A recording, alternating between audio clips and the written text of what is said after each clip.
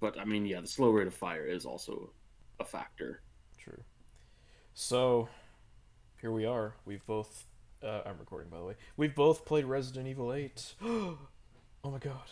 Village 2021. Trademarked by Capcom. Imagine having a trademark in 2021. Come It's. on, guys, Yeah. get with the time. Fucking losers. Also, if you feel like just hopping into it for whatever fucking reason, I have my clips pulled up on Watch Together that I'm going to be playing just during the duration of our when we here in a little bit after we start like really discussing um, things and stuff. But yeah, it'll be there. It'll be there for the good old folks listening to watch if they feel so inclined. I'm gonna send you a picture actually of what I've currently got on the screen Sick. because I think it's pretty heckin' funny if I do say so myself. In post, you should definitely show some of the pictures of that I sent you of my inventory because I'm gonna have a lot to say about inventory management on standard. Let me tell you. I think we Oh boy. I think you and I both have quite a bit. I've been thinking over the past couple days, especially story. I've been thinking a lot about the story, and what I think what we're gonna do. By the way, look at that picture. It's a good picture. It's a very good picture. But I think what I'm gonna do. Ethan's not face. Oh yeah, his not face. Oh dude, I should have put Shuckle as his face. Oh, that would have been funny. Fuck. Missed opportunities. Oh well. But yeah, I have a Missed fucking opportunity. wall of of text for basically just step by step what happens in the story and like minor thoughts on it. And I figure we'll go through the story just kind of as it plays out, and then we'll just discuss things as they come up, and things like our experience as things came up and whatnot. But I guess real quick overall, how would you say you feel about the game? Uh, Game as a whole, Yeah, I like it. I really like it. It's definitely one of my favorite games so far. Um, like of the year, I guess, or of the past few years, because I haven't really been excited for much these past few years. But it's really good. I like it. I think it's a pretty great game, to be honest. that's good. That's pretty good. I well, okay, so generic rating time on a scale of 1 to 10, what would you give it? With 5 being totally average, 1 being awful, and 10 being, stellar and amazing. I would give it probably a. Doggy? Doggy out of 10? Sorry about that. I would probably give it a 9. A solid 9. Dang, alright. High score from the Catman himself. Well, okay. Probably like an 8.5 to 9. There are some problems with the game, For sure. but overall, I think it manages to maintain a level of quality throughout most of it. That's You know, fair. apart from those gripes that both of us have, obviously. But Yeah, there are yeah, certain things I it's just can't wait to start discussing. oh, bro, you have no fucking clue. I'm excited. Oh, yeah, But yeah, so. I think it's pretty good. I think it's a solid game. I would definitely recommend it. I would say though, just buy the standard edition. Yeah, Like the definitely. deluxe edition or the trauma pack or whatever, it's not worth it. It's really not. Yeah. I got the standard edition, and I'm kind of glad that I did. So I'll just Yeah, no, I got the trauma pack after the fact. And it's not fucking worth it. dang.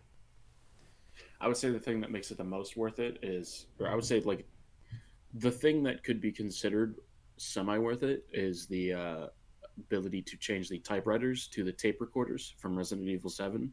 Oh, that's cool. I didn't know that was a thing. But at that yeah, but at that point you're paying like $14 for one feature. Oof, for a very aesthetic feature. Yeah, and the other thing is like maybe the Samurai Edge. Albert version, but in case you don't know, the game has upgrades, and you can't upgrade the Samurai Edge at all. Oh wow, I didn't know that. I don't even know if it has infinite ammo because spoiler, you can also get infinite ammo in the game. And yeah, so um, the only other features it does is unlock Village of Shadows, the hardest difficulty, right off the bat. Some found footage filter, which, admittedly enough, one cool thing is that when you load into the game with the found footage filter on, it'll actually show like the real time that your PS4 has on it, which is That's kind of cool. that's pretty awesome, actually. But other than that, it's just some like hazy static filter where they compress the audio a little bit, Mm. um, and you also get like this charm of the like football bobblehead guy that hangs off of your pistols. Oh That's not yeah, worth it. I remember hearing about that. That's just I don't know. That's weird. Yeah, it does. As far as I can tell, it does nothing to your weapon, so it's not worth it. It's literally just dangles off your handgun.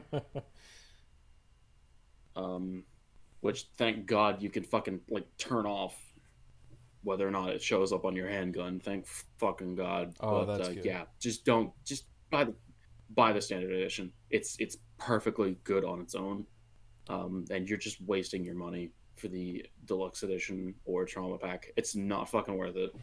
Just play hardcore to unlock Village of Shadows. Just do it. Oh, did you not unlock Village of Shadows from beating standard mode? No, because I told you like halfway through my like not even halfway like partway through my Oh first playthrough, I was yeah, like, I'll go ahead and get the trauma pack. Yeah, and then it unlocked Village of Shadows. that's But right. That's honestly, I right. would say it's it's better just to get it by beating hardcore. To be honest, which because it'll also prepare you more for Village of Shadows. Well, I was asking because I wasn't sure if it was only hardcore that unlocks it, or if just like beating the game at all would unlock it. No. I unlocked it because I don't know if hard beating standard will, but I know I unlocked it through the trauma pack Gotcha. because I got it. That's a weird thing to attach to a DLC, like just something that you can Yeah. get in game anyway. RE7 did that too. It gave you That's Madhouse right off probably the bat if you got deluxe edition, which was it was like okay, like why? Just no, stop. dude. Under the Mayo would have a fucking aneurysm over that. Holy shit. Probably, yeah. But we're not here to fuck Mayo. We're not here to talk about him. We're here to talk about good stuff. Yeah, we're actually not going to be covering a video today. We're just going to be having a good old chat about Resident Evil 8, talking about our impressions and things that we've thought about during our time playing and such. And speaking of which, since I asked you, I figure I might as well give my little spiel. I think Resident Evil Village is really good. It has a lot, and I do mean a lot of problems. However, I wouldn't say that there's only a few problems that really actually bother me. Like some of the stuff is just pretty. I don't want to call them nitpicks because they are like prevalent problems, and you'll notice them. At least most of them probably, but they're not. Most of the issues I have with the game are pretty minor. Like I just kind of shrug it off. It's like, problem, but it's fine, whatever. Some things, we'll get to those, but for the most part, I think it's a very solid game. It's a very good, fun time. Some of the probably the best ensemble cast in Resident Evil, at least one of them, because like holy fuck, all the characters are just so fucking likable. Ethan's a great protagonist. Chris is surprisingly complex, and his characterization is very in line with how it has been in previous games. Uh, the main all of the villains are pretty, as characters at least, are pretty memorable. Mother Miranda's like holy fuck evil, and Lady Dimitrescu, well, everyone knows about her at this point and her daughters.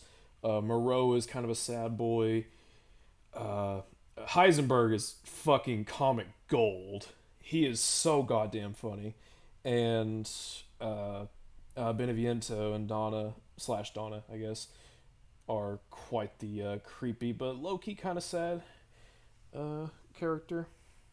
let me think. The Duke, the Merchant, King Chungus, is fucking wonderful. Best character, Best best character. character in the whole fucking game, um, apart from Ethan. yeah, true.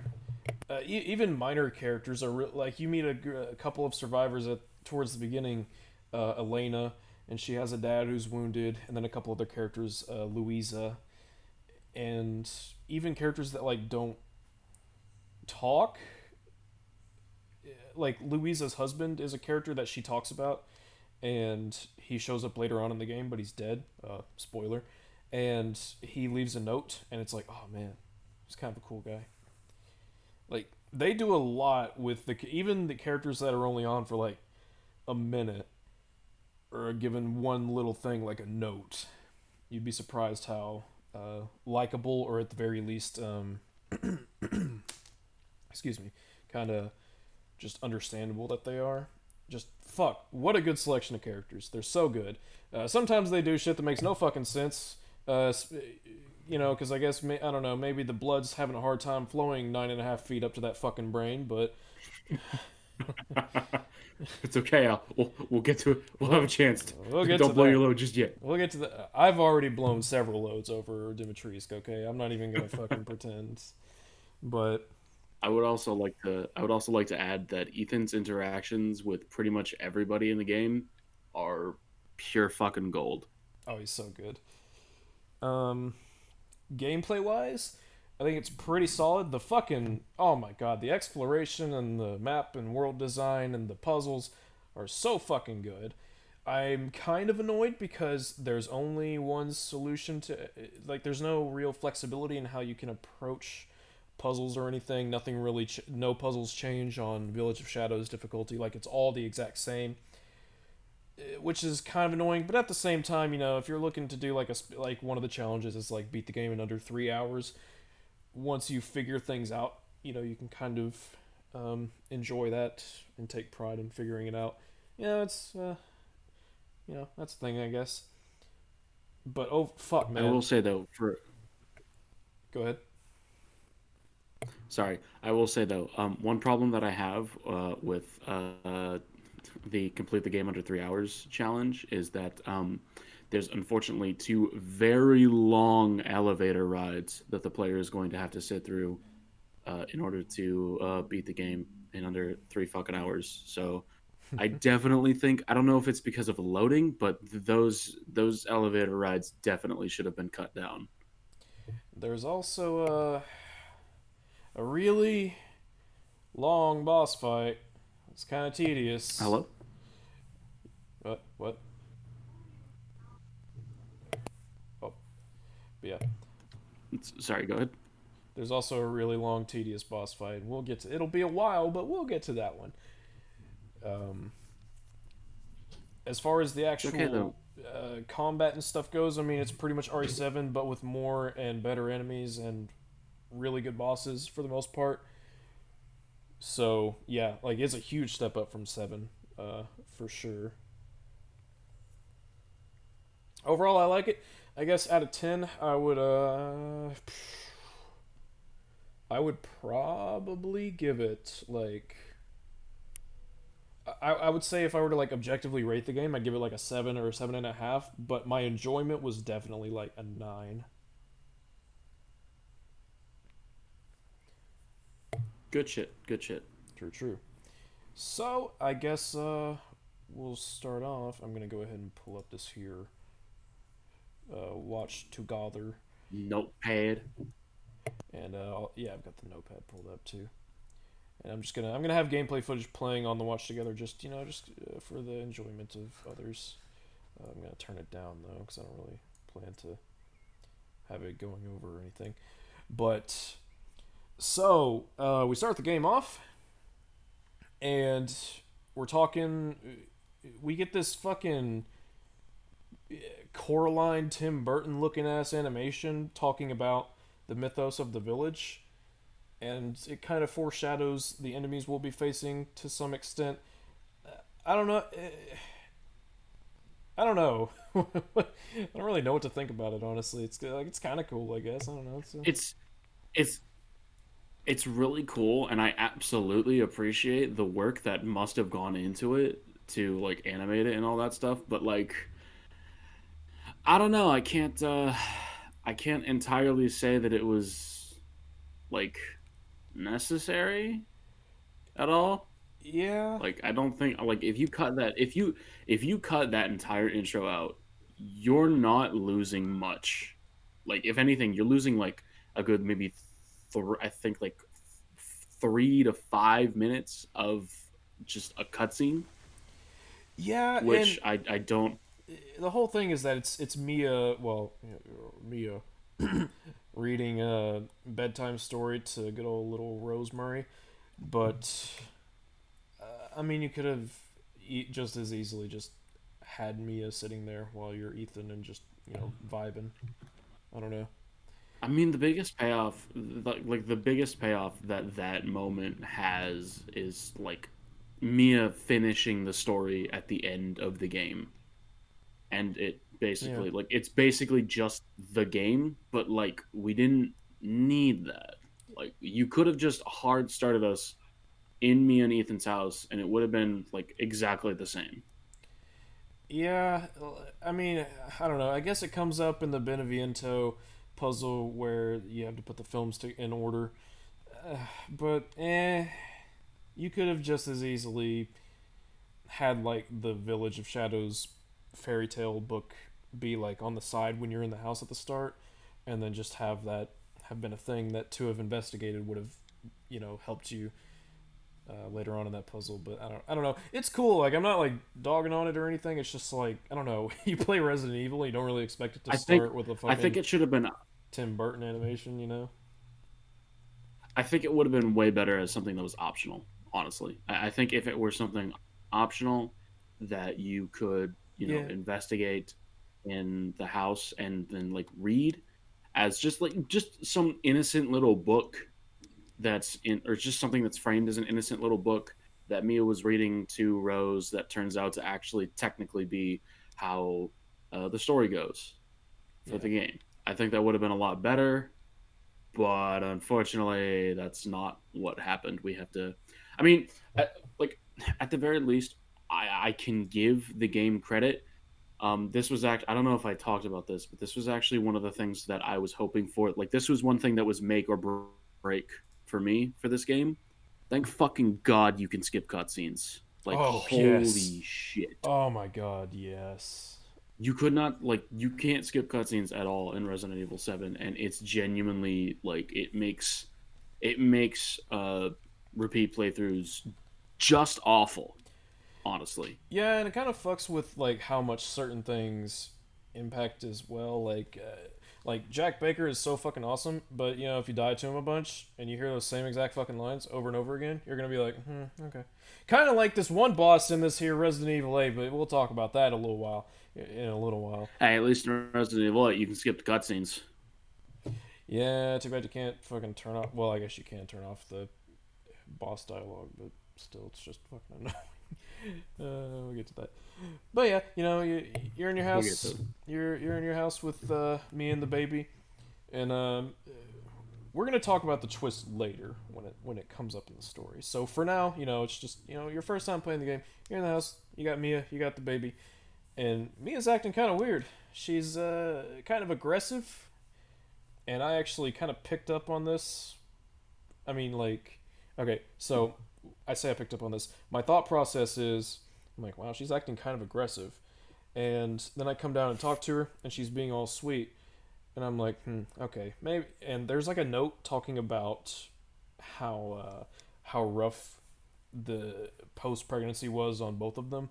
And there's also a flashback where Mia appears to be pretty sad. So I'm like, oh, okay, so she's probably got like postpartum. Like she's probably I don't even know how old. How old is? Like, do you even know how old the baby is at the start of the game? I don't, I think the baby is less than a year old. For sure, yeah. It's like maybe I don't know a couple of months, but Yeah, because like they apparently there was like some like picture or memento celebrating her half birthday. that's true. So I think she's less than a year old. Yep. Um. But they do a good job of like dropping hints as to the like the true nature of what's going on, the biggest hint, um, the biggest hint, without necessarily making it obvious. the biggest hint, and the moment where I was just kind of like, huh, was when all of a sudden a bullet flies through the window, smacks Mia right in her fucking collarbone, and she just kind of stands there like, huh, and then I'm like, huh.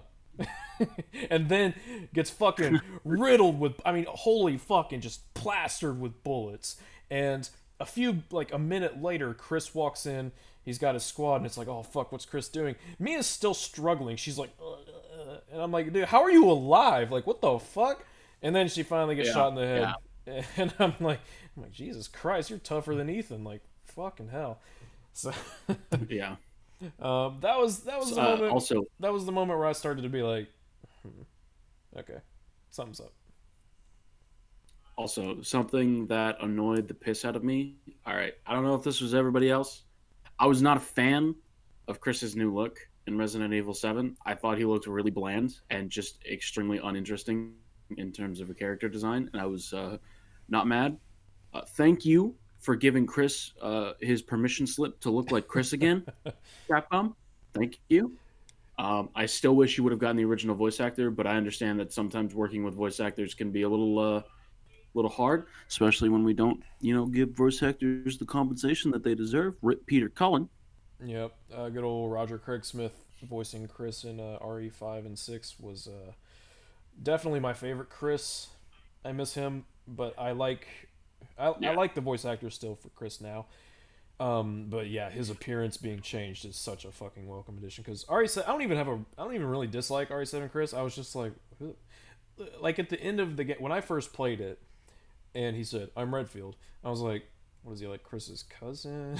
Like I was like, "That's not Chris. So who the fuck is it?" And it was kind of weird. yeah. It turns out, and then Not a Hero comes out, and it's like, oh, this is just straight up like Chris Redfield. What the fuck? Yeah. Um. So yeah, that fucking happened. You know, you're just chilling out with Mia and the baby, and then Mia gets fucking riddled with bullets, and the baby and Ethan both get carried away. It's like, oh god. And then surprise, surprise, in this forest that is just fucking like where the trees are like a foot apart, the truck crashes, and I don't know if you noticed that, but when we got out, Yeah, when he first woke up in the forest, I was like, how the fuck were you driving through here? Like seriously? yeah. You got some kind of like super truck or something? Jesus Christ. Yeah, like it was kind of weird. Optimus, is that you? Yep. And you know, we're walking through the woods. We're hearing some pretty spoopy stuff. If I remember correctly, you got quite spooked by it. Yes. When the house shakes for the first time, I was sufficiently a little spooked. Yep. I wasn't. I was just kind of waiting for the moment that I got a knife. Then I'd be like, okay, I'm on my guard. But because I just didn't figure that they would throw an enemy at me in tiny cramped walkie section. But at the same time, the atmosphere and everything was still well put together. It's still pretty good. On repeat playthroughs, you know, it's pretty brisk. The, I was actually pretty impressed because on my second playthrough, like with skipping cutscenes and just like taking the baby straight upstairs, then going straight down to Mia, skip cutscene, walk through the forest. It took all of like a minute. It was so quick, which thank fuck because I didn't want a Yeah, dragging thank opening God. per playthrough. Yeah, Yeah, you kind of like Resident Evil 7. yeah, Jesus Christ, I cannot get to the opening of that playthrough or the opening of that fucking game in one sitting most times. It's just that fucking long. damn. Uh, Um, and Ethan gets to this house. And, you look around. I don't really know what we're looking around for, to be perfectly honest. He just kind of hears a noise and goes into the house. Cause yeah, uh, I don't really know, but yeah, I think he's mostly just looking for like any semblance of what the fuck is going on. yeah, true. He's just kind of exploring, looking around. But you go downstairs, you look around, you don't find anything. You hear a big noise. You come upstairs, and the pitch black is gone. The sun is coming up. That was really quick. Yeah, that was, I was Yeah, I was actually gonna bring that up. It's not like a huge detail, but it's kind of annoying how it's like completely pitch dark outside, and then like like the second you get back upstairs and crawl out, suddenly it's like bright light outside, and I'm like, what the fuck? We were down there for 2 minutes. Yeah, dude. Oh man, on a second playthrough where I just literally, walk downstairs, open up the cabinet, walk right back out. I was like, holy fuck, that is a fast sunrise you got going on there, planet Yeah, Earth. like, do you guys like know how sunrises work? They're not that quick. Son was like, man, I'm speed running today. Let's go. Yo, I'm fucking tired. you speed running REA. I'm speed running your orbit. Like, let's fucking go. It's a little weird. That'll happen with a lot of games though, where you go through sequences fast and they're trying to have like a day night thing going on. It's fine. It's fine. It's just it's a funny little thing. And eventually we get to this little house, this little house, and Ethan hears a noise, goes up to a curtain, and somehow from like 2 feet away, this dude misses his shotgun blast. Yeah, like bro, like what kind of buckshot are you using? uh, Because like, ooh, it's that, this it's that high precision buckshot. They use it in sniper shotguns. this is one of many, and I do mean many instances where you're like, wow, Ethan, you are the luckiest human being to ever walk the face of this earth. He really fucking do be lucky though. He's so lucky that some characters end up having complete lapses in judgment at points that completely save him. Not gonna spoil who or what just yet, but then just keep it in the back of your mind or some shit, I guess. Yep, there's some interesting stuff that happens to put it mildly. But it's like, okay, fine. You come across this villager, and this shotgun blast. Of course, it's going to attract you know everything nearby because it's been totally silent up to this point. This guy's like, oh shit, and he's like, hey, do you know how to use a gun? Ethan's like, yeah. He's like, okay. Here's a gun. Ethan's like, whoa, what? And he's like, come on, take it. And finally, Ethan takes it, and then dude just kind of gets yipped up into the ceiling, and you're like, oh fuck. And so you look up there, and it's like, oh, it's bleeding and stuff, and you're like, oh my god, and trying to fast forward a little bit here in my little gameplay footage. But yeah, it's just kind of a, it's fine, it's fine. You get your gun, and then the first fight of the game is a knife fight with Oh a boy. lichen. Hey, how do you feel about the knife in this game? Oh, baby. It's best weapon. I hate it. I literally cannot fucking stand it. I think it's the worst weapon in the game, not even because of the fact that it does piss damage, just because of the simple fact that okay, all right. So like, all right, you got this knife, okay? It's clearly meant to be this thing that It is a thing. it's obviously it's high skill play stuff like that. You use the knife if you don't want to waste resources, but it's risky. So I have to ask, okay? You've got two different modes for the knife. If you just press the fire button, you get a nice little swipe with it. Quick, clean, boom. If you hold down L2 or the aim button, you get like a stabbing animation for it. And I could be wrong, but I'm pretty sure they're both the exact same length in terms of animation. But judging by the fact that they're different animations, one is clearly supposed to be a strong attack, while the other one is clearly supposed to be the weak, less risky attack. So then why the fuck do they both have the exact same effect on basic fucking enemies? That is a good question. Like you have one that's supposed to be a bit riskier, but they both have the same animation length for the most part. And if they don't, then it's a minuscule difference because they both to the naked eye play out exactly the fucking same in terms of time. And even if like it doesn't matter how fucking precise you are, even if you fucking smack that motherfucker in the head with that stab, it's going to do nothing. However, there's apparently like I figured out a really good way to cheese enemies with it. If you just fucking like if you just fucking like crouch and just slash away at their legs, most enemies, at least on standard, will become basically fucking immobilized. I actually, I was playing Mercenaries, and I was playing on. So basically, in the Mercenary. By the way, this game is Mercenaries mode.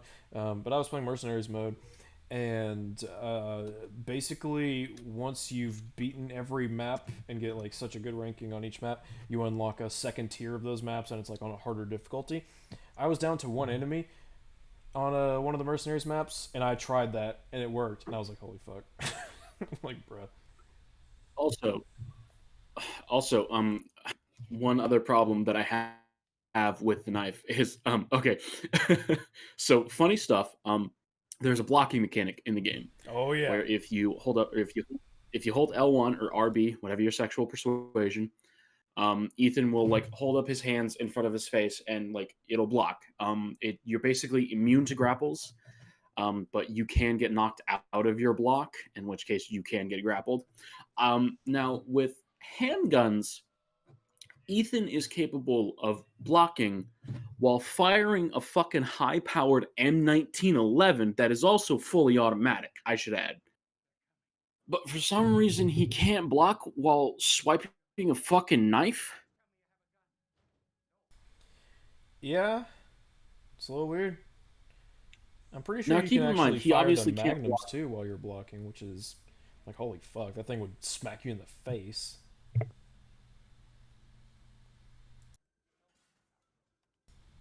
Hello.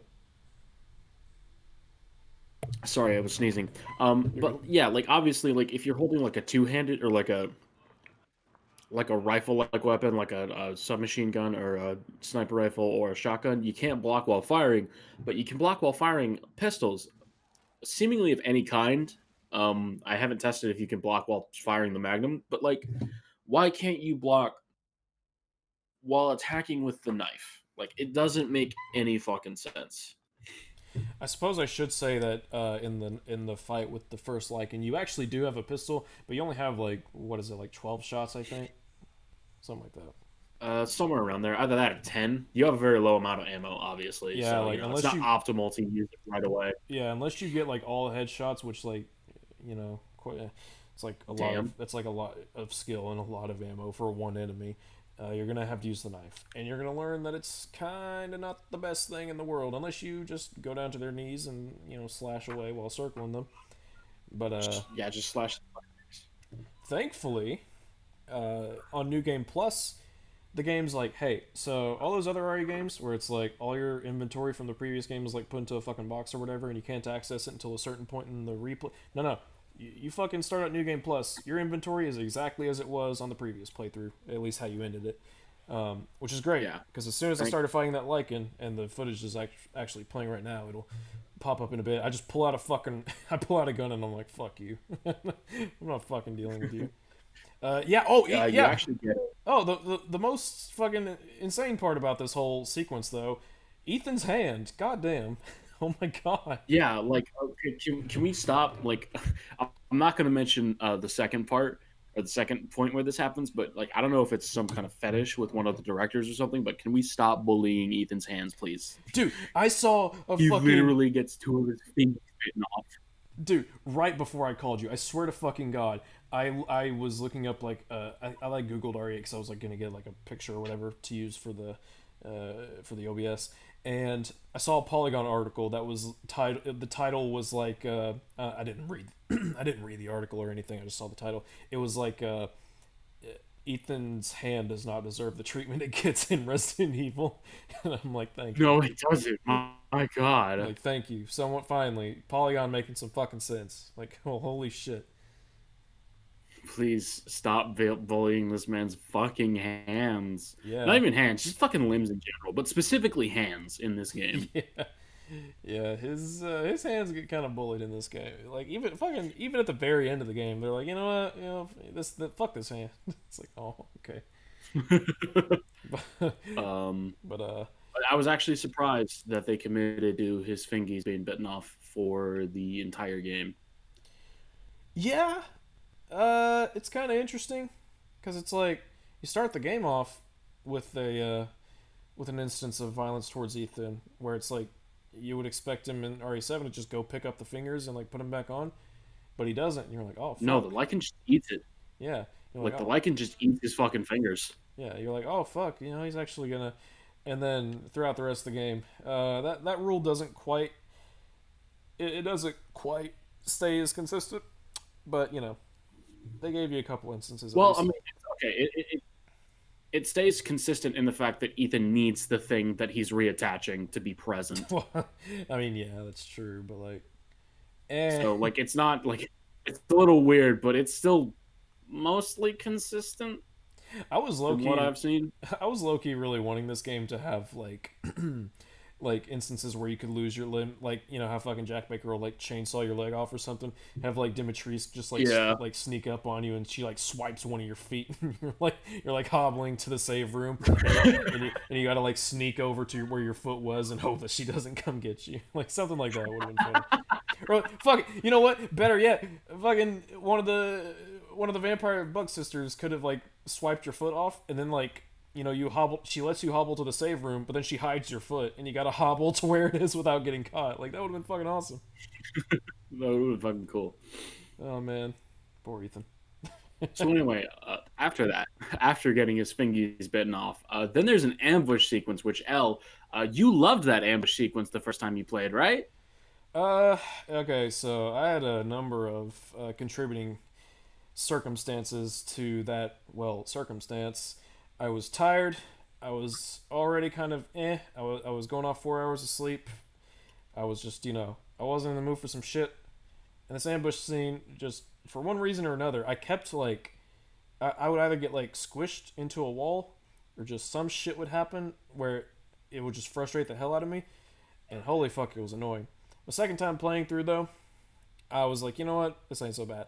Now, I don't really care for ambush sections in games in general, especially when they're timed, because I'm just like, ugh. Like, the only time I've ever really enjoyed one, I think, was RE5. Even then, I was just kind of like, eh. But, like, you can play that with friends, so, whatever.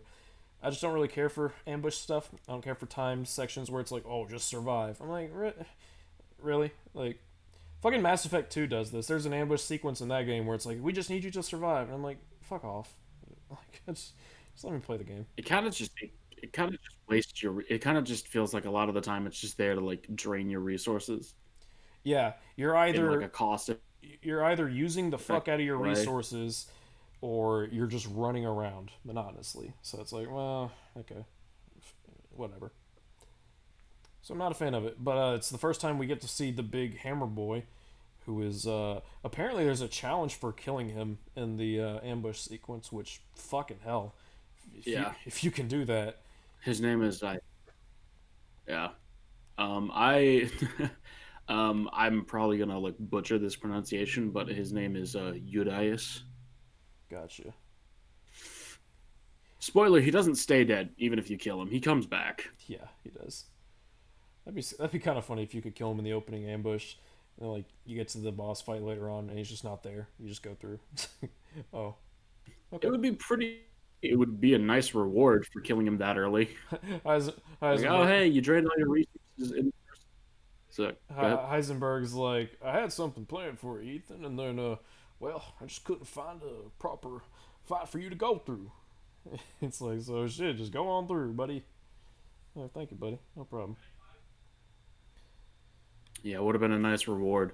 It's like, oh hey, you drained all your resources on this guy in the beginning of the game, so yeah, now you don't have to fight him again. Oh, and the Good, other, good the job, other, kid. the other issue with timed ambush sequences like this, they always end with like the camera just kind of fucking it just blinks over to wherever the cutscene wants you to be really awkwardly. It's always awkwardly. It never fucking works, and it's just like now you're in the cutscene. I'm like, okay. Like I remember when I first completed it, I was under the house, and then all of a sudden I was in the middle of the fucking like creek. I was like, wait a minute, what? it's like all right. Yeah, like I was on my second playthrough, and keep in mind, on my second playthrough, I was specifically trying my best to like do the challenge because there's a challenge and you get a reward for completing the game without using more than 4 healing items, period. Yeah. And so on my second playthrough, I was trying to do this challenge, and like when the cutscene started, like it starts off with like a lichen fucking like grabbing you by the face and turning you around, obviously, and like I thought I was getting grappled whenever that first happened, and if you get grappled, there's no escaping. You take that damage, Yeah. except for very few cases where you can mash L1 and like push the enemy off. I like that But it's mechanic. I like only that I like that they added it. yeah. So yeah, I thought I was taking damage that first time, and I was like, "What the fuck?" Yep. Um, that reminds me of another issue I had with the knife that I hadn't actually brought up with you yet. So remember how in RE2 remake they were like, "Hey, so this you got this new knife system where an enemy grabs you and you can like stab them and they'll get them off of you, but it costs you the knife." And then RE3 remake comes out and it's like, "Okay, so you got the knife forever. So every time an enemy grabs you, you have the option to do that, but you have to time it particularly well." It's like, "All right, cool. Kind of a step up, but kind of a step back because it's not a resource management thing anymore." What'll the next game do? RE8? Yeah, no, you just can't do that. That's not a thing anymore. It's like, oh, okay. Yeah, Ethan just forgets that he has the knife and just like he either A pushes them off with his foot only in certain grab animations, by the way, or Yeah. he just fucking forgets and just allows him to get chomped.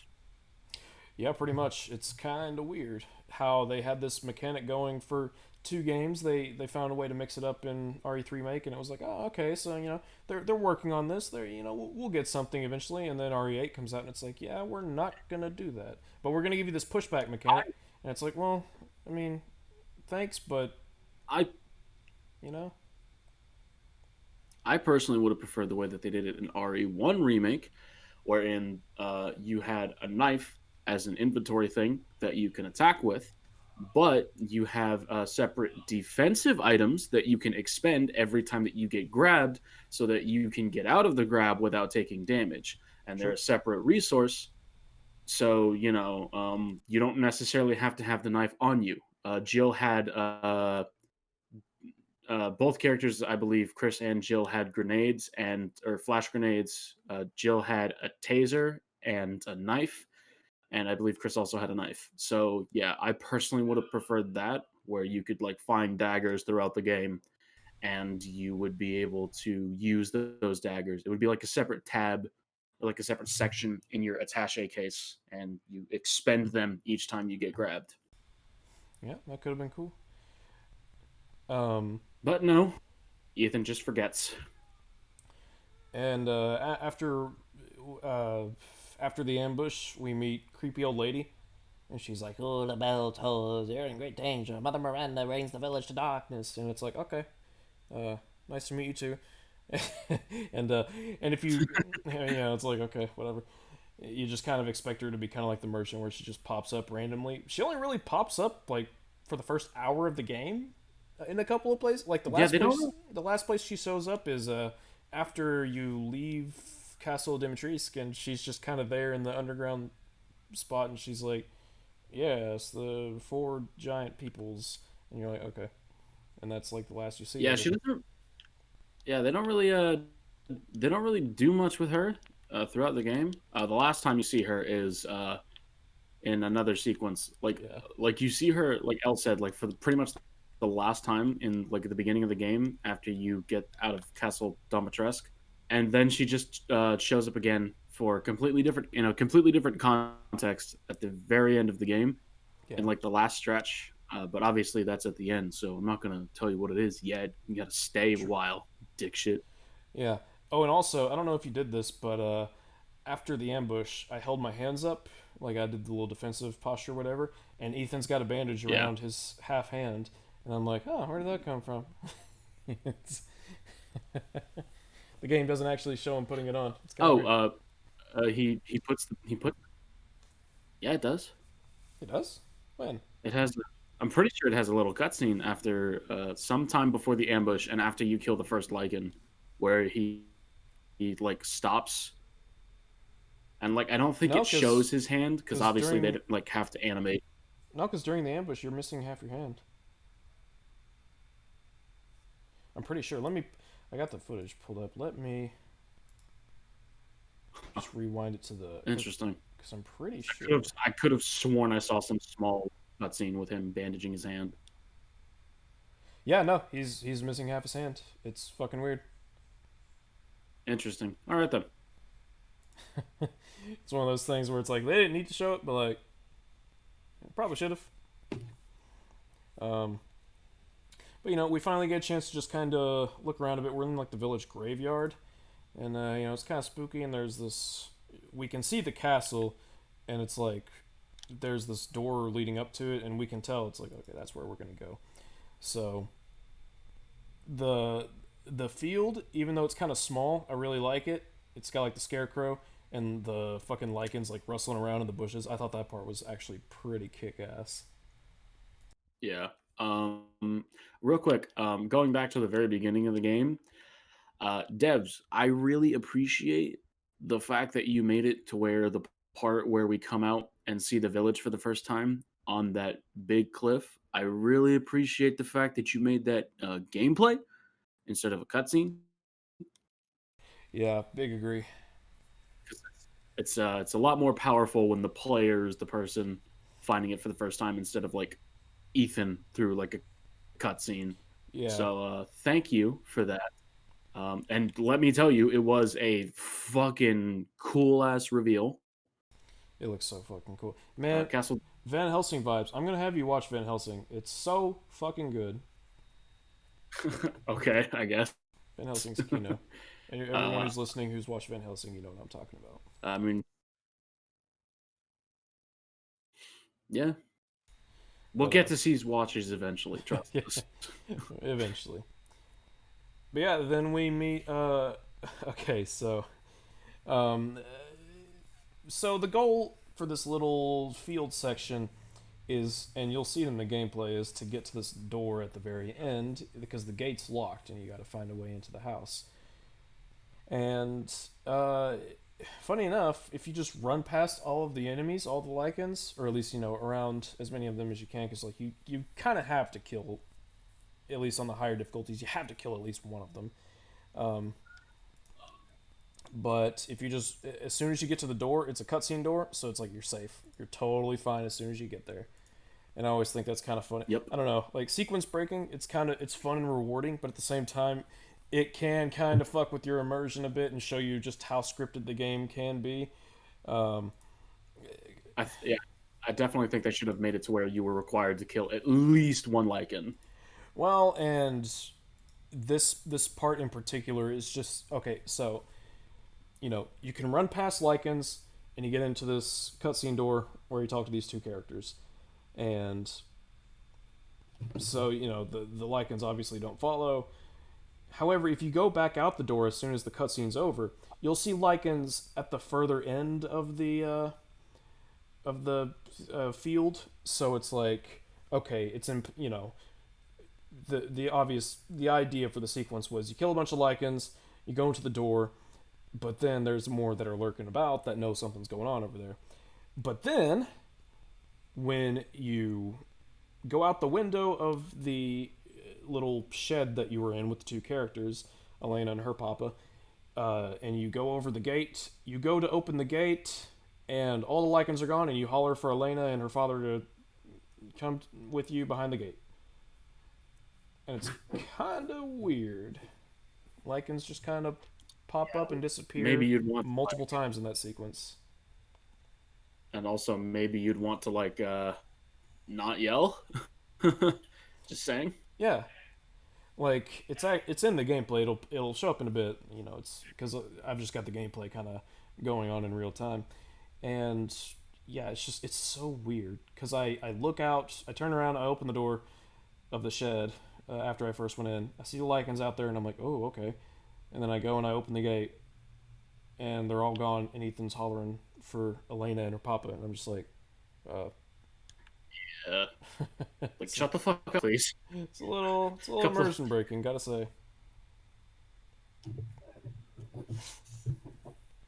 But sequence with Elena's friends. that scene was fucking brutal. It was. It was a very good collection of scenes. I would say it was very good. You have this scene where you go into this lady's little sort of like mansion house thing, and there are other survivors there. And I thought that they were going to be small ensemble cast members, but no. Despite the fact that all of them are pretty well characterized and all have decent enough traits, surprisingly enough, they all die within the next They sequence. fucking get slaughtered. Uh, They get slaughtered, and Ethan. Oh, Ethan shows off like some of. I'm probably just gonna be jizzing over Ethan for throughout this entire fucking Ethan's. video or like episode. He's We'll make so fun of good Ethan in every this now and then, game. but he's Like so fucking good for the most part. he's so fucking good. Like he specifically says, like after Elena dies, just all of the lines he says are just pure gold. It's amazing, and I mean unironic gold. Like it's just he's so well written and voice acted. He's Like yeah, I I mean, like that's this voice just actor a lot. ugh. Um, Yeah, so he's a lot better since RE7. so I think this basically the way the sequence plays out is um, Elena's dad, who had been attacked by a lichen before, he he just kind of goes insane, and it's like, oh, he's transforming into one of them. Here's the problem though. About 15 minutes ago, Ethan got bitten by one of these things.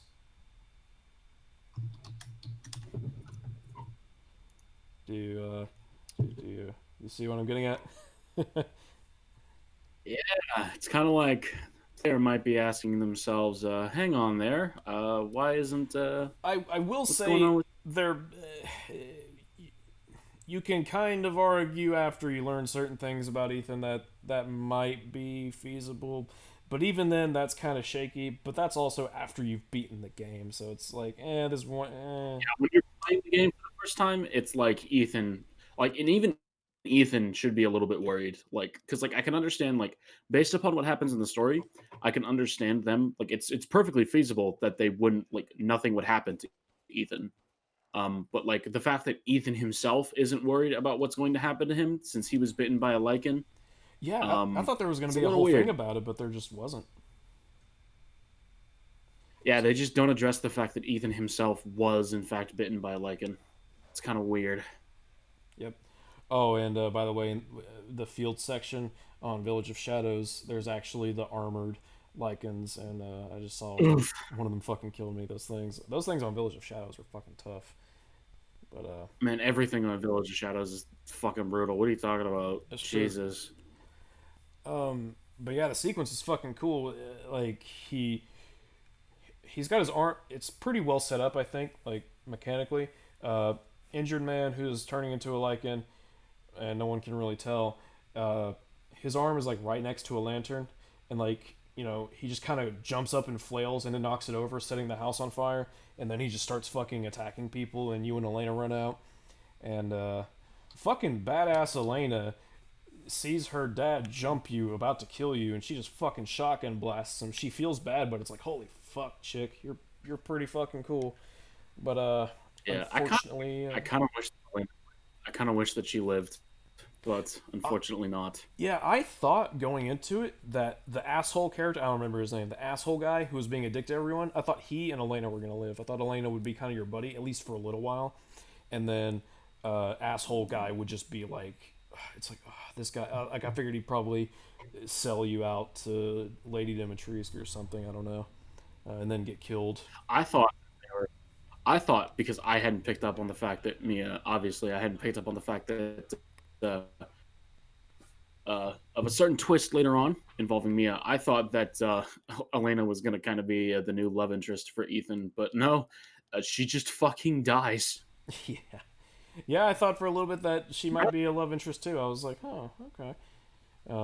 I figured she Yeah, would I was like, die. I oh, just didn't think it would like be so soon. the moment I saw her, I was like, oh, you're Ethan's new love interest, and then she dies pretty unceremoniously, and I say that in a good way. It Yeah. feels as if it feels as if it feels brutally real how she dies. Yep. You and her are about to escape the burning building.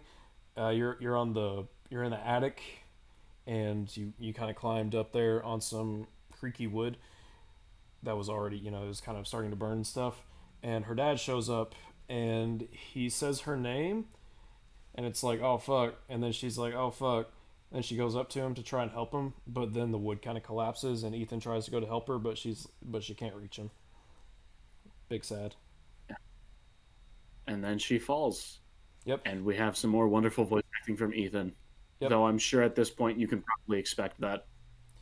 It was kind of weird though. Both of their character models just instantly disappear like once they get into the fire. A little It's bit. and it wouldn't be so bad if it wasn't for the fact that Ethan is looking right fucking at them. So it's like, oh, Yeah, you can see it the entire time.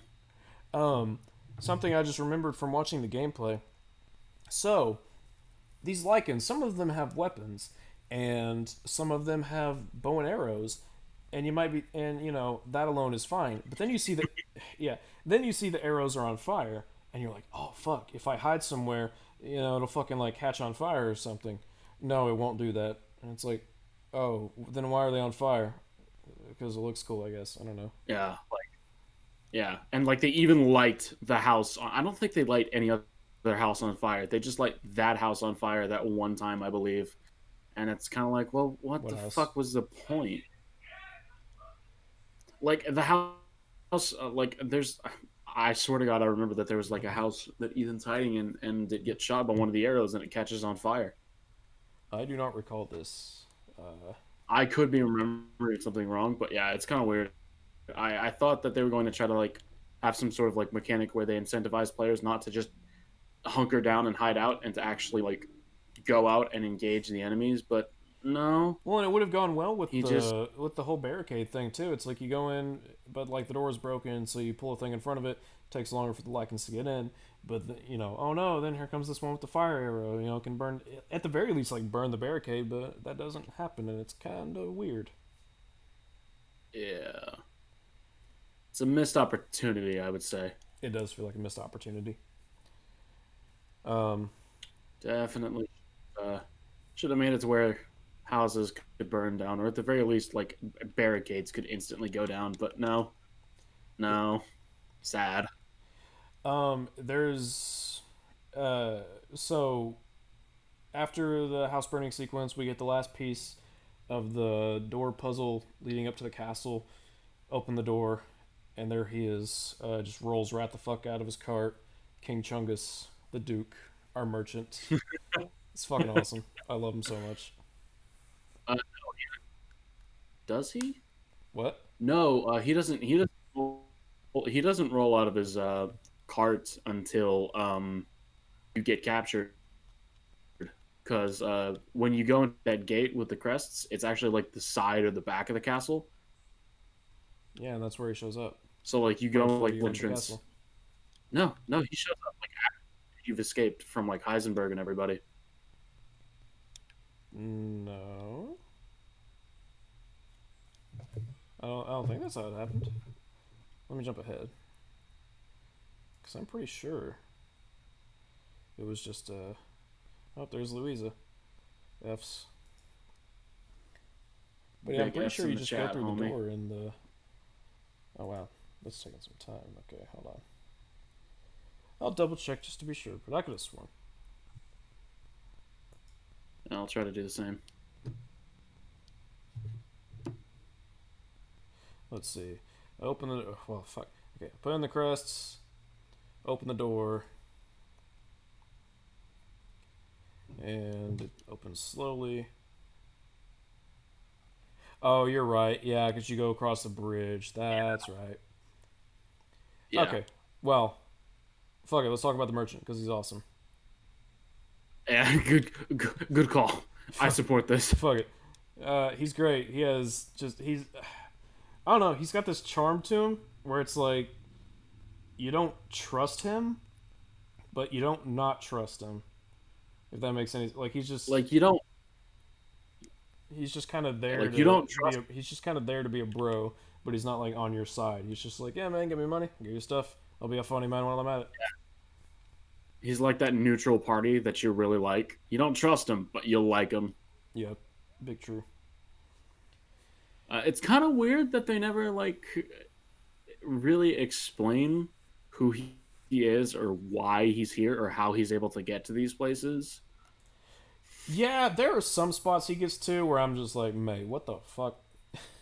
It's like, where did you come from? Because this is gonna sound Namely, this is gonna sound namely how mean. This is gonna like sound fucking mean, but I legitimately don't even know if he can like walk. So I'm like, okay, how'd you get there?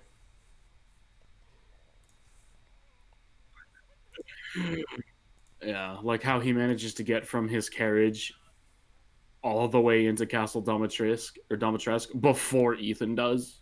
Or how he gets into the fucking elevator in the middle of Heisenberg's factory underground. And just to set up shop before Ethan's even there. It's like you don't even see his cart out front or anything. He's just there. And you're like, oh, okay. Hello, Ethan. How's it going, buddy? How the fuck did you get in here? Magic. He even has a great line referencing the merchant from RE4. He's like, "What are you buying?" Yeah, Old friend used to say that. It's awesome. that's Yeah, awesome. yeah. I Duke's great. definitely Duke is best character. Best character. The best girl, unironically. Best waifu. Thick Best as waifu. fuck. Thick as fuck, dude. Holy shit. Thick as fuck. He got cake. Fucking mega. That's like a wedding cake. Yeah, yeah, it is. Ooh. Mm. Also, his voice acting is also really fun good. It is. Do you know the name of the voice actor off the top of your head? I do not. I do not. It's all good. But I mean, like to be fair, like all of the voice acting in this game is fucking amazing. It's pretty good. Oh, except for I gotta make fun of it. There's one line during the ambush sequence where Ethan's like, "There's too many of them," and he says it so like kind of like that. He says it kind of like I just did. He's like, "There's too many of them," and I'm just like, you want to run that by me again? Maybe re-record that once or twice. I don't fucking know. But other than that, yes, the voice acting is fucking outstanding for the most part. Yeah. Any Was that the best, buddy? it's like, yeah, that's the best take you got of that. Like, really? I feel like it was a leftover line. They were just like, we'll throw it in. But who would as far as like voice performances go, who like give me like two of your favorites? Ethan is number one, no fucking doubt. Like I'm sure that is no surprise whatsoever to you. I mean, it's pretty great. And the other person, that's a bit hard. It's very hard for me to pin that down because there are a lot of good performances in this. There really are. Um, Even Elena is like really fucking good. Even Elena, like this very minor character who like dies almost immediately after she's introduced, has a really good performance. Yep, Um, I would say my other favorites are a tie between Heisenberg and Chris. I just like there's a lot of personality behind Heisenberg, and with Chris, there's just a lot of like emotion. Like the voice actor makes it very clear what emotion Chris is experiencing at any given time, and it's really good. yep. It's another great way of like I mentioned earlier, his characterization is like on fucking point with how it's been in prior games, and he's just really fucking good. My two favorites would be Lady Dimitrescu. Her voice actress is having a goddamn blast. Like you, Why? well, for one, her voice is hot as fuck, but also like it is a good like I joke about simp. Well, I mean I do simp over Lady Dimitrescu a lot, but her character is fucking awesome. Minus a couple weirdisms that we'll talk about. And her voice actresses, I like the voice actresses for her and all of the vampire girls. F for um, I think it's Cassandra's voice actress, Jeanette Mouse. She had a tough fight with colon cancer, which is unfortunately a hard one to come back from. But I've seen like behind the scenes stuff of the four of them, and just like pictures they took together on social media. Like they're having such a fucking blast. I think I showed you the picture of the four of them where they're just all together, and like the one who voices Dimitrescu is like just fucking like throwing her arms in the air and shit. Yeah, it's Domitresk, by the way. No. Fuck Fucking off. fucking they say it three Also, yeah, they say it say like that my three different ways in the game, so I don't want to hear it. Um, yeah, but like the one who's named that pronounces it Domitresk. So well, I'm gonna assume fucking that's the proper pronunciation. well, I'll tell you what, Luce. If Lady Dimitrescu has a fucking problem with the way I say her name, then she can just come over here and teach me a lesson. But until that time comes, I'm going to continue going about things the way I Oh, want to. Um, oh, but I will say that my third favorite is definitely also for no particular reason. yeah. But my two favorites are her and Heisenberg. Heisenberg is holy fucking shit! What a surprise he was. Because like when I first saw the trailer where he was revealed, I was just kind of like, he looks okay. But holy fucking shit, he is one of the funniest Resident Evil characters ever. He's so fucking charming. Um, Yeah, he really is. He's just really fucking good in general, we're just gonna jump ahead like a few and all hours of the into the story. We're just gonna jump ahead a few hours to throw out that he refers to Chris Redfield as a boulder punching asshole, which is unironically my favorite line of any fucking like that. Oh my god. he says it with such conviction. I'm so sick of that boulder punching asshole. It's so fucking great. Oh man, Heisenberg voice actor, please come on, seas. It's- So like, just a lot of the interactions that Heisenberg has with Ethan are just really good too. oh, I just remembered something. After the burning building sequence, you step outside and you see Mother Miranda killing one the guy who was with Louisa, some dude who was like watching her back or something. I don't fucking know. I don't remember his name. Yeah, But you see him just she fucking kills the shit out of him, and then Mother Miranda disappears, and like you walk down, and next to the church is the old lady, and that was the first time where I was like, okay. And I sort of got a mm, suspicion that Mother Miranda could shapeshift. And then I started thinking about, other things that had happened before that you may or may not be thinking of right now. And I was like, hmm. But I was, I'm gonna be honest. I had a bit of an airhead moment. I did not have that suspicion at first. It kind of flew over my head the first time I saw it, I, and then after I saw it again in my second playthrough, I was like, oh, I will say I kind of caught on to it quickly, but the game does a really fucking good. I think the foreshadowing that's there is really good. Oh, bye bye. So, anyways, R.I.P. Luce. He was taken before his time. He was truly a good cat boy, and now he's back. Man, you're like Ethan. You just sorry can't about. die. Uh, but yeah, then we get up to the castle, and we pull the lever on this here elevator, and then all of a sudden, fucking rocks and well, not rocks, metal and shit's like floating around. And you're like, what the fuck?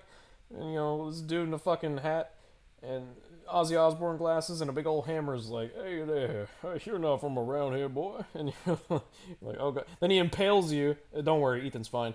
And then he drags you off. Don't you, worry. you, What even is like a stab wound? It's basically nothing, right? you might have been thinking like, oh shit, impaled. Like, no, don't worry, it's fine. That'll happen a few High times. school. Basically, not basically just a small inconvenience. Barely an inconvenience, actually. I mean, well, he passes out and he wakes up, so he's He fine. passed out from being knocked out by the fucking metal crashing into his face. I mean, that's also possible. It's, yeah, he's fine. Leave Ethan alone. And then we get the scene where we meet all the big baddies. We meet, or well, we see Mother Miranda. The first thing we see when we wake up is the doll of Beneviento. Moreau, the sickly sad boy. Lady Dimitrescu is just sitting right there, just fucking taller than everyone sitting down. And it's glorious. I like the, I, I like all of the characters here. So okay, let's just go through all of them. So Donna Beneviento, she's letting the doll act weird, but she herself is just sitting out of the way, very in line with her character. Moreau, he's shut the fuck up the entire time while other people are talking. He shows no confidence. He's just kind of there in the back, in line with his character. Uh, Dimitrisky and Heisenberg are both very argumentative and trying to kind of own the stage, but everyone listens to Mother Miranda the moment she says something. And I'm like, you know what? This is some pretty solid, you know, small detailed character And, work here. and you also have Domatresk making the comment about Heisenberg's devotion to Miranda being questionable at best, which also sort of Yeah, subtly hints at the fact that maybe Heisenberg isn't everything he seems to be. yeah. Going back, I was, yeah, on my second playthrough, I was like, oh yeah, it's interesting. She's pointing out that, you know, maybe he's not that loyal, and he's pretty. Like the moment Mother Miranda says that she's gonna give Ethan to Heisenberg to do, I don't, you know, Mother Miranda. Well, okay, basically she wants Ethan to kill all of them, but you know, in the meantime, she's like, oh, We we're don't gonna, know that yet. yeah, we don't know that yet. So at the moment, it's just like, oh, there's gonna be the ceremony, and one of these people is gonna get Ethan to fucking, you know, they're gonna get to use him as entertainment, which means probably getting brutalized or some shit. So you're like, oh no, and Hammer Boy gets you, and you're like, oh my god. So that happens, and he starts doing a fucking countdown, and Lycans are there, like in your face. They're like, you better run, boy. And interestingly enough, once Ethan jumps down that hole, nothing follows him. Now you might be thinking that's a problem. However, there are a few things that I think actually. Holy fuck! What happened to my gameplay? That was weird. Um, there are a few things that kind of explain this. You know, we talked about Heisenberg's loyalty to Miranda being in question. We talked about them trying to put on a show of sorts, and you do see other Lycans kind of like trying to like they're firing arrows at you and they're trying to break through walls and stuff. The fucking big hammer boy shows up and smacks Ethan straight to the fucking face with this fucking like 6-ton hammer. Ethan's fine, don't worry. And Don't worry. yeah, he's fine. It's, you know, yeah, DMC6 Dante is looking pretty cool. I don't know why he's going by Heisenberg, but you know he looks pretty cool. Um, He looks then pretty. But yes, we find out later on in the story that all of this was intentional. yes, yeah, you might be thinking it's weird the whole time, but there are some explanations. And then you get And to this point where fucking spike ceiling's coming down, and like right in front of you, you can we see. also Oh, have, go ahead. sorry, no, it was good. Go ahead. What the fuck? What? No, no, no, no. Go ahead. My internet's being fucky. Motherfucker. So, anyways, Ethan. I'm just fucking with you. No, but ceiling comes down. It's got like spikes on it, and like immediately you see the opening and like the wooden planks in front of you. And you're like, wow, this is okay, whatever. So you go through it, and then you see the ceilings of where you end up are also coming down, and you're like, oh fuck. So then you bolt, you run for it, and you get to this big room, and you see a doorway, and you, oh, I'm in the clear. And big fucking meat grinder comes down, and you try to run backwards like just fucking wall, and you're like, and you see like this tiny crevice in it, and you're like, and it actually fits, and Ethan uses it to cut the chains around him, and I thought that sequence was pretty fucking cool. Yeah, like also like fucking seriously, like that moment where Ethan just fucking like just that chain right up through the right up to the grinder was just really fucking cool. I'm kind of amazed that one of the spikes didn't just carry him up and fucking, you know, kill him. But Yeah. because like they didn't just cut clean through. Whatever, it's fine. He's fine. He's fine. And then that's when we meet good old King Chungus, and he shows us his way. He's also a good cook, by the way. You probably wouldn't have guessed it, you know, looking at him, that you know he's good with food. Definitely. But you know, I never would have guessed he liked food at all. he cooks some good meals though. He can make you literally go faster. It's pretty fucking crazy. pretty crazy. It's pretty cray cray. But then, but then, we show up in the place everyone has wanted to be this whole time, Castle Dimitrescu. And it's pretty cool. You know, it's totally quiet. You don't really get anything for a little bit, and then you find this door, and on the you read the description, and it talks about this dagger that can like slay evil or whatever, and you're like, ooh, what's that? And then that's when you see a couple bugs. You're a lady, and you're like, huh? And she shows up, and she's like in Ethan's face, and you're like, oh, okay. And then she pushes you over all gently, and you're like, oh, woo. And then she fucking. Your mind might be going one place, Oh my god. and there is indeed some penetration of sorts of a blade through your leg. So so you know Ethan gets fucking cleaved in the leg by this crazy lady, and she starts dragging you off, and then another one shows up and fucking cleaves your other leg. Don't worry, you're fine. And they pull you into this room with with good old 9.5 foot tall vampire waifu. And this scene is simultaneously really fucking brutal and really fucking hot. So you know, you want to take it away, Luce?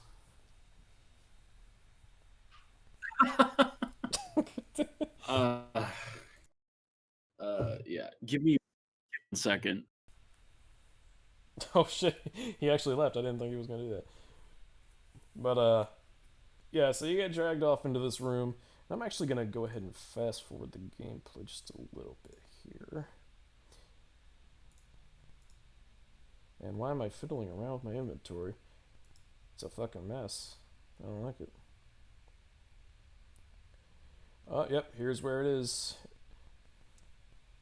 Oh, yeah, and there's also a save room with good old. Oh, yeah, the merchant's not in there yet. The merchant shows up later, which is interesting. Welcome back. Hello. Hello? Can you hear me? Oh God, you're quiet. Here, let me turn you up. Sorry, I wanted to use the good mic, but that would require me to use my computer, and for whatever reason, my internet just isn't cooperating with me tonight. You're fine. It's no So problem. we're on the phone with the shitty mic. Okay, so anyway, so you get dragged into this room, right? You do. And uh, you're right before all three of primo waifu material, and so like they're all talking. All four. All four, right? And they're all talking, and they're like, "Oh, I want the man thing. No, I want the man thing." And then Lady Domitrice comes in and is like, "No, shut the fuck up. I want the man thing." So then her daughters uh, cut Ethan's hand, and some blood starts spewing out. So Lady Domitrice comes over and she starts fucking macking on this dude's Dude, hand. she. Like, Oh. There is. I've already. Well, okay. I've already seen some photoshops of that fucking scene. why am I not surprised that you, of all people, have? I mean, you know, it's. Now all I need are some proper video edits. You hear me out there, SFM or people? No, it's all about Blender. Fuck off. Yeah, blenders. I've seen some good blenders. Uh, Um, I bought a new one so the yeah, other day. and Made a fruit smoothie. It was pretty good. oh my god, shut the fuck up. Oh, So here's anyway, the scene. It's showing yeah, her on screen right now. She's all like, yeah, she just fucking max on it, and then she's like, "It's going a bit stale," and I'm like, "Oh, step on me, please." Anyway, so the real then, question. Wait, the real question though is like, if if a woman who looks like that was real, would you cut her wrist just so she would do that? Would you simp that hard? Is the true question. To do it on purpose. yes. Oh God, no. No, I'm kidding. Please don't engage in bodily harm. We do not promote that at all. Anyway, so then what happens is they go out of the room, but not before both of your hands are impaled by small sickles, and Ethan is strung up by his hands on like the ceiling. Don't worry, he's perfectly fine. In He's fact, perfectly he's so fine. fine he's so fine that as soon as they walk out in what is probably one of my favorite scenes in the game, the man just fucking tears his hands off of the sickles, and it's just, Yeah. oh my god, it's so fucking cool. Well, and I remember, oh fuck, I gotta charge my phone. I remember leading up to the release of this game, that shot where you like you're looking down at the vampires. I was like, how the fuck does that shot happen? Like physically, like I remember being so curious, and I was like actually pleasantly surprised at the answer. Gotta say, um, Yeah, it's a good fucking scene. Like, oh my god, like what a good dad. What look a at that. good dad that he is so Would your dedicated that dad he will tear fucking his fucking yip his hands through some chains in order to save my you? dad? Well, My dad just probably. just Probably. you general to audience, but yeah. Oh, oh, uh But yeah, yeah, my dad would. I like this scene. Well, I mean, I like even when they just walk out, not just because I like watching them walk. Swear to God, but wh- mostly. But you get a nice shot. You also get a nice view of Lady Dimitrescu from up high. Anyways, so when they're all walking out, the vampire girl in the back, she like fucking party girl swings the rag where your blood was around. I'm just like, you're adorable. Like, like not even in like a sexual way. It's just like, oh, it's funny. I can like these characters It's without being turned on. I swear. I mean if you're boring, sure. Anyway, I said can. so moving on. Moving on. And that's when if you because like when you first went into the castle, if you went into the save room, well the frontmost save room, you wouldn't have seen the merchant because you just saw him outside. But now, if you go in there, you'll see the merchant, and he's just chungusing it up. He's a cool guy. Just Oh, and having a good time. you can sell him the uh, Alcina's red wine glass, which is pretty cool. Because apparently she drinks blood like it's wine. Dude, Hot, by the way. Anyway, even our fucking King Chungus over here, simping over Lady Dimitrescu. When you sell her, or when you sell him an item of hers, he's like that it's like her waistline. crystallized Yes. body. he just he just says that waistline. Yes.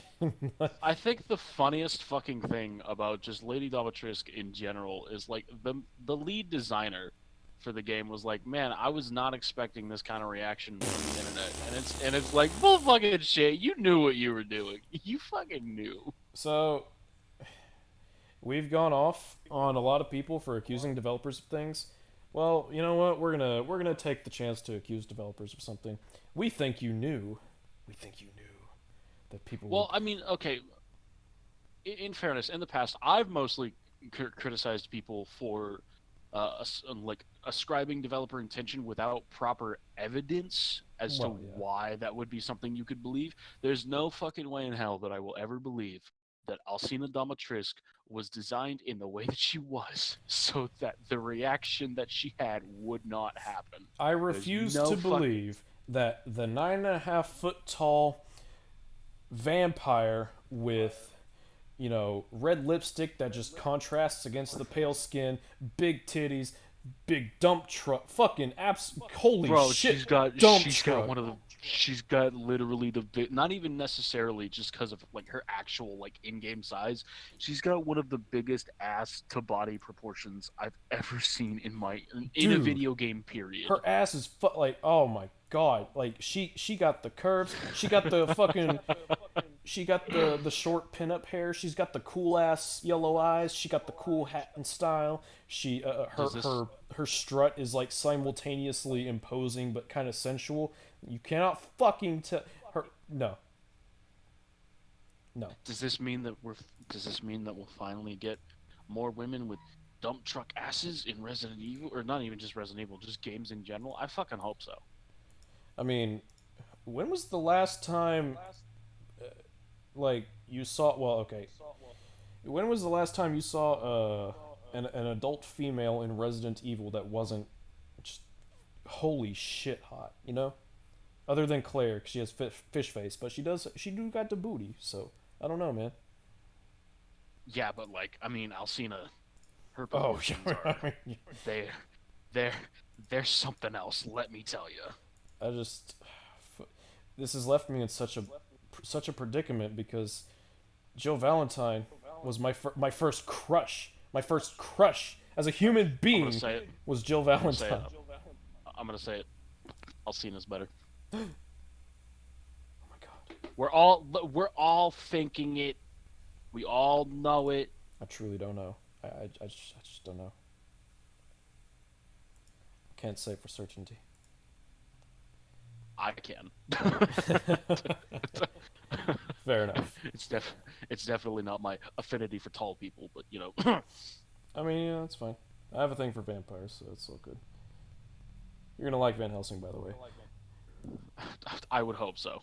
I haven't seen a good vampire movie in forever. Dude, Van Helsing has I some of the hottest fucking vampires you'll ever see in fiction. Like, all of the, like, man, dude, I'm gonna be real, right?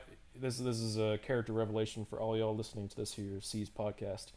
Me, Mr. L. Loveless Umbra, the first time I ever questioned my sexuality was Dracula from Van Helsing. I was like, yo, I was like, I was like, I was like in fucking like third grade. I was like, I'm not gay. However, this Dracula guy, That vampire though. what's his name? Like Richard something. He's fucking cool. He's actually married to one of the vampire girls from that movie too. They've been together for like fucking 25 years or some shit. Good for them. Sick. Uh, First time I ever questioned my sexuality was probably when I saw Dante in Devil May Cry 4. Or no, it Under- was probably Nero.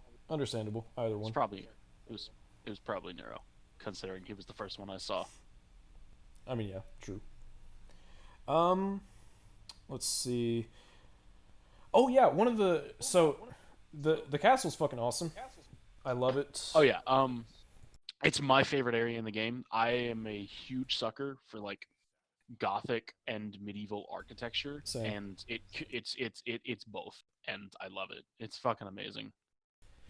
It's my favorite area in the game, hands down, second only to the factory. Yeah, I mean, fuck. It's well constructed. There's a lot of great like lore details and stuff that you can just find throughout it. It's cool being, you got this pursuer type enemy with vampire girl, but also sometimes the daughters they'll just show up. And fucking, it's like, oh shit. You got Yeah. some cool puzzles. You got nice little secret stuff you can find throughout. I still haven't found that fucking Eye of Azure, but Yeah, that Azure Eye. yeah, Fuck, I know I found it and I forgot where it was again. Oops. it's all good. But But yeah, it's just a really well constructed area. I will say one thing that okay, one problem one minor problem that I do have with the construction of the castle. And before I say this, I wanna like mention I am not like in any way, shape, or form like an expert or very knowledgeable about how castles were constructed or like made in especially medieval times or something like that. But one thing that I did find a little bit odd, personally, was how the dungeon was connected directly to the kitchen. Mostly well, because of the fact. I think Sorry, go ahead. I think the reason for that was, well, I guess that doesn't. I was gonna say From a I was gonna say from I like think the reason that it was like that was because they fed on people, which they would throw in the dungeons. But then again, the castle was constructed before them. I'm pretty sure. So yeah, like from a logistics standpoint, like fucking like a dungeon being connected directly to a place that has a lot of potential weapons that somebody could use if they happen to escape.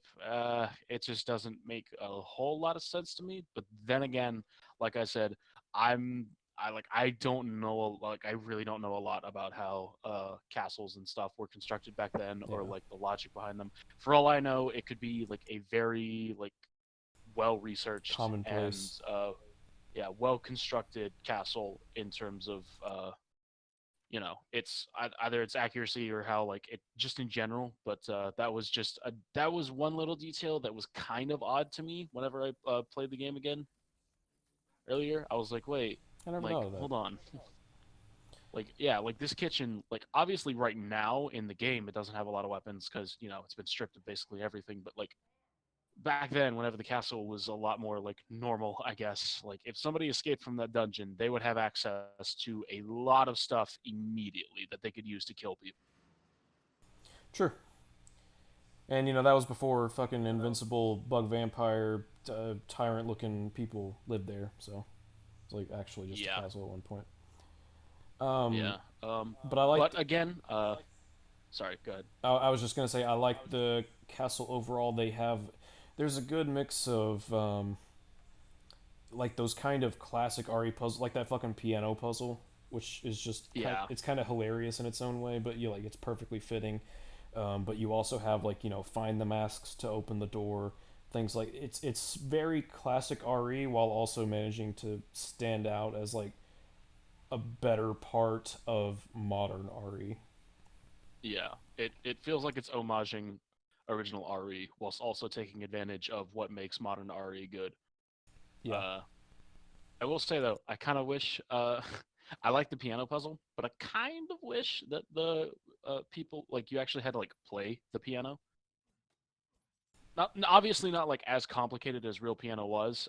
My suggestion would have been something like Final Fantasy, like what Final Fantasy VII did. Whenever you entered Tifa's room in the Nibelheim flashback, and you could like play a piano, and like all of the face buttons and directional buttons were different notes, and like you didn't have to play them in rhythm. You just had to like play the notes in that's sequence. my solution. God, what the fuck is going on with my gameplay? My solution was actually similar to that. I was gonna say have all the face buttons, like Zelda Ocarina of Time. When you're playing the ocarina, face Yeah, buttons have different notes to them. I was gonna say you should be able to play them. You should have to play them in rhythm though, or at the very least, if you played them in rhythm, like some fucking like ooh secret would unlock or something. yeah. Maybe not necessarily in rhythm. I would say like play. I would say playing all of the correct pitches in one unbroken sequence. Because like in rhythm would be like pretty fucking difficult, especially if you've never in your life played Read any music. kind of like played or read music or anything. And obviously they'd have like the pitches, or maybe they'd have like the pitch. I don't know, but like I think that I'm not necessarily in rhythm, but I think that you should have played all of the pitches in one unbroken sequence, and I think that would have been a really cool puzzle. And like immediately after Ethan would play the song how it's supposed to sound in rhythm and everything with all the notes. That way, people would actually know what the song was supposed to sound like. Kind of like how, kind of like how Ocarina of Time did it, or Ocarina and Majora's Mask did it. Except unlike those games, you would only have to hear the song once in your entire playthrough. Thank fucking god.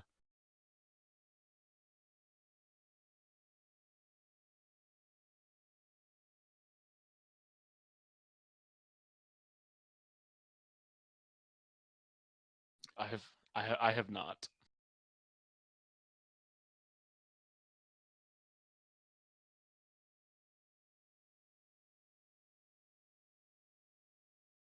Oh no.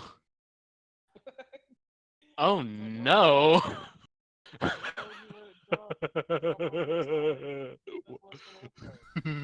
Oh, I just God realized I had knows. myself muted. Yeah, I was telling Luce to look at the thing that I have paused on the screen right now. That is not a good texture to Why have. would why would you? No, it's also the same. It's also the same in the village. Where like there's parts of the village where like snow has melted on like the ground, obviously where people have walked, and most of it looks kind of ass. Yeah, I'm the one who actually brought this up with you. I think.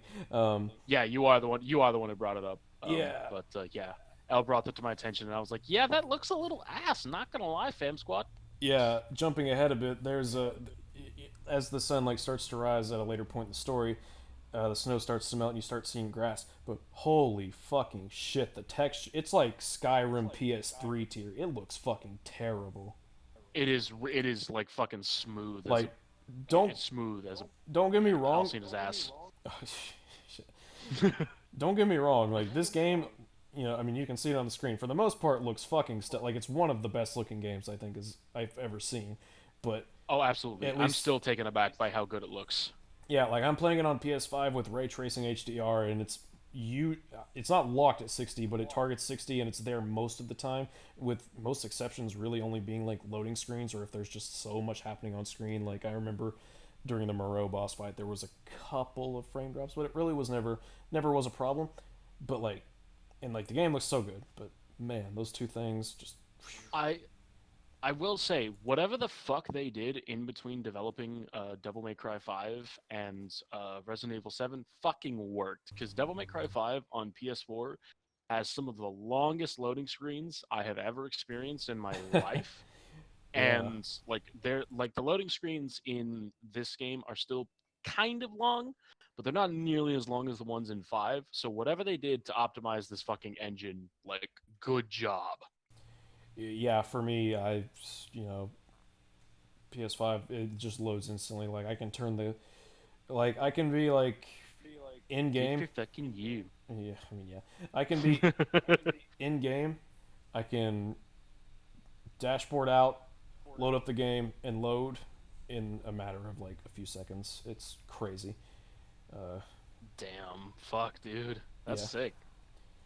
Oh, I just got chomped by a Oh, blonde vampire girl in this here gameplay.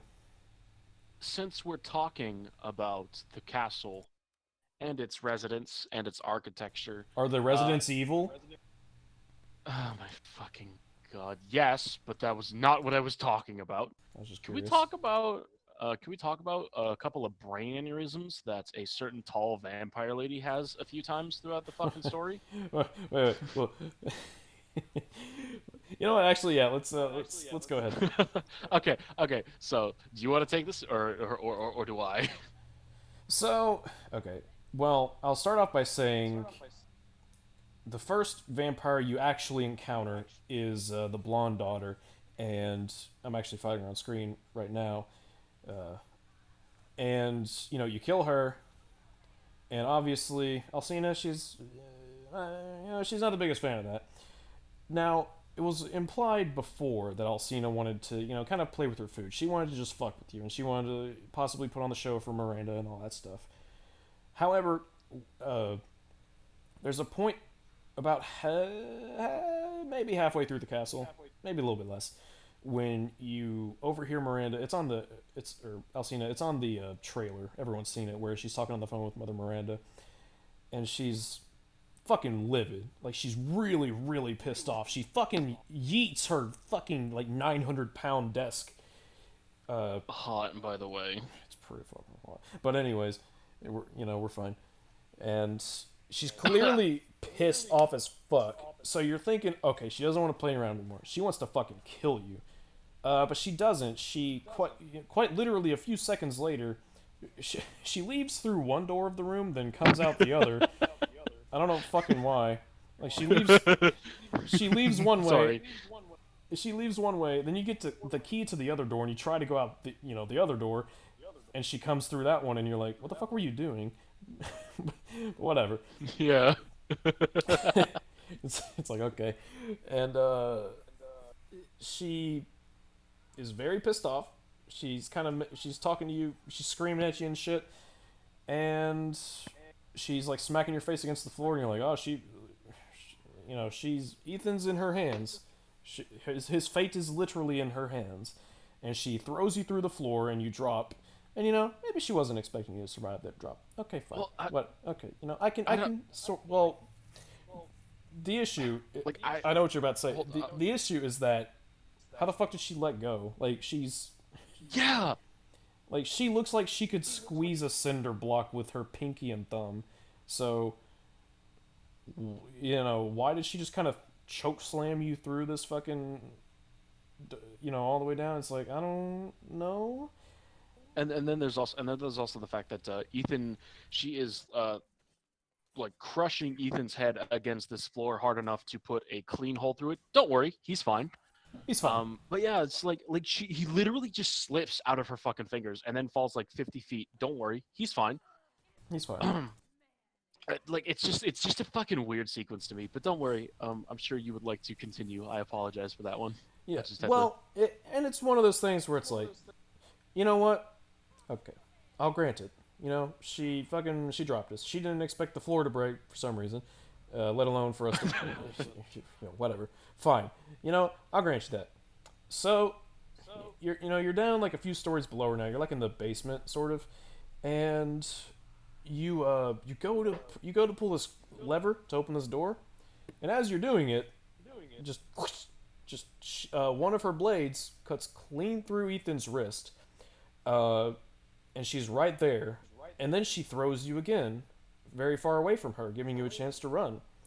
Not only that, but somehow she snuck up on you, even though Right? even though her fucking footsteps are as loud as a goddamn church bell. And Like no, like you are literally capable of hearing her footsteps across the building from her, yeah, whatever with whatever building she's in. and you know what? Fucking, you know what? I'll even grant you that she pulled up her dress and wallowed on her knees really fucking silently, and also got Yeah, down that there really quickly. But fuck, I'll grant you that too. So she has she is undetected by Ethan. She is perfect opportunity to kill him. All of her fingers can turn into big old blades. Instead, she cuts through his fucking wrist and then eats him. And it's like you could have cut me into literal ribbons. Why didn't you do that? I know it sounds once weird, but like, why wouldn't she have done if that? I may interject for a moment here. First of all, thinking about it in my head, I find the image of her like pulling up her dress and just waddling down there on her knees, trying to stay quiet, really fucking adorable. I'm probably gonna draw that. Put the visual in the Dude, editing process. dude, people will pay just to see her pulling up her dress. So you've got some bank coming Um, your way. but like okay, like obviously in terms of a game, we the players, it's first person for pretty much the entire game, and we the players can only really see what's in the depth of field given to us by the developers. But Ethan Winters, as a human, has a little something called peripheral vision. Yeah, It's this thing where like your eyes are able to see basically 180 for the most part, unless I'm like being stupid and that's wrong. But like you can kind of something see like out that. of the corner of your eye. How the fuck does he not see this woman in this bright wet dress amongst this drab brown fucking sea of wall and not like immediately spot her out of his peripheral vision? Like what? Huh? I'm gonna take this a step further, and it's gonna sound weird, but bear with me. So, you're in this dank dungeon, right? Probably doesn't smell too good down there. Or if anything, you're probably not even really smelling anything, although it would probably smell bad. I imagine that Lady Dimitris smells kind of good. She's probably It's perfumes and stuff. She's very posh. She tries to look good and stuff. I imagine she probably, smells a certain way. Fuck, even that. just that scene in general. It just makes no fucking sense. It really doesn't. Like, it's a And then there's fun and then moment. like It's fun, like, having to fucking bob and weave through, like, a pretty tiny, well, not tiny, but, labyrinthian almost corridor. with this giant fucking woman chasing you. Yeah. Ugh. Yeah. It's a good. Once you start playing, it's a pretty good It's a sequence. good sequence. It's and like you can't use anything at all because Ethan's Yeah. hand is completely off. Like you can't use weapons. I don't. I think you can heal, but like you can't use weapons and stuff like that at all. It's Like it's a even good worse on sequence. it's even worse on Village of Shadows where there are actually mobs down there. Yeah, like it's a good sequence. It's just that the framing makes no fucking sense whatsoever. Yeah. Um, and then there's the fact that, like you said, like you have had to have killed at least one of her daughters by this point. She is fucking livid. Like she's not playing around anymore. Yeah. And yet, despite that fact, She even she's says just she even says once she hangs up on Mother Miranda, she's like, to hell with the ceremony. She's out for fucking blood. She just wants to kill you. yeah, she wants you as dead as physically possible. And yet, despite that, no, I'm gonna just throw you. It's like fucking Nemesis at the beginning of Resident Evil 3, where like his literal entire existence is to kill all members of Stars, and he has one of the members of Stars in his fucking hands at the beginning of the game, and he just fucking throws Jill. He just fucking throws her. Yeah. It's like, what the fuck, dude? it's a little silly. It's a little silly. And I don't buy the argument of Lady Dimitrescu wanting either A, being arrogant, because that's an excuse, that's not an explanation. Or that's an Arrogance explanation, that's not an doesn't excuse excuse. stupidity. It really doesn't. And two, like, she is pissed off. Like, it is completely inconsistent with her character that she would want to, like, play around at this point. Her taunting Ethan every time she sees her after this point is one thing. Her giving him the chance to run away is a completely different thing. Yeah, and she knows, like, fuck, he's killed one of her daughters, which are not exactly easy to kill. Like, she knows what he's capable of. She can be cocky, but, like, I don't see her just, like, someone killing her daughter and she just being like, fuck it, whatever. You know? Whatever. I don't really care that much. I'm just gonna throw him, you know? Eh. Fucking throw him across the room and give him a. Create a giant gap between us. You know, that thing you really want to do with people that you kill. Yeah, or with people that you have every intention of never wanting, or the people you want every possibility of them to suffer. Yeah. It's just an odd sequence. It's fun in terms of gameplay, but the framing for it makes no fucking sense. Yeah. Now, Once you start playing, once the controls given to you, it's a blast. But cutscene before that, yeah, that's okay. it's so fucking stupid. It hurts. It hurts to It's watch kind of every time I painful. see it. Um, I think what would have been better, if I might quickly give a suggestion of what I think may have been a better scene. Um, Obviously, there's a lot of shit in that dungeon or whatever for her to throw. So I think what would have been better is if she just fucking chucked something at Ethan and it hit him in the head, ooh, that would have been good. and then like after that, he tries to like get up and push down on the lever, but she cuts his hand off after that. And obviously she tries to grab him, and Ethan quickly just fucking shoots her in the eye or something. Obviously, it would regenerate because this is Lady Domitrescu, and then he gets away.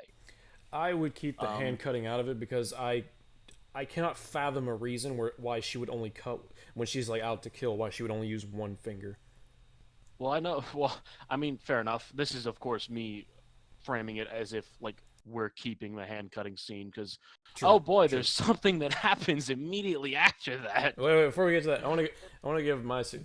I would have done this scene not too different from. So remember at the beginning of RE7 when Jack's chasing you and you have to use the key on the little the crawl space padlock and it opens Yeah, so slowly and it's fucking anxiety every time, no matter how many times you fucking played the game.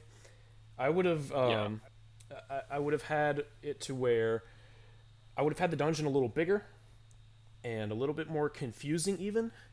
Maybe even throw in it. Well, even in Village of Shadows, they have a couple enemies, so fine. But I would make it to where you have to find the crank, but the whole time you can hear her footsteps getting closer and closer and closer.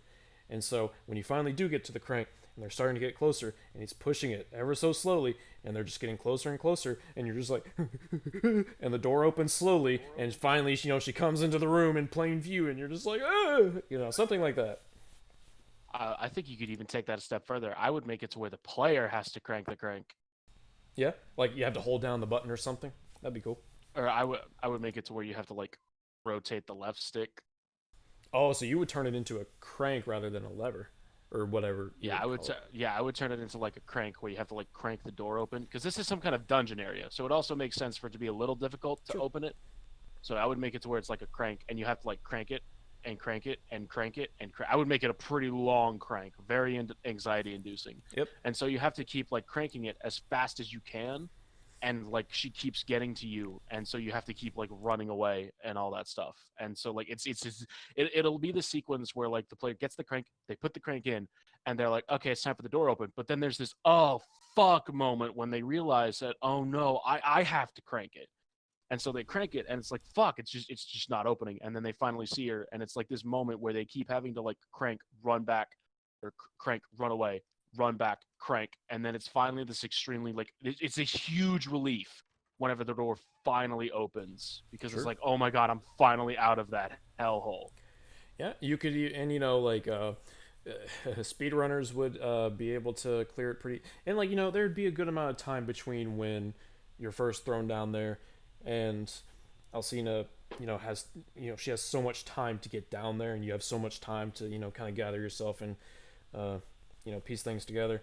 You could even place like mines so that it stops her when she comes Yeah. down, I'm something like that. also one other thing that kind of gets me about the scene. How the fuck did she get down there so I quickly? was literally just about to. I was like, how the Because fuck did she she's get down like there?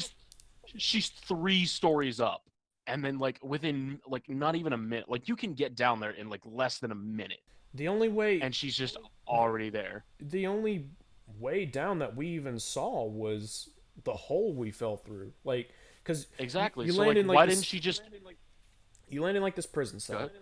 and then you go out the prison cell, and there's only one way to go. And you go that way, and then you're in this kind of corridor where all this stuff is just kind of whatever. Like, that's a one-way street. How the fuck did she like? Did she start walking downstairs, and then halfway down she was like, you know what? Fuck it, I'm gonna jump down the hole. Yeah, like why didn't she just jump down the hole immediately after Ethan? Yeah, like what's she gonna do? Break her fucking legs? Yeah, no, probably not. She's basically invincible from what the game frames her until she's stabbed with that knife. I'm fucking invincible. Pretty much. Alcina Armstrong, Oh god. Wait, no, that's Sundowner. Senator Sundowner, or fucking Senator Sundowner. God damn it, Alcina Sundowner. I guess I can't. Ethan fucking like just pumps shotgun shell after shotgun shell. He's like, "Why won't you die?" And she's just like, "Nano machine, son." No, no And she just machine, fucking, son. and then she just fucking yicketies his ass off the fucking roof. Don't worry, he'll be fine. Oh yeah, he's fine. I Don't feel, worry about it. I feel like we're gonna say that a lot throughout this fucking episode. A little bit. How did you like the boss fights with the mini bosses? I guess with the daughters or sisters. I liked them. They were all they all took advantage of their weaknesses in various ways, and you had to exploit them in many different ways. With the first one, you shoot out the windows, or Ethan shoots out the windows himself, and then But you can shoot out the second window and stun her, which yep. is pretty cool. And then in the second boss fight, I think I'm pretty sure you can do the second and third daughter out of order. Yes, because I actually So did yeah, opposite. I did opposite orders when I played. yeah. So with the third or second boss fight, you either do it in the opera hall, wherein you have to open up the sun window and it closes after a certain amount of time. So you have to be very effective with both your time and your aim and ammo. And it's the only one where that happens. And then with the other sister, you also have to blow up the wall with a pipe bomb, which costs a resource, which I really like. But of course, they give you that resource beforehand, um, so it's not unfair or anything. Yeah, even Um, on Village of Shadows they do. yeah, and so yeah, I think all of their fights are pretty fucking good, and honestly, their death animations are unsettling to an extent. Like they do a good job of selling just how much they A didn't expect to and B really don't want to die. Yeah. Um, I really like them too. They're pretty simple fights, but like the way you can kind of play with the environment for the fights is cool. So like as many like if they were full blown bosses, I'd be kind of like, but like as many bosses, I think they totally work. I think they're really good. Yeah. And of course, it's rewarding to kill them because each time you kill one of them, it makes your travels through Castle Domatresk that little bit safer. Yeah, it's true.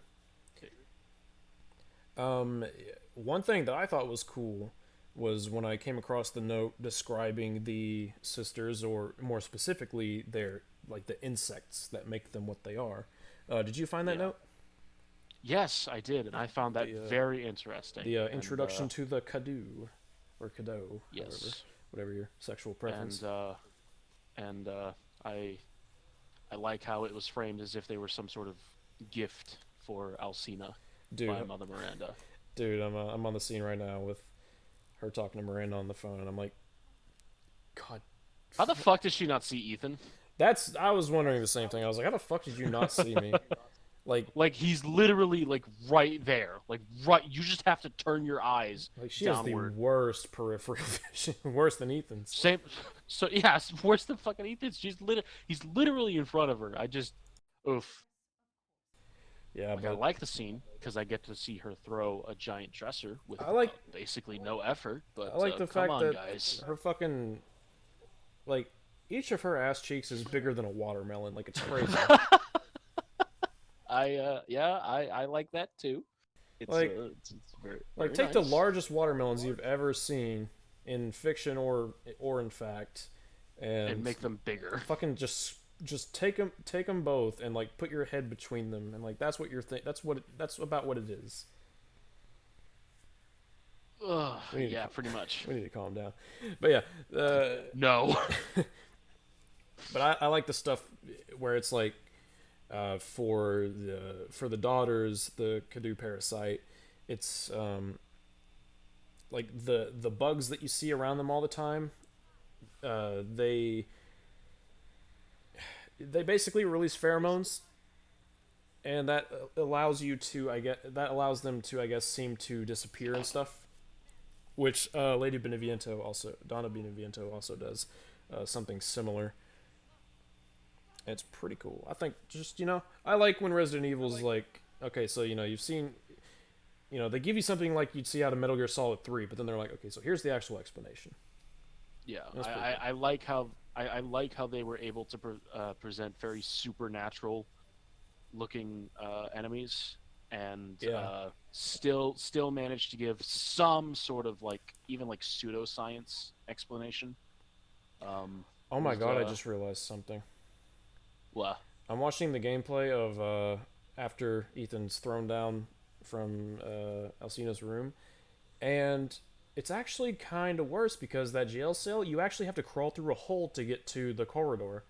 So there's yeah. So actually there's no fucking no way way. she could get in.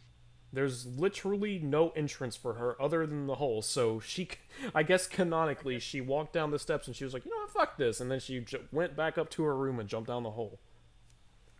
I guess so. Would have been cooler if she would just burst through the wall, That would have and been fucking also hotter. like Nemesis. That would have been fucking cool. Yeah, but like theoretically, she wouldn't be as dumb as Nemesis was in RE3 remake. I'm sorry. I will never get over having villains who want nothing more than to kill the main character or kill a character But and their actions decide don't I'm reflect gonna. that. Yeah, like I'm gonna like. It's literally one of the Oh, worst here it tropes is. ever. He's pulling the crank up. Ching! Slice. It's like It's literally. it's like where are the other It's four one. blades?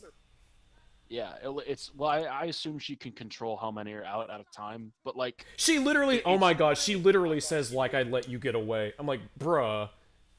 and then you let him get Then away. she throws you, and it's like, you're honey, like I love you, Honey, sweetheart. but you're kind of dumb as fuck. Like it's literally one of my like most hated tropes in like storytelling in general. Yeah, When like a villain just grabs the fucking hero and they just fucking toss him. They just don't do anything. They don't stab them. They don't like punch them. They don't stab their necks or anything like that. They just fucking toss them. At least Alcina cut off Ethan's arm, I guess, but she was still really fucking stupid. yeah. Just stop doing that. Just stop using that trope to try and build tension and then completely like just completely It deflate kills it. tension so bad. Like I'm not gonna lie, I appreciate the visual of being picked up by Alcina I by need my you to neck, stop. but like, but Oh, like, dude, I just realized she walks faster. And like I was just watching the clip, and she was fucking like pedaling towards your ass on Village of Shadows. yeah. It's pretty cool. Oh, Just- speaking of Dimitris being kind of stupid, so if you go into the it'll show up in the gameplay at some point, probably not anytime within the next minute or so, but if you're in the save room where King Chungus is, and like she's right outside there, and she'll just look at you, and it's just kind of like, hi, and she won't do I think anything. I think what they should have done is if she sees you go into the save room, she will follow you. Yeah, I think so too, honestly. And then I fuck, you could like have had some hilarious merchant dialogue where he's like, like he's just laughing at you or something. yeah. But yeah, I definitely think that oh, because it was the same thing in RE2 make where like yeah, you could just literally abuse Mr. X's Mr. AI X, by yeah. just going in to the fucking save rooms, Three and make two. he just can't Nemesis won't follow go into you. save rooms. Yeah, like I'm like if Alcina sees you go into a save room, She she should will follow you. follow your ass. That's what I think should have happened. And of course, if she doesn't see you go into a save room, she won't ever go towards it. That way you're rewarded for being Yep. careful and punished for reckless play and trying to abuse the AI. Something I can't believe we forgot to talk about it. We were about to, and then we kind of got veered off track. So the healing juice also stitches clothing. Yeah. You Uh-huh. you escape Alcina, and you're riding up this elevator. Ethan puts his hand back on, and like you're like, okay, whatever. But it's also still got the cuff of his sleeve, and it just and like the next time you pull up your hand, it's just stitched, like fully stitched. Yep. It's completely repaired. It's I like find that remember when utterly sensu fucking beans healed hilarious. clothing? This is that. Like, okay, given what we're going to find out about Ethan later on the story, I can buy that he was able to reattach his hand, Oh yeah, yeah. whatever. Well, he did it in But like, RE7 too. yeah. But like, oof. Big oof on the clothing department. You know what this reminds me of, weirdly enough? So, in Devil May Cry 3, when after the fight with Virgil at the start, the first Oh Virgil yeah. fight, Dante tears his sleeve off, and during I think during Mission 8, his sleeve is gone, but once you start Mission 9, his sleeve is back, and it's like what what is his coat the son of a demon prince also? Like, where did this come from? Where did this sleeve come from? I would have to go back and watch it. That's fucking hilarious. Or I'd That's have to go funny. back and see, but that is fucking hilarious if it is the case. But yeah. Oof. Uh, You know what's I think that was mostly just because of the fact that they didn't want to have to model. If I had to take a guess, I yeah. would think that it's because of the fact that they didn't have to want to model the jacket with the tear off. So they were just like, we'll just stitch it. Yeah. And I was like, but why? Just Um, no. so I just kind of just dawned on me somehow. Something else Alcina does. That's we're just being mean to poor Alcina, even though we love her. But She can be mean to me. Anyway, I go mean, what? when you're fighting the, I want to say the brunette sister in the room where you open up the ceiling and it lets in the cold air. Probably the easiest of the definitely the easiest of the fights. Um, right before you go in there, Alcina's most likely chasing you, but she won't She go doesn't in follow. there. Well, and it's like, okay, so you can't get out of that room until you beat the sister because she puts bugs over the door and, it keeps you from going out. And, like, that's fine. But why doesn't Alcina come in? Like, that would be, if anything, that'd be kind of a cool way to, it's like once you know that the fight's in there, it's like you don't want to fucking bring Alcina in there too. Like, holy shit. Yeah. It would be Um, really cool if Alcina was brought in there as some sort of killable enemy. And then I know or there's even like like the Mr. puzzle X, where after. you make her kneel down. You do some damage, make her kneel. Yeah. And like in terms of like I know there's a puzzle in the next room immediately after that. In terms of that, what I True. would do is after you kill the sister, I would have her kneel down beside her corpse crying, and so she Yeah. doesn't immediately follow you because she's like consumed by grief that you killed another one of Like her maybe daughters. that's But the favorite. yeah, but a few, like you have to get the next puzzle done quickly Yeah. because if you stay in there for too long, she will be consumed with rage and just fucking come after your ass, Yeah, and much then you'll have to do faster. the puzzle. Yeah. But yeah, it's just funny, and it was actually kind of funny because on my second playthrough that I'm doing right now, I literally had Alcina chasing me into the opera room or into that room, and she just didn't fucking She follow me, just and I was won't. like, okay, Um, and something else I just thought about actually, letting Alcina into the room for the fight with his sister would actually benefit the fight because as the fight is, you can just sit there next to the crank, and as soon as it lets up, when the sister becomes invulnerable again, it only takes a few seconds. So you just got to sit there for a little bit, maybe block. if it Yeah. gets to that point. But it's like that would have helped with that because you can't just camp the crank now. That sounds weird to say. Yeah. Um, Um, yeah, but and it doesn't help that the sisters are all like very prone to stun. So like if yeah, Alcina was there, then you would have no choice but to move around because you can't kill her. right. Well, and it's like you'll have instances where both Alcina and one of the daughters. I've never seen two of the daughters and Alcina. That would be fucking scary. But you'll have instances throughout the castle where Alcina and a daughter will come after you. And it's like, well, so why is that unacceptable for the actual boss fight or mini boss even? You know, Yeah. it's kind of weird. It's just it's a little weird how they behave. It doesn't entirely feel like they're, and especially the sisters. You would think that the sisters would be a little more pissed off after you killed one of them, Yeah, but the sisters are still just as playful as ever. I could yeah, understand maybe like the sisters being even still a little more like arrogant and playful with you yeah. even after you killed them, but they should it definitely feels as if like it definitely feels a little bit like there's some dissonance there. It feels like they should be more pissed off at the fact that their sisters are dead. Now, I'd like to take this moment. Anyone listening to this is probably like, wow, these guys are fucking thrashing on this castle. I thought they loved it. We do love it. But there is some shit about it that makes no fucking sense. Yeah. You can love shocker, I know, but you can love something and still have vehement criticism for it. True. One of I Like I've said repeatedly, fucking favorite movie of 2019, a year where you have movies like Once Upon a Time in Hollywood, Joker, Irishman, El Camino. My favorite movie was Godzilla King of the fucking Monsters because it was hype, even though it was terrible. um uh yeah, I love Devil May Cry 5. It is my favorite game of all time, but my biggest criticism for the game is something that makes me like it pisses me off every time that I think about it. So yeah, like you can love something and still have vehement criticism for it. It's entirely possible. What's that Just criticism? saying. I think I talked about it on the first episode of S.E.E.S. We it was after the video was done.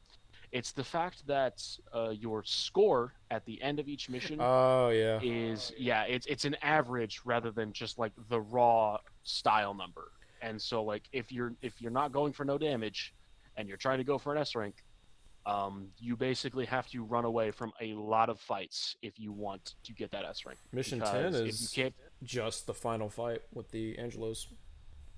yeah, yeah, that's the big thing. And so it makes it to where it just, yeah, it's just fucking annoying that that's the way that it is. Yep. It makes it to where you have to run away from a lot of fights, which seems completely at odds with the main motif of Devil May Cry's combat, which is to be as cool as possible. And it's just pisses. And I just like, and my problem is I don't. My biggest problem is I don't know why they did that. I cannot understand for the life of me why they would have done that. Yeah, you'll find that I have a lot of criticisms for pretty much all of my favorite things. Like, let me name off a few of my favorite games. Fallout New Vegas. Game's a broken, buggy ass fucking mess. Devil May Cry 3. Some of it has not aged particularly well, and there's a line of dialogue with Dante that confuses me to this day where he says, I don't have a father, I just don't like you, that's all, which makes no fucking sense whatsoever in any context. Mistranslation, probably. Devil May Cry 5 has a ton of problems that you'll see in my Devil May Cry 5 video when I eventually make it after I turn 57, probably. And Persona 3, one of my If favorite any, games of all time, has some weird shit like having to fucking re-roll for good personas all the fucking time. I think if anything, being able to point out the criticisms and become passionate while pointing them out shows just how much you love a game. Yeah. Because these flaws with it piss you off. Yep. No game is perfect, and that's okay. Yep. Except for And yeah, except for Jack 2. Jack 2 is objectively perfect in every way. okay, I'll agree with you on that one. but but anyways, um, Moving on. yeah, Jack 2, everybody. You know, this is Resident Evil 8. Anyways, uh, let's see. I guess really all that's left to talk about is the room with the we can talk about it a little bit. The puzzle room with the bells. I thought that was pretty fucking cool. It was just It was a neat puzzle. It was simple, but it was pretty neat kind of finding them classic all. RE. I spent a few minutes looking around for them. It was a cool time. There's a big ass fucking painting of Alcina right there. It's even taller than her somehow, and I'm all for that. Imagine being the person painting that. Like if you're not Alcina and you're painting this fucking like 13 and a half foot tall. It's like Jesus. Um, but yeah, Oof. I guess there's really not too much else to talk about other than Another oh, go ahead. sorry, another problem I have with the castle sequence. I assume we're getting pretty close to moving on from the castle, but Close. one thing that kind of annoys me is right before Alcina's boss fight. Spoiler: the giant monster lady dies. I know. Why Tragic. would you say Um, that? so Ethan, right? Okay, my guy, my boy, Ethan Winters. Okay. He grabs this knife from. Okay, so like you've got this puzzle, or not puzzle, but like your main objective for the castle is to gather four masks with four indentations in them, or four pegs sticking out of them that you have to stick in specific places so that you can open a door to a tower which has a knife that sort of like makes Alcina mortal. I don't remember the exact. I'm pretty sure Elle said earlier that it is like explained, but I don't remember I personally. mean, it's just described as a dagger that um, that destroys evil. The note talking about it describes it as being an ancient dagger that was dipped in a number of different poisons, making it like extremely fucking potent. Um, Um, I just saw it as it wounded Alcina, and then she was like, "All right, I can't fuck around anymore." yeah. Um, so Ethan walks up to this altar, or he opens this coffin, and then he grabs the knife, and somehow, once again, Alcina is just magically able to sneak up to him, despite the fact Yeah, that we are in a place where she arguably shouldn't be able to, even more because it should have a loud fucking echo because of how huge this room is, and somehow she's just able to sneak up on him again, and Ethan is surprised. Now, I don't have as much. It's still a little weird that she throws him in this sequence again, but I don't have as much of a problem with it because she's wounded. So I she's was gonna just like, say I'm actually fine with it because what happens is she impales him with her hand knives. Don't worry, he's fine. And then she eats him through the window, and it's like right alongside a cliff, so I can actually buy that she had intended to kill, but she she because like she wanted the dagger out of her, right? So I can buy that she's trying to kill him. She throws him out the window, but she doesn't have the strength to get him all the way out over the cliff. I can actually buy that. yeah, it's not as stupid as her completely having the advantage over him and then just throwing that advantage out the Yeah. fucking window. Pun intended. Or not Oh, pun, but wait a minute. Hold on. We totally skipped over my biggest fucking criticism of Alcina. You can't shoot her hat off. Fucking bullshit. You could shoot off Mr. X's hat. What the fuck? yeah, yeah. Two I out of think the main ten. reason is I think the main reason is because she needs the hat to be able to survive out in the courtyard, and What? so for whatever, yeah, because she's a Oh. vampire. Wait, no. I thought Um, that was only for the. I thought that was only the sisters because they're the ones that have the bugs. Alcina doesn't have the bugs. maybe I don't know. It's never stated whether or not Alcina needs that, or whether or not Alcina is like a traditional vampire. I mean, But I don't know. she walks out there, so I assume that she's. But she's got the sun hat on. Oh yeah, but it doesn't completely block out Yeah, any that's light. fair. Well, it's not Okay, so maybe actually she's. no because it's not even the light that gets the sisters. It's the cold because the bugs Yeah, that's the fair. the note describes the bugs as once they hit like really cold temperatures they basically become vulnerable. Yeah. Um, Okay. and Yeah. Alcina's Fair. not Fair the enough. bugs. Fair So enough. yeah. So yeah, Fair fucking let me enough. shoot her hat off. Yeah. Let me shoot her fucking hat off. If you really wanted her to have her hat on at all times, you could have made it to where she just like has her hat back on if you go into a new area with her. I could believe that she'd go back to pick her hat up. I would fucking love it if like you could shoot her hat off in the like in the main hall, and you hide from her, and then you look down from like a balcony or Oh from the top of my the steps, god. and you see her just picking up her hat and wiping it off, and she's like, "Oh, it's ruined." It'd be fucking awesome. But yeah, so Alcina boss fight. It It's not bad. I actually Um, like it. You got the yeah, fucking easy version, all right? I don't want to fucking. yeah. So for context here, and believe me, I'm gonna have a lot to say about this later on when we get to more gameplay focused discussion. Yeah. I played my first playthrough on standard. Al played his first playthrough on hardcore.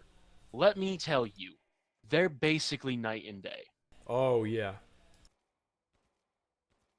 Um, I watched one review before playing the game, and that was the one from Susie Sphere Hunter, aka Best YouTube Girl, and she described Standard as a more action oriented game and Hardcore as a more survival horror game, and I absolutely, after listening to and seeing a lot of Luz's experience, it's like yeah, he got the action It's experience. I yeah, did not. it's 100% true. I'm gonna be Um, honest. In standard mode, they real do not quick, make the survival part of survival horror hard. real quick, Sorry, go ahead. I've really got to use the restroom. So I figure No this is a problem. good point. You can talk about standard difficulty and some of your issues with it right here, as a matter of fact. Okay, cool. I'm gonna go. I'm gonna grab a drink real quick before I do, and I Oh, will. well, okay. I'll sit here and wait. I'll talk about Oh, I'll talk about the gameplay that's happening sorry. on screen. It's no problem. I can actually fill it up. Um, yeah. So as you can see here, I'm trying to shoot off Alcina's hat. It won't go off. Her head's just kind of bobbing with each bullet, which is fucking hilarious. I do think it's weird that you. Okay, bear in mind this is on Village of Shadows, so I might be completely wrong, but it doesn't seem like you can actually down her, or at the very least, if you can, it's extremely fucking difficult, and I don't have any idea what the reward for would even be. If there was, it'd be stupid if there wasn't a reward, since Resident Evil 3 remake, you got rewards for killing Nemesis, or well, downing him.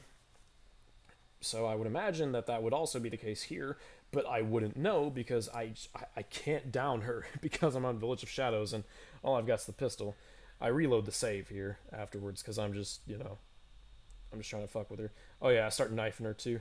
I try to get in a fight, but even blocking on the highest difficulty, she just fucking cleaves you right down to bare minimum health. Oh, never mind. I guess I was just low on health that first time. Smacking her booty with that knife though. Yeah, I guess the block. Okay, the block does work. Never mind. But it's just kind of like I wonder if you can down her. I guess I could look it up, obviously, but it's just kind of I only tried it on Village of Shadows. So I'm back. Cool. I was talking I heard. about. I Go I ahead. heard everything because Oh. I had my headphones still on. Oh yeah. I had a friend who played on hardcore as well, and they told me that if you hit her with a pipe bomb, you can stagger her. Huh. Obviously, I haven't tested this out myself yet, and from what he told me, you don't get anything for it. She just like Oof. staggers for a few seconds. Gotcha. Okay. That makes sense. It's kind of weird that you don't get any reward, but at least some treasure. Like fucking have her, drop a ring or something, and you can sell it for like, 10,000 or whatever. Anyways, Or have her. Sorry, good. what were you gonna say? Have her. Or have her drop like maybe a gun mod or something like in Resident Evil 3. Just I would like to be able to interact with her more than just like running Yeah. away. True. True. I like the gameplay wise. I like the interactions that are there. It's just, it could have done more. Yeah. But And they actually somehow managed to make her somewhat intimidating and to be chased by, which is oh good. yeah, I got fucking anxiety at times. Oh, and Yeah. looking at my gameplay, I don't know if you noticed, but if you tried this, but if you go back to the room where Ethan was hung up at the beginning, a sister will spawn there. It's happened every time that I've tried. A sister always spawns. She's because they say something to the effect of like, "Oh, you just wanted to come back" or something like that. Yeah, or like couldn't get enough. Yeah, but I got P. You talk about standard difficulty. Yay, I get to talk about standard difficulty. Woo! So this is something that pissed me off a little bit. I was expecting a very tense game. I wanted to be like I obviously like go fucking figure, I go into a survival horror game and I want to be scared. Um Standard difficulty is I don't know if I'd call it a joke cuz but it's definitely here's the thing. It's not even necessarily that it's the easiest thing on the planet. It's a little easy. Mostly the boss fights are pretty easy. Um, it's that it's too generous with its resources. Um, for example, by the time that I had fought Alcina, I had over 100 handgun ammo. Like that's how many fucking resources I had. I had over 100 handgun ammo whenever I fought Alcina, and I still had over. And it's completely disproportionate because the game gives you so much fucking handgun ammo that it's unfucking real. So like by the time I beat Alcina, I still had that handgun ammo, and it took like I think 10 sniper rifle shots and like 8 shotgun shells. I don't remember exactly, but like yeah. And then like Moreau, he took me like one sniper rifle clip and one clip of the TAC, which is the second shotgun you get in the game, I believe. And it wasn't until I got to Heisenberg's factory, which, by the way, is like the final, like main area of the game. It wasn't until I got there that I finally started having a challenge because the enemies were finally soaking up like bullets, and I actually had to be careful. But keep in mind, I want to be clear. I fought and killed every single killable enemy in the game, and I still had a massive surplus of handgun Oh yeah, bullets. did you kill the At one big guy point, at the very first ambush? Huh? Did you? okay, no, Fake but gamer, okay, wow, bullshit, lose bad reviewer, 2 out of 10. Fuck this channel, unsubscribing. okay, yeah. To clarify, after I actually like Got ammo. after the ambush, yeah, after I like start like okay, after I got to the castle, I Yeah. killed every single killable enemy in the fucking game, and I still by the end credits had a huge surplus of bullets. Like it's fucking insane. And here's the thing, I could craft even more because there's a crafting system in the game, and I had plenty of supplies to craft more. Like at one point, I think you just heard it. Like I had over 300 bullets in Heisenberg's factory. Yeah, I remember that. You were Yeah, literally and like you I started selling so much shit just to clear out your inventory.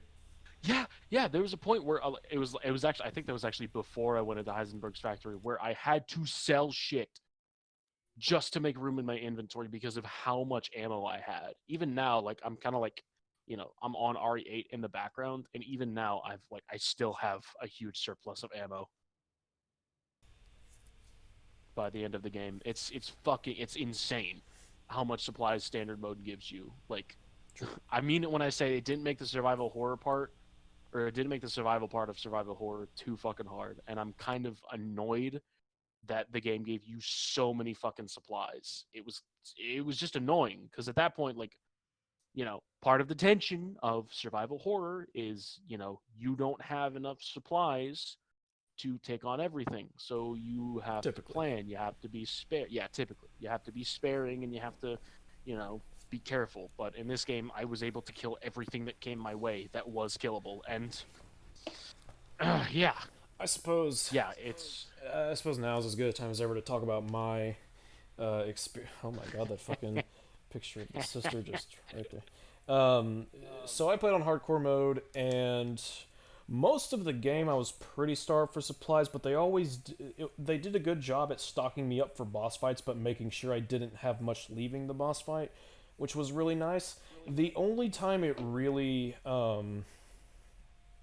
that my supplies became kind of just like I was jarred by how much I had was towards the end of the game, around the time of Heisenberg's factory, because there's so many boss fights littered, like to a point, like you have the cannibal giant, or well, the giant at the cannibal shack side quest, if you want to call it that, which is pretty awesome. You have Sturm, the gyrojet boy. We'll get to that, as well as all of the soldats, and then you have Heisenberg himself. There's a lot, like they really stock you up with supplies around that time, and just because there's so many fucking big fights. But for the most part, the game did a good job. When I played as spoiler alert, you play as Chris at one point. I was even on hardcore mode. He was just loaded the fuck out, which I was fine with because A, he fights a bajillion enemies at a point which makes sense for there to be a bajillion enemies, and B, it's Chris, who is like, he's outfitted with his squad. They're prepared. It makes sense that he would be, jacked up. And then at the very end, for the very, very final bit where you're playing as Ethan, I had a I still had a lot of supplies at that point.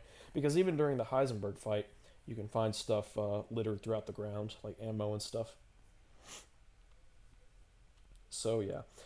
I just realized something actually. I just remembered, I should say. I like the fact that there's only one healing item. No big, no, just you got the heal item. I like that. Yep, I like that. It's just, I don't know. I like it. It's It nice. takes away it just takes away unnecessary headaches. Yeah, Because it's like, I mean, they all get the job done. They all heal, and so now it's like, okay, well now you have one resource and it heals a set amount. I'm, I right. know I'm gonna get some flack for this. It's kind of like the Estus flask in Dark Souls, going from Demon Souls. Oh my god, is that a motherfucking Dark Souls comparison from these supposed reviewers? Yes, but in this case, it actually makes some fucking sense and is actually relevant. Fucking game journalists. Go on. Yeah, because like in Demon Souls, you had this item called you had moongrass. So there was crescent moongrass, half moongrass, and full moongrass. And obviously there were different variations. And what you could do is you could go into a certain area and just farm that grass over and over again, and make it to where you had a huge amount of healing items. But there was also the fact that you didn't really need different grasses. Like they all Yeah. healed different amounts, but you didn't need them. So in Dark Souls, they were like, okay, we're gonna make it a little harder to manage this, and we're gonna make it to where it only heals a set amount, and the only way that it heals more than that is if you upgrade it. And they don't do that in Resident Evil 8, obviously, but Yeah. yeah, I definitely like that system a lot more. It makes things more concise, uh, gets rid of unnecessary headaches, and it makes it to where the resources are a lot harder to manage. Yep. It's just it might sound weird, but like just having a simpler system for healing, I think is just better. Like have one item for healing and focus all of the healing balancing around that, and boom, there you Yeah, go. Fucking it magic. subsequent it makes it easier on the developers and the players Wow. at the same time. I'm watching my What? gameplay and I killed the third sister so fucking fast. Like I just holy shit, I killed Yeah, her they so die real fast. quick.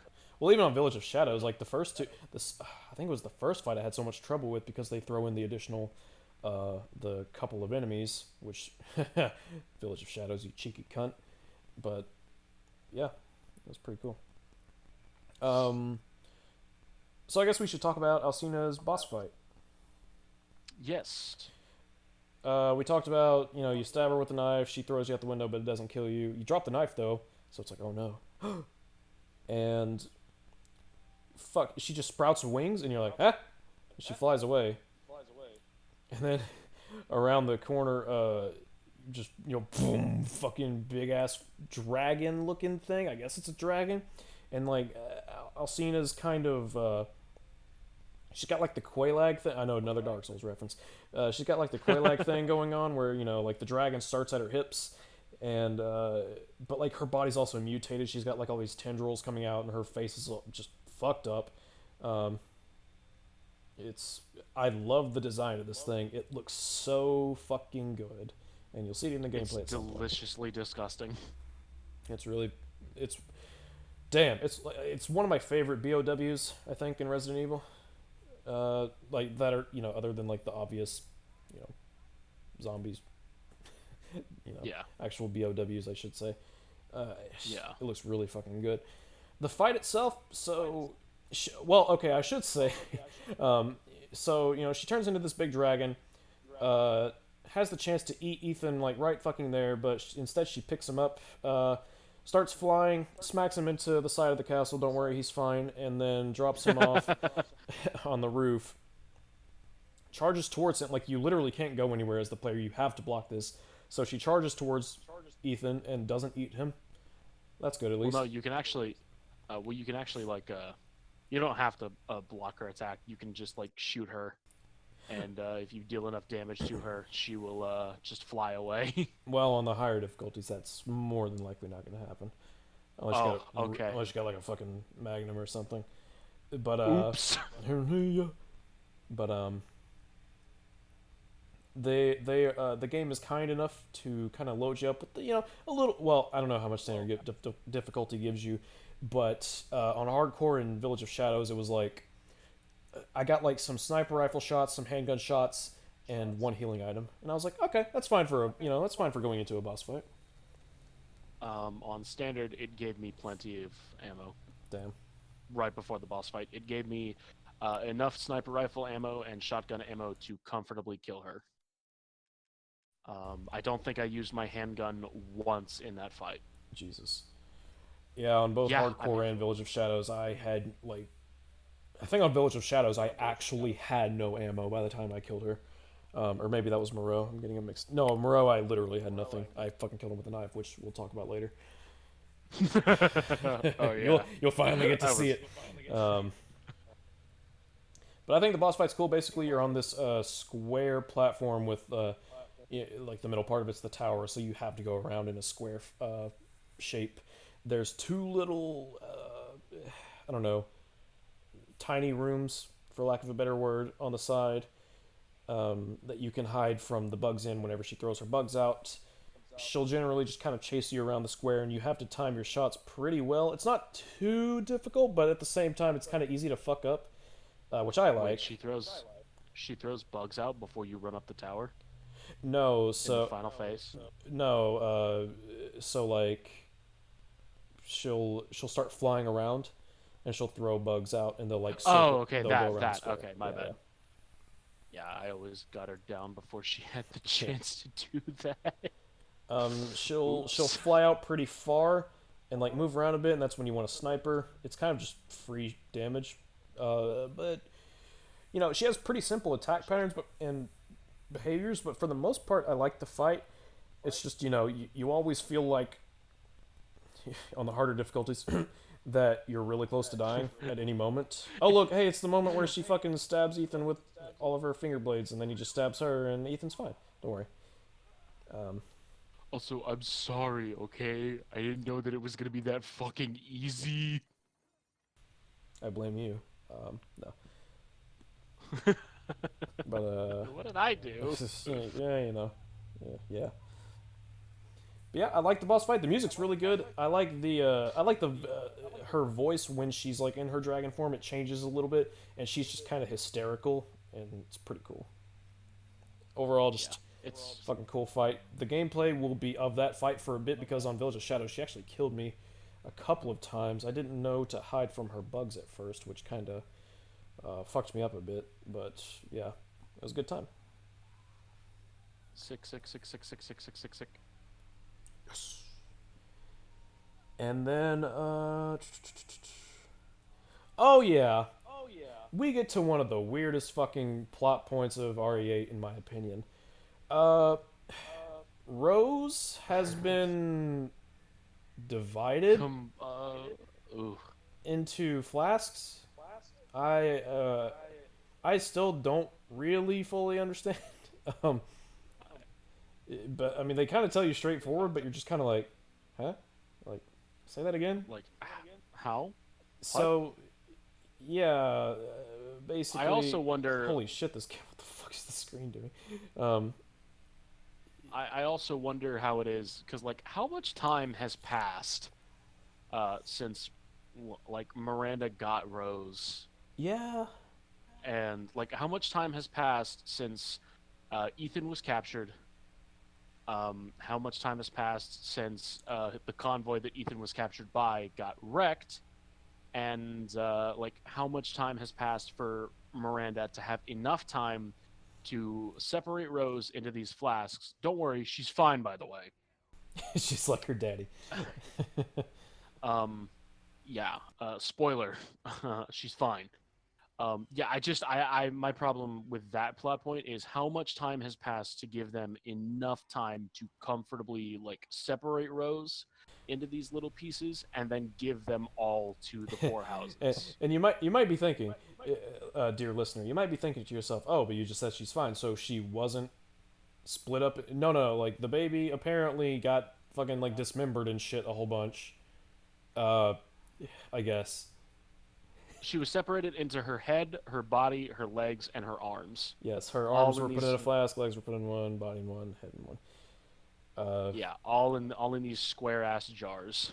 of course, the jars are like solid yellowed over so that you can't see, so that makes it even more kind of just Yeah, because I honestly like I was because like the first I'm pretty sure the first like flask you get is of her head, and I'm like yeah, I'm pretty sure her head is bigger than this.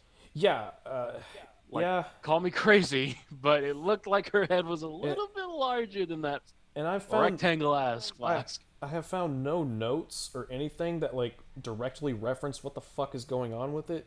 Like it's genuinely like I don't understand what like is it as direct as they're saying? Like did they actually like fucking smush her head into that tiny jar? Like is that what happened? What the fuck? Yeah, I don't know. I don't know. it's just a really Also, fucking weird plot point. and you need the flasks in order to get uh, this chalice basically out of the ground so that you can go put it in another part of the ground. And it's like, why Which, do these flasks make this chalice unlock? yeah, like what, and Like I know like Resident why Evil, and how. I know Resident Evil, funny little items that don't seem related do a thing, but it's like I want to actually They know, tend, like why couldn't I just fucking find some cinder blocks and squish them in here? Like, why do you need to kill a yeah, Why do like you need to in, kill a baby and divide them up into jars? but else she's not dead. I know. Well, she's also And not like, fucking divided it, up into jars, so fucking I don't know. uh, but also in a lot of Resident Evil games, it seems like these items would make no sense in conjunction with one another, or what's going on. But generally speaking, at least most of the older Resident Evil games tend to have an explanation for why these things exist. Yeah. For Like, oh, Spencer's why mention, he was was he was kind of a weird guy. For Resident Evil 2, the yeah. station was formerly a museum. It's all that stuff. Well, well, even then, it's like why is this mansion so complicated? Why does it have all these traps? Well, the mansion is a front for Umbrella's operations in Yeah. creating the T virus. Oh, why is the fucking police station like this? Well, it was once an art museum, and that museum was turned into a police station, and that also allowed them to make a front for the underground lab in Raccoon City. So, I mean, Yep.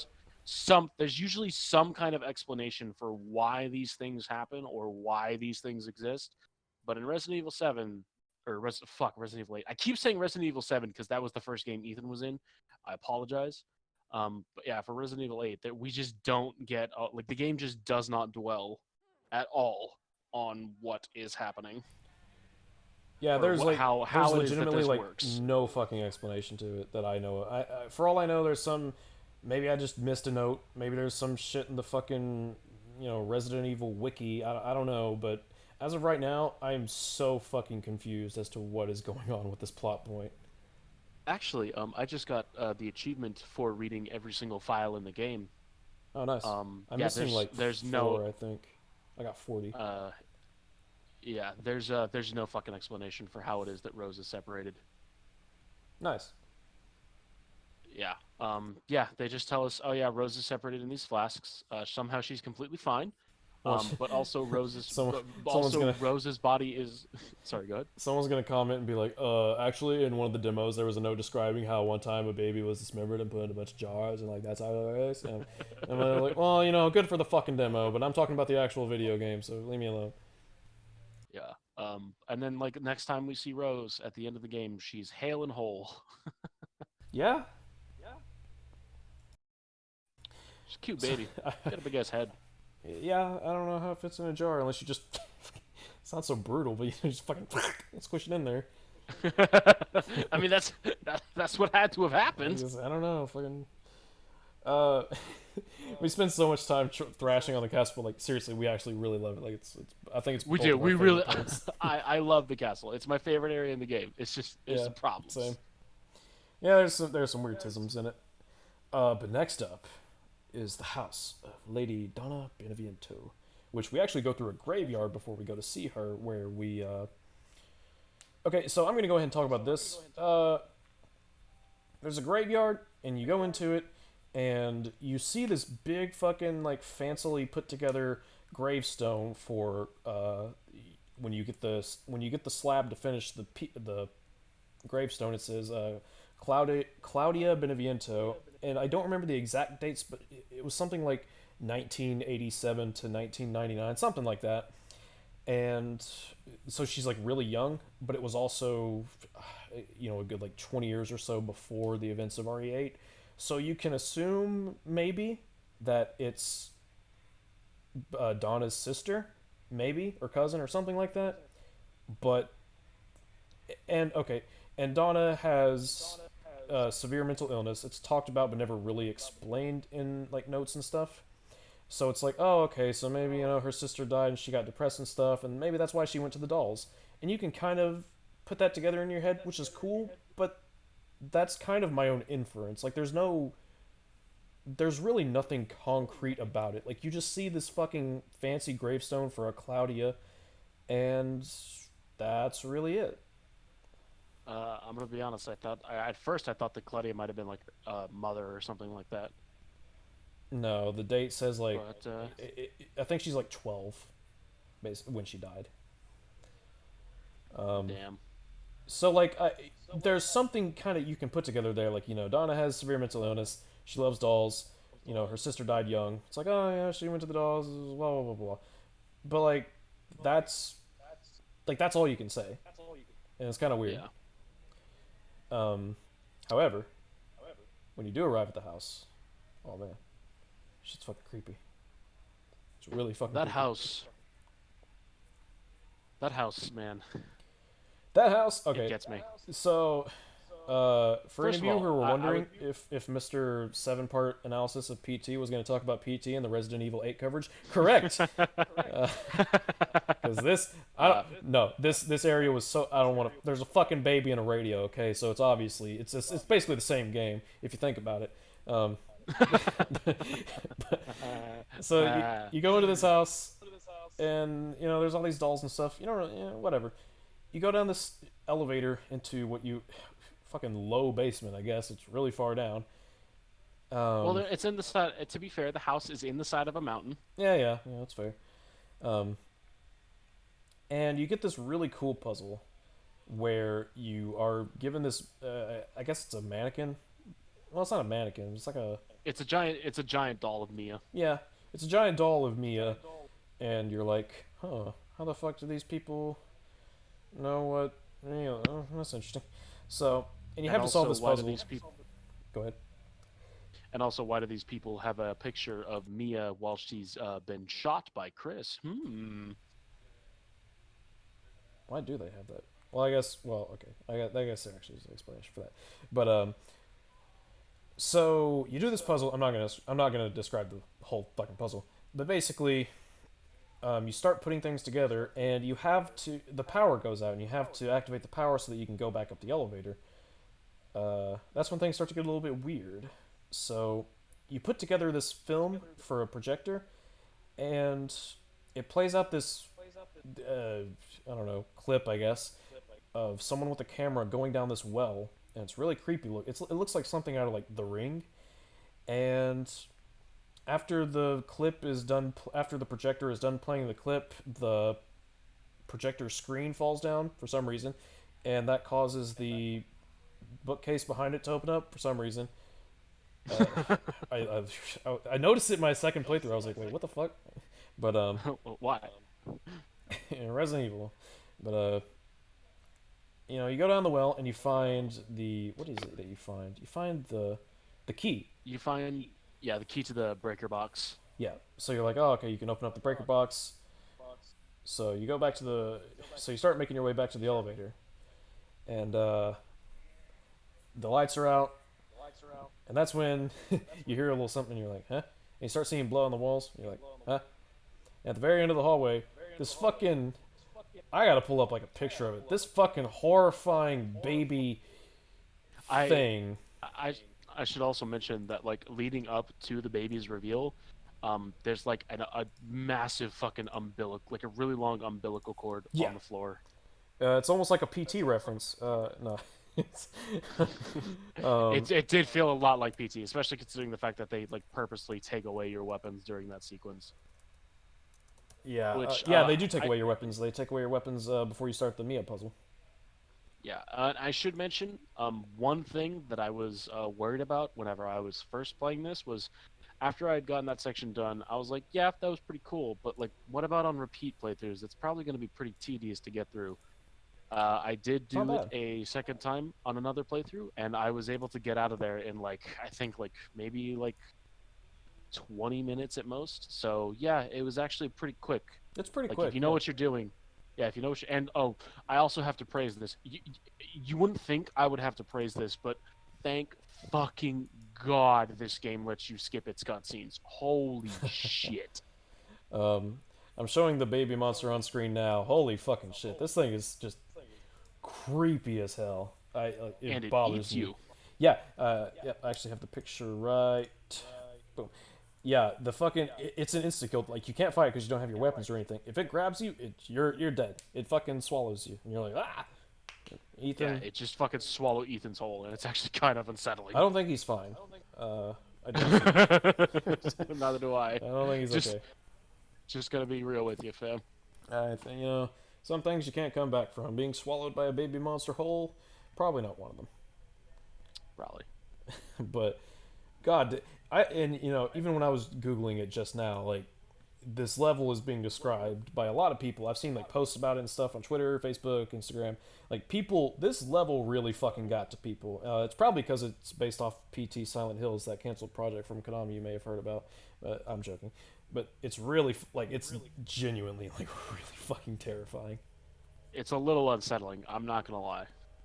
Yep. Um, the uh, the follow up is okay. So okay, I'll talk about this for a little bit. After you find the breaker box fuse, you get past the baby, you go up the elevator, it screams at you, and you're like fuck you, and you leave it alone forever. I don't know if it dies or not. It's fine. It's Ethan's baby, so it's fine. But you go up, and that's when doll of Beneviento is like in your face like Chucky or whatever, and she wants to play hide and seek, and oh, and you have a pair of scissors, I should say, from the puzzle that you did earlier, and you use those to stab the doll. Um, so you play hide and seek with the doll. You find the doll, you stab it, it runs away. You find it again, stab it, runs away. And finally, you can actually see blood on the walls going to where it is, which is how I found it, which is pretty cool. Nice little detail. Um, you stab the doll again, third time, and you kind of come out of this. I guess it's a hallucination, and you see the Yeah. doll and Donna, the woman who holds the doll, who, as described in the notes talking about her, uses similar to the daughters in the castle. She releases basically pheromones through a through nearby Well, it's actually plants. yeah. Yep. She spread out her parasite amongst her dolls, and then through the plants releasing this kind of hallucinogenic agent. Uh, you don't see her; you only see the dolls and stuff like that. But yeah, you end up killing her, and it's pretty cool. It's a cool little sequence, and you can sell her doll to the Duke King Chungus for some good monies. I think it's like And 30,000. one thing that I really do like about that sequence is that the final time that you stab her, Ethan just does not fucking hesitate. He just shoves those fucking scissors right through her face. Yeah. Um, Ethan's a bit of a badass in this game, if you couldn't tell. he's pretty. Yeah, one could describe him as kind of based. I think that's the way I would go with it. Um, so what was I was gonna say I had something else. Oh yeah, here's the problem with that sequence though. It is the exact same every playthrough, which, for speed runs, okay, fine. You learn it once, you don't have to deal with it anymore. Cool. But it does kind of take away from at least the enjoyability of the replayability, if that makes any sense. Yeah. Yeah. Because because it's fucking hide and seek. Like immediately you're like, oh, there's so much potential, Cool. Yeah. but they don't really do that, and it's like, okay, cool sequence first Yeah. time you play it. Afterwards, you're just kind of like, okay, yeah, get through this part, cool. It's definitely a missed opportunity that they don't even not even on fucking Village of Shadows. You told me, I believe, not even on Village of Yeah, Shadows they don't remix her placements at all, which kind of fucking sucks. yeah, uh, yeah, it's kind of dumb. I don't refer to it as a boss fight. Some people have been calling it a boss fight. I don't see why, but yeah. Yeah, there's not really much of a fight going on. It's a lot more like a puzzle than anything else. Yeah, it's they call it a game of hide and seek, but it's like it's not really hide and seek after I learned your spots. you Yeah. know. Um, Yeah. but overall, I still think House of Beneviento is really good overall. It's a good. I like that they were able to create a sequence in the game where you cannot rely on your weapons, which, believe me, was a pleasant surprise considering how plentiful my ammo was at that point. Yeah, true that. Oh, and I like the fact that they never explain the baby monster. It's just there. It's like, oh fuck, It's just kind of something. it's fucking creepy. Um, let's see. I talked about the Claudia gravestone thing, which was kind Oh, of but speaking of Ethan being the luckiest fucking person on the planet, there's this sequence in the final in Heisenberg's factory where like this rotor just fucking goes out of control and spins off of its fucking like I was gonna talk about that bearings, when and we it got fucking to if we it. okay, never mind. I'm sorry. I'm sorry. I'll stop. No, it's fine. It basically giant fucking rotor, it explodes and just goes right over Ethan's head, and you're just kind of like, huh, Yeah, it's like, oh well, aren't you the luckiest person on the fucking planet right now? yeah. Um, Like it goes right by him, yeah, just a and little it's kind bit. of funny because he makes like no attempt to move after he sees that it's clearly coming off. Nope, He's just like, oh well, that he's was fine. kind of weird. All right. Anyway, moving on. He's fine. Sorry for spoiling that. I Eh, just had to talk about it because it just popped into my memory. you're good. After that is we start going to the Isle of Doctor Moreau. If anyone understands that reference, I'm sorry, but before we get I there don't. though, we're attacked by the biggin, the big man, the big wolf. Yeah, Uh, I, big in, Lyco boy. in my notes, I have it written down as this: Ethan gets his stomach chomped and sliced open, but don't worry, he's fine. Like this Sorry. fucking gigantic, well, not gigantic, but larger than a human, like twice as large, just jumps onto Ethan, fucking chomps like bites his fucking stomach, and slashes him. And Ethan just gets up and runs in the house, and he's like, "Oh, he's fine. Like, don't worry, he's fine. He's fine." Like, given what we know about Ethan later on in the game, uh, like it makes some sense why he's not affected, but it kind of doesn't make any sense why like Ethan himself, because Ethan is completely oblivious to the reveal that happens later on. So it's kind of weird how he's not like, how the fuck did I survive that? Yeah, well, and even then, I mean, uh, well, we'll talk about that when we get to it. Yeah, we'll talk about it when we get there. One really cool thing about this though was when you go inside when Ethan runs inside the house, if you turn around, you'll see the husband of Louisa. Louisa, from the very fucking beginning that we talked about, because she makes a like one line referencing her husband being out in the village somewhere, saying that he was probably okay, and apparently he was for a while until he got around to finding this big wolf boy who just slashed him pretty hard, and he got inside the house somehow and bled out, and he left this little note basically saying to like, "I'm sorry, Louisa," and it's a cool moment. It's fucking good. It's pretty cool that they managed to make such a small callback to what was such a small fucking character. It's a really good way of making It like all of the events in the village feel as though they have to do with one another. yeah, it also makes it feel a little more like, I guess, for lack of a better word, real. Like it makes it Yeah, feel a bit more like the village is more of a real place where people actually interacted with one another. there's stuff going on outside of what's going on with Ethan, which is cool. Yeah, it shows that Ethan. It shows that the world is not just Ethan. Yep, it's pretty cool. And there's even allusions to there's a few allusions to what's going on with Chris. Like you can find in the church in the village at this point, I think. You can at Yeah, this point you can find like lab there's a equipment, computer in like the a computer. church. Yeah, Yeah, yeah. It's pretty cool stuff. Um, and it details a report of what their operation is and stuff like that. so this is one of my favorite moments happens here. And if you want to join the watch together, I'm gonna pull up this clip. I'm in the watch together right now. Okay, cool. Let me find it because there's something that happened. So basically, when you're in the village at this point, after seeing the biggin, you have to sneak around it, or you can fight him if you want. I snuck around him because I was on hardcore mode and I didn't want to fuck with that. So I killed him. Luce got to kill him because he had infinity million ammo.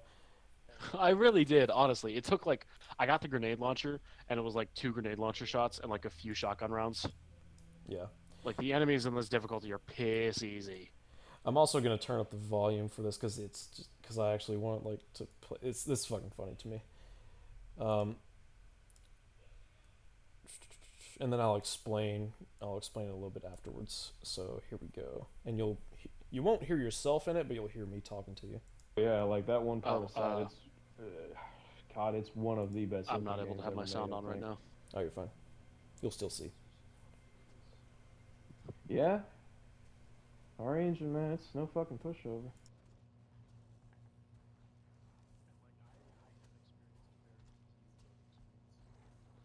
Oh yeah, same. Um, the ooh, I managed to sneak. Oh my god! Oh, I'm like no no no no no no no no no no. I'm saving a clip of that. That was fucking good. Oh man, that scared the piss out of me. Cause how lucky was I that that thing was not facing me?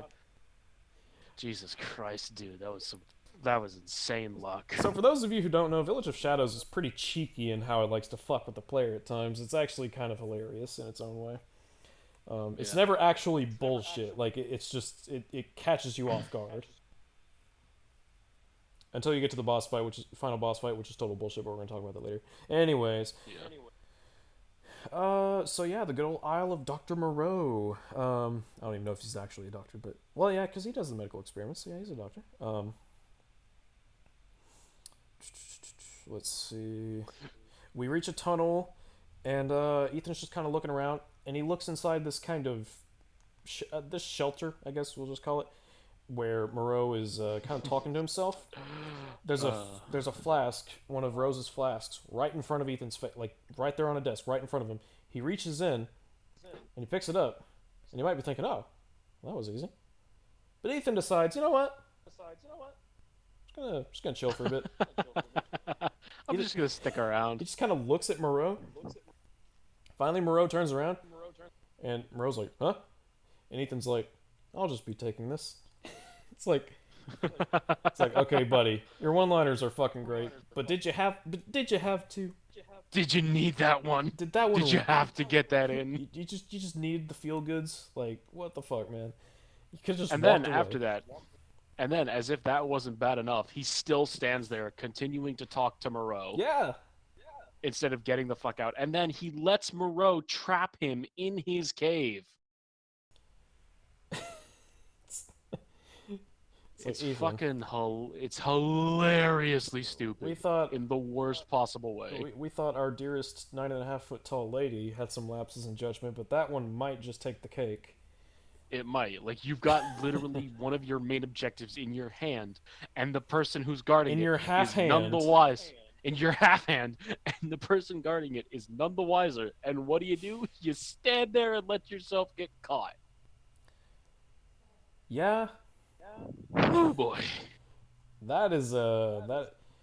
And I feel like the argument for it would be like, oh well, Moreau looks pathetic and blah blah blah. And I'm like, okay, do you think Ethan's gonna like seriously? Do you think that's gonna be the thing? Like, oh, like fucking zombies look pathetic. You're not gonna fucking sit there and stare at him though. Like, come on. Yeah, I don't think that Moreau looking pathetic would be a good enough excuse, or even then would be something that Ethan would like. I don't buy that Ethan would still consider Moreau to not be a threat, considering everything else he's faced. Just had to fire off that hot one-liner, you know. Just had to. It was a good one-liner, but it was Too fucking bad the stupid. moment that it was in was fucking stupid. Yeah. But afterwards, we meet Chris. Oh my god, we meet Chris, Oh no. and Ethan, understandably, kind of not too happy with Chris. He's a little annoyed. You know, he's like, "Yo, you kind of like riddled my wife with bullets and stole my baby, and now my baby's in these fucking jars. I think somehow, probably." And it's, I'm not a big fan. I gotta be honest. No you know, cap. It's Chris, kind of a dick move. Chris, no cap, kind of some like I'm about to break that gym, bro. Like, not gonna lie. And Chris is like, Chris Chris, Chris Redfield's about to be Chris Deadfield. oh god, no more Redfield bloodline after this. Oh no. But their little meeting is cut short by Fishy Moreau. He just fucking big ass fish just through the building, and you're like, ah, and you know you end up underwater and you don't get swallowed. Interestingly enough, you know, and you make your way back and you're fine. And Yeah. yeah, uh, And then you get caught up in this. Shortly after, you get caught up in this sequence where you have to dodge Moreau while moving around a bunch of wooden platforms and trying to run away. And I would like the sequence if it weren't for the simple fact that Moreau could just easily fucking destroy everything in his path that Ethan is standing on. yeah. So remember how just a moment ago when you were with Chris, you were inside this sort of building, and Moreau just clean smashes right through it. Now if you're on top of a building, you are fine. Dare I say? Mm-hmm. And like you know, like RE2's health, you know, you're fine. And but if you get on these boards, that's when you're vulnerable. Which okay, from a gameplay perspective, I actually think this sequence is really fucking good. It's just that it makes no fucking From sense a why lift, Moreau can't just smash through the buildings. yeah, Fucking it's you bit pull okay, so halfway through the sequence, you pull up a fucking like a sunken ship. Like you pull up the shit like, you know, steel, titanium and shit. Like a fucking boat. yeah, And Moreau can smash it if you're on it for too long. But wooden houses that are already submerged? No. yeah. It's a weird sequence. It's tense and it's good Yeah. from a gameplay standpoint, but from like an in-world and a universe standpoint, it's kind of weird. It's a little weird.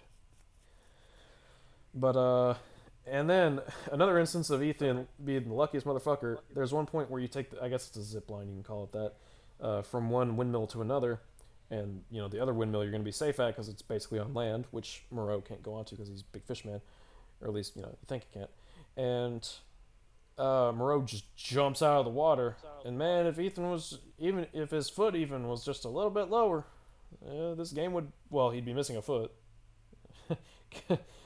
You know, This game would be over basically, he'd be hobbling around looking for that foot. pretty much. Yeah. I don't mind it though. Oof. Uh, Here's the thing. I'm okay with instances of extreme luck as long as they don't push the boundary too much. So like Ethan's occasional miraculous luck is fine. But when there's my problem is when there's a giant fucking rotor coming at his face and he does absolutely nothing to attempt to move. well, okay. Here's my thing about luck. I'm fine if I'm fine if it's a story like Uncharted, where it's kind of being played off as just like, lol, Nathan Drake's lucky guy, where it's just generally a more lighthearted story. Anyways, like that's fine, whatever, you know. But when you're trying to tell a more serious story, let alone a horror story where survival is a big part of it, that's when I start to be like, okay, I need to feel threatened in these circumstances. Now, a character having one instance of amazing luck, it's like, okay, fine, whatever. You can write it off. It's fine.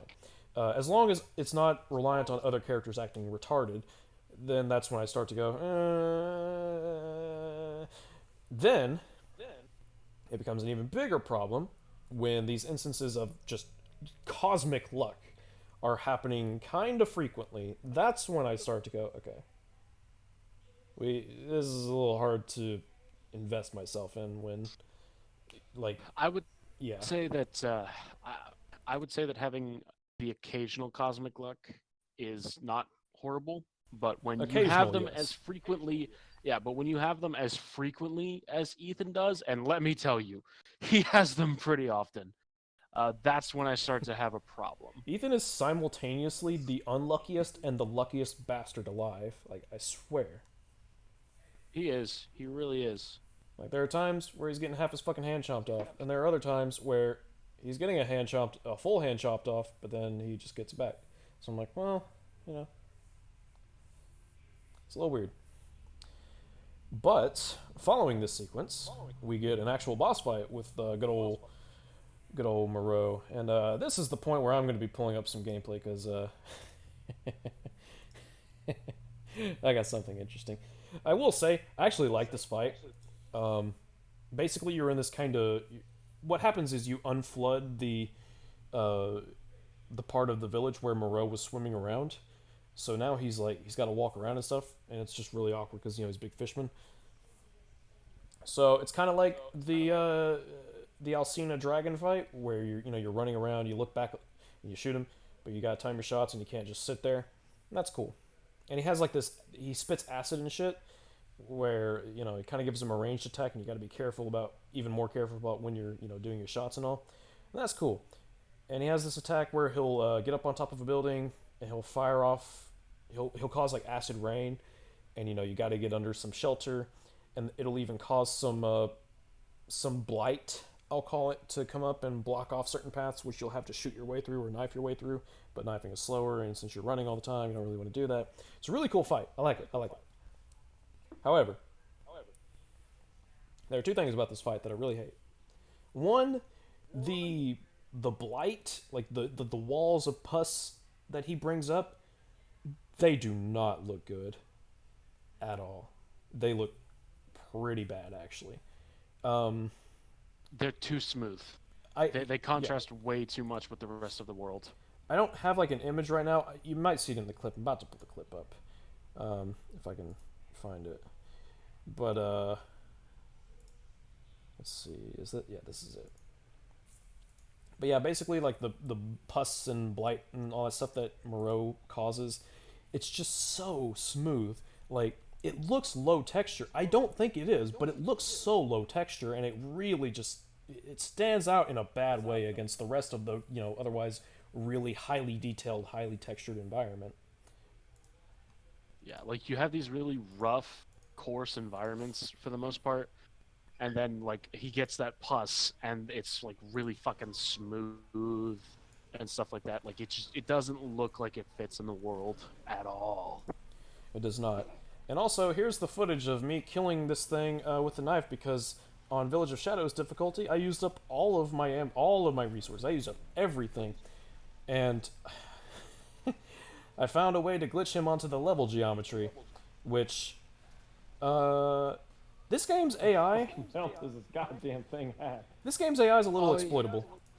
I hate this one Yeah, we so haven't had much. the chance to talk about the AI yet because we haven't been We talking too haven't. much about gameplay. We talked a little. Oh, believe bit me, about yeah, we haven't talked much. I'm gonna have a lot to say about the AI. Believe me. Well, I think while this clip, because this is a 5 minute clip, by the way, I'm just throwing that out there. Let's go ahead and talk about this game's AI. It's not Should I great. just should I describe the first moment where I found the faults in the AI? Go for it. Okay, so I was playing the game. I was in Castle Dombasresk. I was in that wine cellar with all of the fucking Zombos. just blood covering the entire fucking floor. Oh yeah. And so yeah, it has these enemy. It has those hooded enemies, zombie things that pop out of the ground and stuff like that. And there's this one point where I was going down this small hallway, and so like, okay, so to explain like not so technical term in game design, there's this thing called leashing. Leashing is when you go beyond the threshold that an enemy's AI is capable of operating in, and the enemy then tries to move back. It stops pursuing you and tries to move back into the area where its AI is capable of operating. Some games handle leashing well, some games don't handle them well. Resident Evil 7 is one of the latter. And so I was moving backwards through this hallway, and in the room just behind the hallway, there's this stack of chest high boxes. And the moment that I went past those boxes, the enemy literally just spun on a dime. Like it didn't even walk, it just spun on a dime and immediately started moving back. It lost all interest in me, despite supposedly being some bloodthirsty vampire monster. And it just ran back. And there's like if you go back into its range, there's like this delay before it's capable of attacking you again, where I literally was able to get most of its health down with a knife before it was even able to like attack me, because it was that fucking bad. And you can do that with almost every single fucking enemy in the game. In a survival horror game, you want your enemies to be leashed as little as possible, or leashable as little as possible. And so yeah, that was the first time where I was like, "Oh no, Capcom, what are you doing?" Yeah, I encountered multiple instances of this, but the most egregious example I think for me was actually on my Village of Shadows playthrough, and I was talking to you when I was doing this. Village of Shadows factory, Heisenberg's factory. It is no fucking like there are some tough enemies there, right from the fucking start of it. Here's the thing though, as soon as I found out where their AI was unwilling to go, oh man, just not even close to being a challenge. Like all of it completely gone. Now you might be thinking to yourself, well, just don't leash them. I'm like, okay, so cramped corridor with this really big dude with fucking drill arms that can basically one shot me. What do you think? Like, I'd be, I'd almost be Here, stupid not to. well, here's the thing, okay? Like, I can understand the argument of like just don't leash, because like at that point you're intentionally trying to break your immersion. But the counter that I would provide to that is, why don't the developers make it to where the Prevent it. enemy's AI is unleashable? Well, not only that, but um, it's like it's such an obvious. It's easy to do. Yeah, it's such an easy thing Like to do. It's we not did even it by fucking accident. funny. That's how we discovered it. We were just like, oh, Yeah, I did it by complete accident on my first playthrough, and then I told you about it, and I was like, "Hey, L, so do you know what leashing is?" And you're like, "What was that?" And then I explained it, and then you immediately went to that same area, yeah, and even on hardcore, you were just able to do it with like no fucking problem.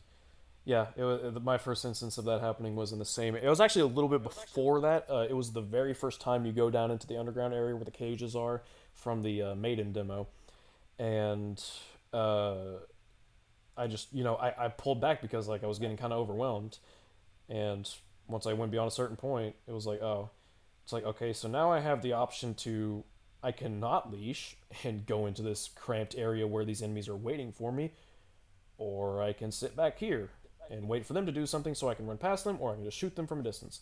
Either way, oh my god. And I'm gonna be that guy. I'm gonna bring up Dark Souls again. It happens in Dark Souls.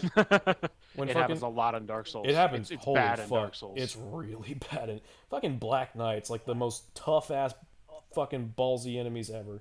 Once you go beyond a certain point, you're just like, okay, I'm gonna fire arrows at you. Lol. Yeah. It's really bad in Dark Souls 3 as well. And like, Yeah. here's the thing, like, when you're like designing a survival horror game where the main point is for the player to be as scared as possible for as long as possible, Or at the very you least, want like to, on the edge of their seat, like suspense. You know. yeah, you want your enemies, the main thing making your players scared or tense, you want them to be as intimidating and as frightening as possible. Yeah, And the generally. number one way to do that is to design them to have really good AI. And when that AI is extremely easily abused or has a very glaring flaw that causes it to just essentially flounder about doing nothing while you kill it, that's pretty bad. I gotta be honest. Oh, and I should make it clear. I would honestly apply this criticism to most Resident Evil games. Like a lot of people, a lot of people like really praise 2 remake, and I think it's really good. But oh man, it it has a lot of problems, and the AI is definitely one of them. Mr. X is one of the easiest things to exploit ever, Dude, which is it's funny. yeah, Mr. X. I never found him scary. I thought he was funny, and then when I found out his AI was dumber than a brick, that's when I was like, okay, this is like this character's a meme. This isn't even a monster. It's just a fucking meme following me around all the time. Pretty much. And like And then it's it's a so really fucking shitty boss funny. fight on hardcore mode at the end of Leon's campaign B, but whatever. Yeah, fuck that boss fight. Yeah, it's not good. It's not a very good boss fight, Not and very it's good. infinitely less cool than the one in the original. Just saying. Ooh, got him. I did get him.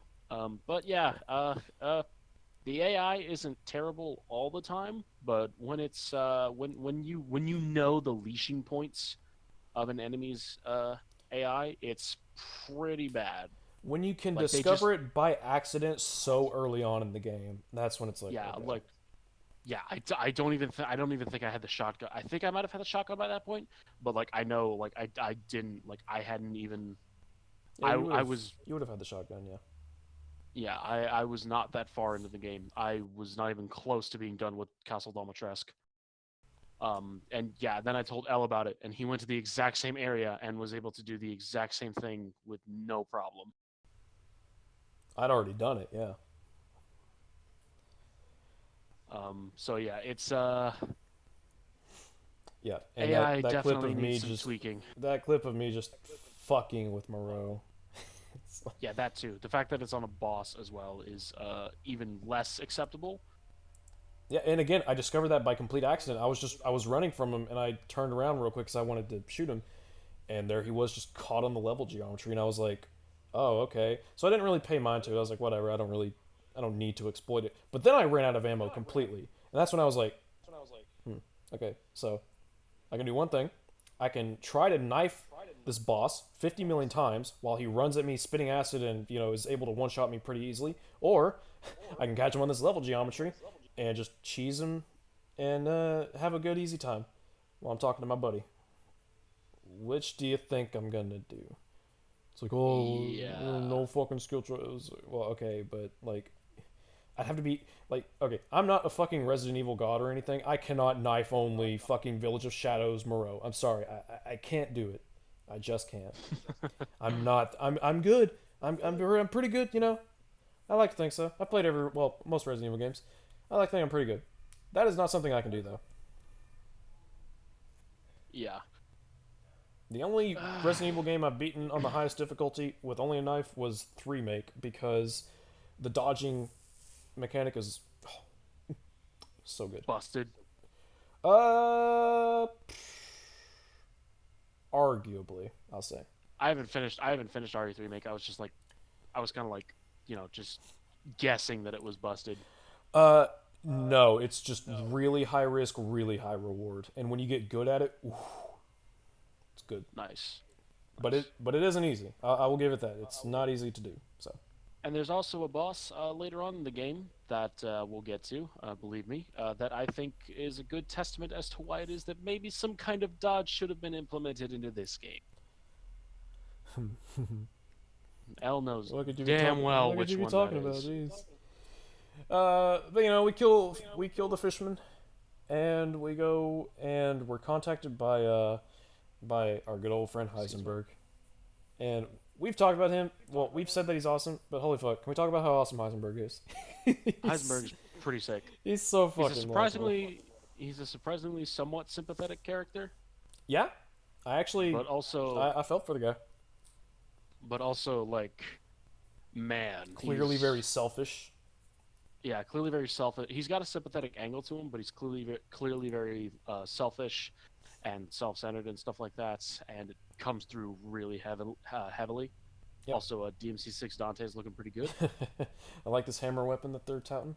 Maybe it's like the next Arbiter. Who knows? I kind of find it a little bit funny that. Oh, speaking of, I find it funny that like he has his hammer so prominently in like trailers and also like You at the never see beginning him of the use it. game. Yeah, we never see him using it. Spoiler, even in his boss fight. Yeah, because his boss fight's totally different. But we'll get to that. It's a good boss, just no hammer. Yeah, Heisenberg. He contacts Ethan and he's like, Ethan, look, just calm down. You know, you're saying blah blah blah blah. I want you to come talk to me. And at first you're like, this is obviously a trap. Like this is a trap. It's no, fucking Resident Evil villains like, hey, come talk. It's like, okay, come on. But then you go to his factory, and well, first of all, he gives you okay. Let me pause. Let me back up. You go to the stronghold, where you fight through, or if you're like me, you run past, since no fucking way you're fighting them on the hardest difficulties. A whole bunch of lichens. And if you're on Village of Shadows, there's also a couple of the jet soldats in there, just for the funsies. And, Whoa, that early? Are you serious? yeah. I was running Jesus. past the lichens, and like all of a sudden one just jumped up. I was like, "What the fuck?" It was actually kind of cool. But We'll get to the soldats later, believe me. we will. I like them. But you go through this big old stronghold of lichens, and then you fight the big hammer boy. Finally, woo! It's in this terrible boss arena. It's shaped like a C.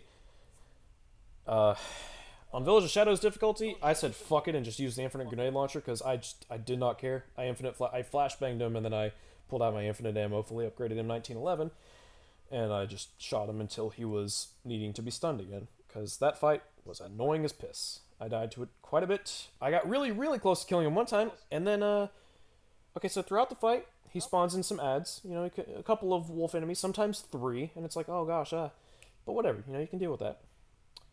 Now I want you to imagine you're in the corner, and he roars, calling in enemies. You're like, okay, you're gonna bring in a couple enemies. There's 6 or 7 of them now.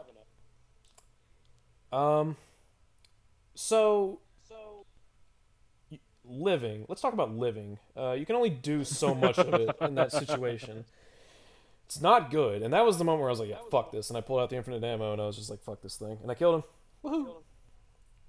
You get the final flask of rose, and then you go and put it up on the altar. You get the chalice. You put the chalice on the other altar of the four kings, whatever, or the four giants, whatever your video game reference you prefer.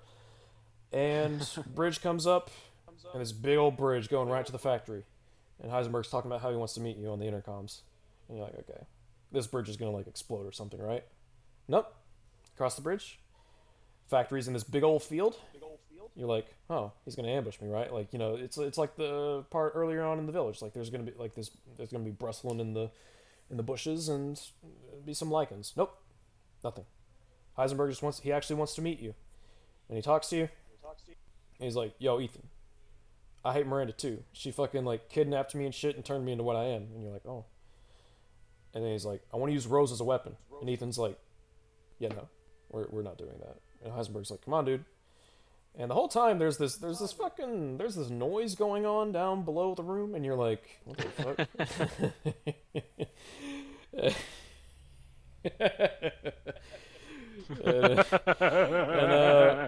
So Heisenberg sits Ethan down on this chair right above this hole, and Ethan tells him to go fuck himself, basically. Heisenberg grabs his arm, holds him over the hole. He's like, this is your last chance, Ethan. You're gonna work with me? Ethan goes, I'll take my chances. Lets go of his arm, falls down. What a badass. It's such a bad moment, and I should also I want to add that Heisenberg says your funeral right before dropping Ethan down, Yep. and there's a callback to that in the boss fight with Eisenberg where just before you do the final blow, Ethan says your funeral before fucking blowing his face off, and Ethan's just so cool. He's so fucking badass, dude. He's so fucking cool. Yep. He got kind of stupid with the fish man at one point, but that's okay. He's fine. He's cool. He's fine. real cool. So okay. So here we go. There's just no way we can talk about how absurd this is This without is fucking laughing. honest to God, one of the goofiest things Resident Evil has ever done, and I fucking adore it.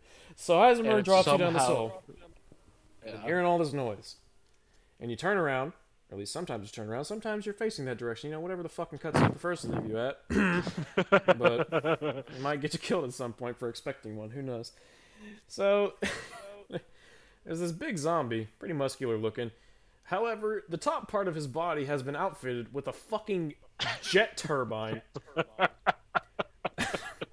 Fucking I'm sorry. spin to win.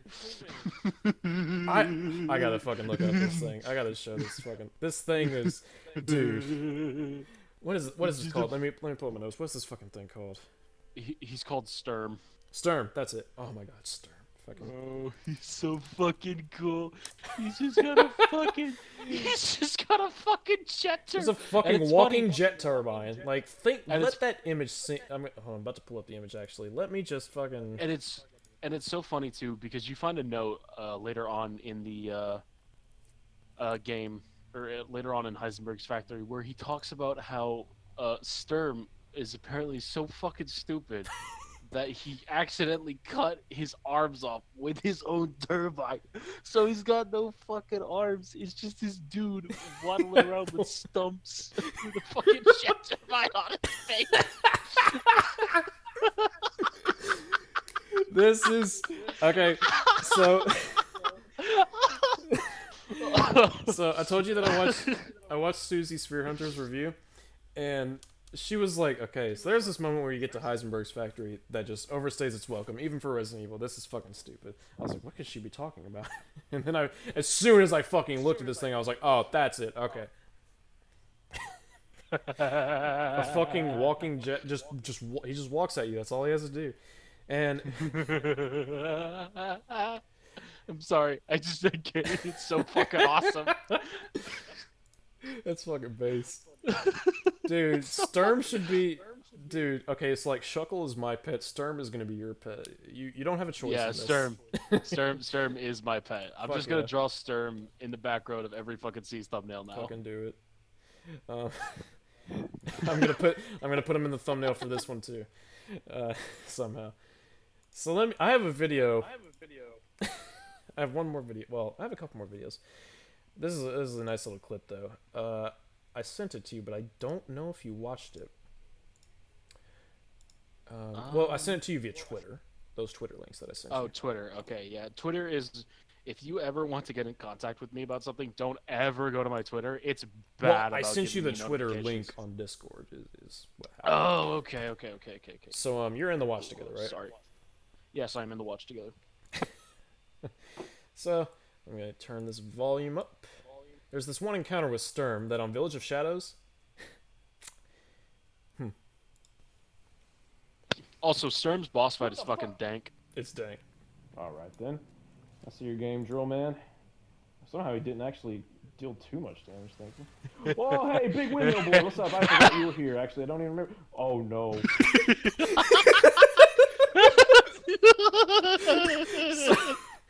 So, on normal difficulties, even on hardcore mode, you run down this hallway. You just run to the door. All you gotta do is run from Sturm. Village of Shadows.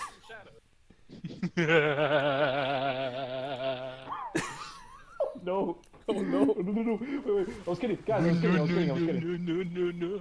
Cutscene door, thank God. Village of Shadows, Oh, you fuck cheeky little me. cunt. Oh my I God. hate Village of Shadows. Oh my fucking God. Whoops. Wrong thing. Fucking God. That. And then there's Sturm's boss fight, which has a bunch of destructible walls in it, and also he has a move where he charges at you, and if you have a shotgun or some kind of rifle out and you block it, Ethan just fucking Bad holds motherfucker. He just badass motherfucker just holds it in front of the fucking turbine and basically just pushes Sturm away. He It's royal the guards coolest- that motherfucker. He really said royal guard. It's just so fucking cool. Oh my It's somehow absurd and unironically Sturm cool. is the in- coolest in the- and most fucking stupid stupid thing in Resident Evil. And I love it. I love it so much. And I love how it came about because fucking Heisenberg thought it would be cool. Heisenberg was like, I would put a fucking turbine on a Bro, fucking Soldat. bro, I want Nero's next Devil Breaker to be called the Stern Breaker, and it's just a big fucking.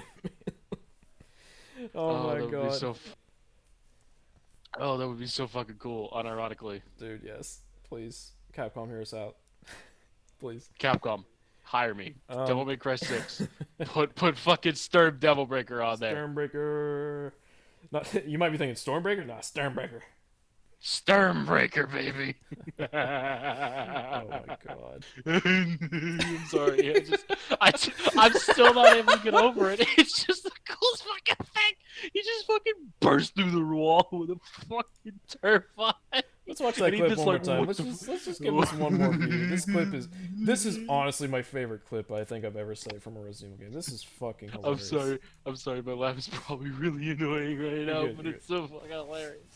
What the fuck? I tried to electrocute this dude and he's like, nah. I'm like, oh, okay, whatever. I see your I game's forgot about real, the man. Sturm encounter, and then I was Somehow immediately he didn't surprised actually again. Deal too much damage, thank you. Oh, hey, big windmill boy, what's up? I forgot you were here. Actually, I don't even remember. Oh no. No. Oh no. Oh, I was kidding, guys. I was kidding. Oh my god, there's so fucking many. There's 3. Village of Shadows, you cheeky little cunt. Oh my god. I don't even think there's lichens in that fucking factory apart from that one instance. There's a couple. Oh, okay. Um. Oh, that's let's talk fucking about- hilarious. God damn, that was awesome. Let's talk about the fucking enemies in this here factory. So first there's the haulers, which are basically zombies, but they've got this headpiece around them that Heisenberg uses to. I don't know if it's like radio signals or what. There's probably a note on it. I'm pretty sure it's used as sort of like armor, Yeah. so that they can't like get killed as easily. Yep. They protect them from like 1 or 2 shots to the head, depending on what you're using. And Or the the difficulty. Yeah. Yeah. I only think that- it required multiple shots on like Village of Shadows though, and that was with like a pistol. So And then later on, we get introduced to a new enemy called a Soldat. the Which Soldat is- Ains. I think they're Ains or Ains. I'm not too sure. And so the Soldat is an enemy that has a power core on its chest. Now you might be asking yourself, what could a zombie need a power core on its chest for? Oh, just a giant fucking drill arm. Yeah, it's got fucking Hey, we should watch the Gurren Lagann, by the way. Just throwing that out there. We've already discussed the fact that this is going to happen. Yep, it's true. But yeah, fucking Soldats. They're honestly, I think they're fucking awesome. I think They're badass. they're one of my favorite enemies in the game. Now you might be thinking to yourself, "Oh, that's probably it, right?" No. Oh, no. There's one later on. Heisenberg, There's one later my on. man, takes it to the next level every time. Yeah. So then we've got a version of the Soldat that has 2 drills. Oh, okay, nothing special. This way. Then we have the Soldat Panzer, which has a bunch of fucking armor on it, and it takes like at least, I'm pretty sure, a pipe bomb or a landmine Yeah, to kill it. you have to it's like- explode. You have to cause some type of explosion to get its armor to come off. And it's like, okay, well, that's not terrible, but just wait, because there's a fucking Soldat type that has a fucking It's called the Jet for a reason. It has a Heisenberg gave him fucking jetpacks. And it has like this laser sight that it uses to hone in on your location and just fucking ram you. I remember the first time I saw that, I thought it was gonna be some kind of beam. I was like, what the? But I was like, what the fuck is he doing? And then I just saw him boom across the room, and I was like, what the fuck? I wish I was recording it. Literally, my first reaction to seeing the Soldat jet, I was like, "Oh, hey, it's a Soldat," and then I saw it flying in the air, and I was like, "What the fuck?" I was Dude, in holy call shit. with L when it happened, and I was like, "Oh my god!" Dude, those jets are so fucking goofy. Oh It's my so god, go- it's oh my so like, dare I say, it's just so Resident Evil.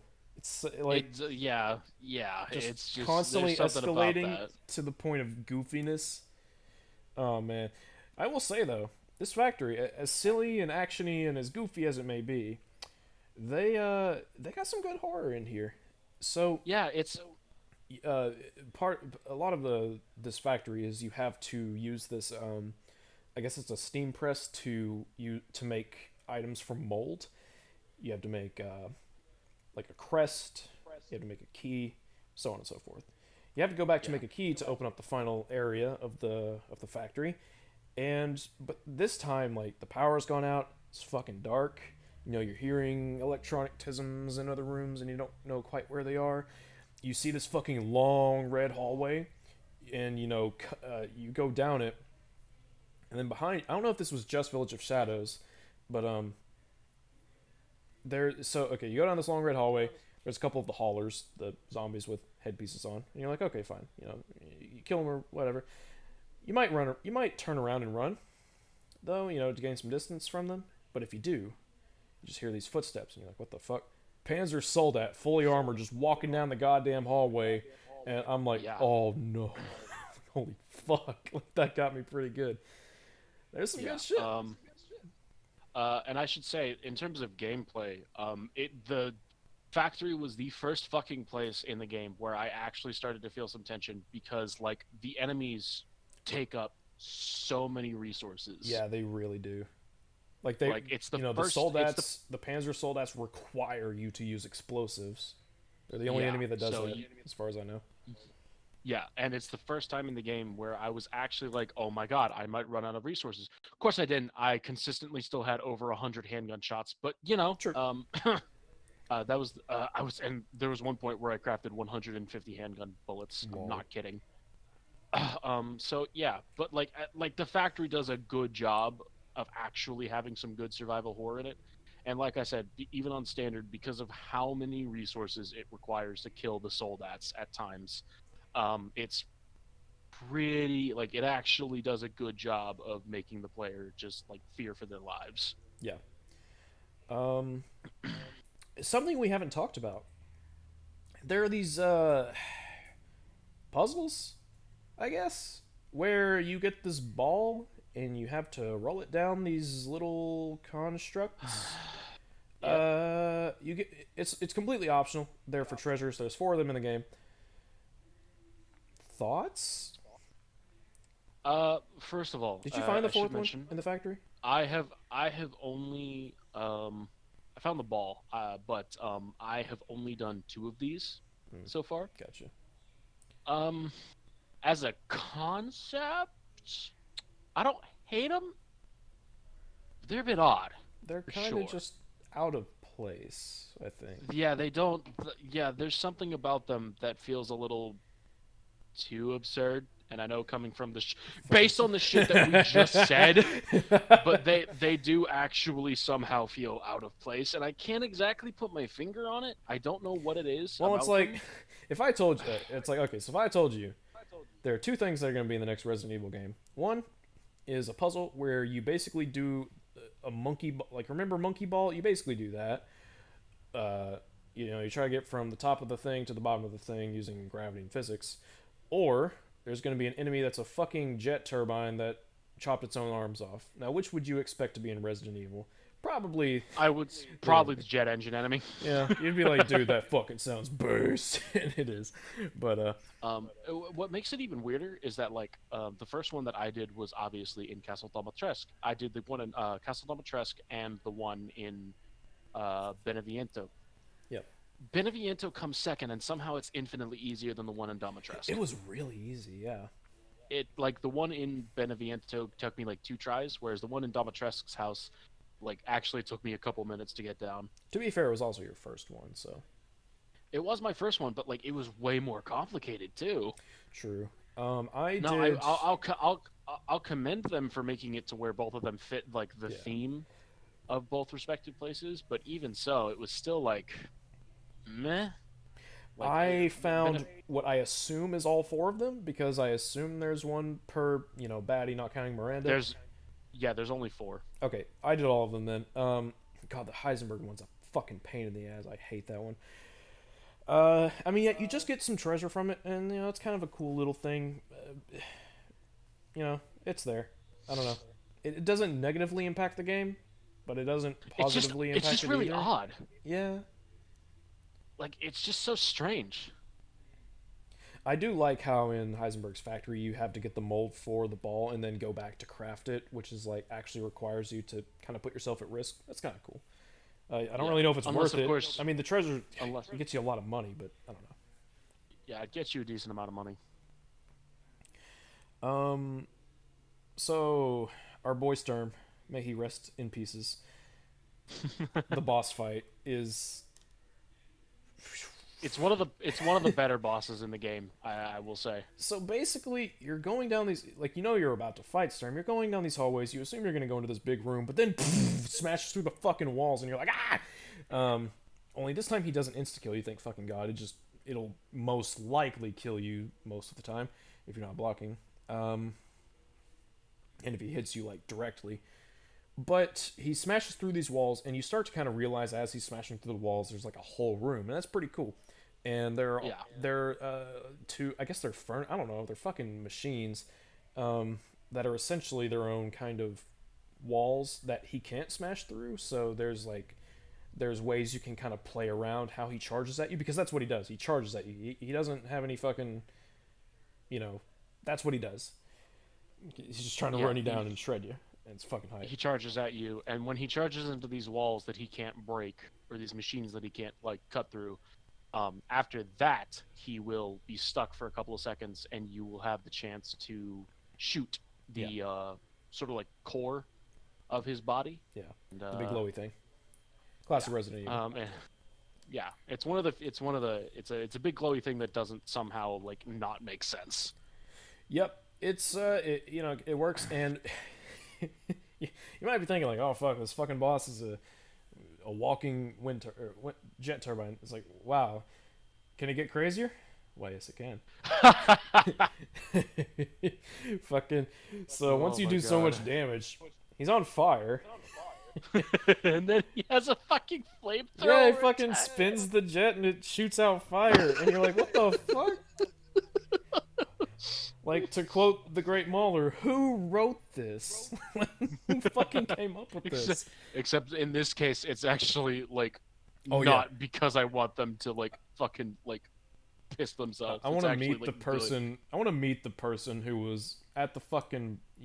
You're working with the Capcom. You're working on the new Resident Evil game. A bunch of people sitting around the room. Let's talk about some new enemies. People were complaining about lack of enemy types, and Resident Evil 7. Let's come up with a few more enemies. Let's just spitball. Greg, what have you got? How about a walking jet turbine? and everyone in the room is like, yes, fucking let's go. And then you're like, oh, but wait. At one point, he catches on fire, and they're like, okay. And he can shoot flames. It's like, Greg. Thank God. Greg. Thank God you Greg. exist. You saved Resident Evil 8. Fucking Greg. It's a walking jet turbine. It's so fucking stupid. I love it. I love it so much. Oh fuck! It's Oh a my fucking God. jet turbine. So as you can guess, Sturm is basically the best part of Resident Evil 8 by far. I don't think there's any competition of that. Oh fuck! No, Sturm's pretty awesome though. Stupid as I told, Suvi Sphere Hunter. I assumed that's what she was talking about when she said there was one thing that was too stupid even for Resident Evil. I get it, but I loved it. She said she was not looking forward to that thing on replays, and I'm like, oh, leave him alone. He's just a fucking spinny boy. He just wants to spin to win. Spin to win. Sturm's so fucking dope. I gotta get a Sturm gif and put him on the S.E.E.S stuff now. As a matter of fact. Oh, fuck me, dude. But we finally kill it. And Heisenberg's like, well, fuck. So we take this crane up to, I guess, what's supposed to be the top of the factory again, where we're gonna go outside. Because, yeah, it's towards the... It's like in a room that you couldn't access at the start of the factory before you met Heisenberg. Yeah. Then he shows up. But he's a little different this time. He's a fucking... Wait, no. I'm pretty sure there's a sequence before that where like Ethan's standing on some kind of like crane or platform, Yeah, I said that and he was brought up on a crane. oh yeah. Sorry. No, just keep going. Don't fucking mind me. Oh God, I'm just. Oh, So sorry. I wanna pull up an image of him. Resident Evil 8 Heisenberg. Just yeah, Heisenberg, whatever. This character, man, what a fucking, what a G, what an absolute fucking G. Stop showing me the random or generic pictures of him. I want to see my big boy, Heisenberg. Are you talking about his boss fight in like the field? Well, it's just his form that you see at first in general. Yeah. Damn, there are like no pictures of him. What the fuck? That's weird. Basically, Heisenberg turns into this giant fucking mech. Holy fuck. But he's like, okay, so like he's kind of mutated because like you can see his skin and flesh like melted into it, but like, how did that happen? Like, what did we miss? I don't know, honestly. Like, he went from fucking top hat, Ozzy Osbourne glasses dude with a big hammer to big machine. By the way, Big Mech doesn't have a big hammer. Disappoint. Disappoint. Like you have this character Big fucking who hammer. like, yeah, he's featured with his fucking big ass hammer through the whole fucking game, and we never see it.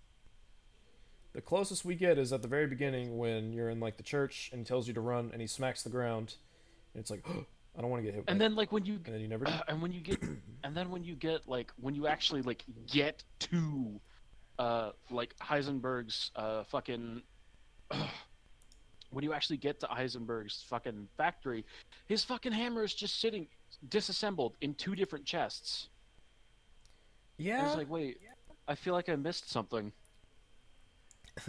I can find like two pictures, but like the pictures are kind of close up and they're just this fucking splorge of like metal. I'm like,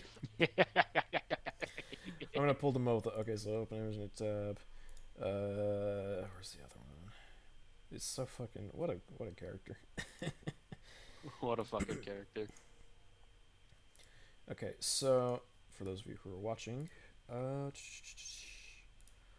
the left is, good old just Heisman. He's just he's doing his thing. He's got his hat, looking tough. And that splorge of just fucking metal is his mutation. What was that, Luce?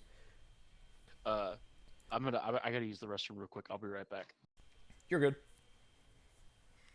I gotta drink some water. Oh my gosh. I am. Oh god, I didn't have a fucking lid on this. I'm glad I didn't knock it over. Holy shit. But yeah, this is the only other picture I can find right now. Just big old fucking buzzsaw hand looking dude.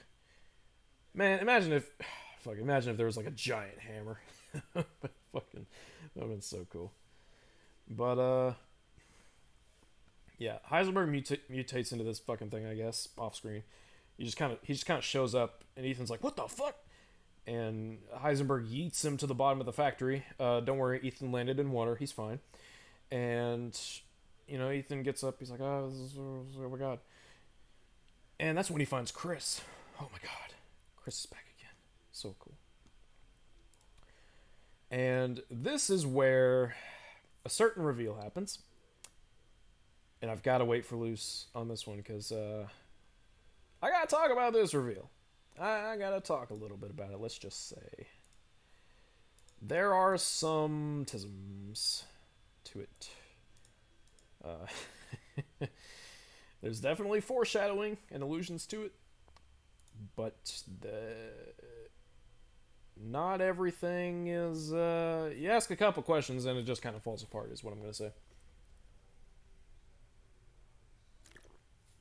But until then, we can just appreciate Heisenberg for being just pure comedy gold.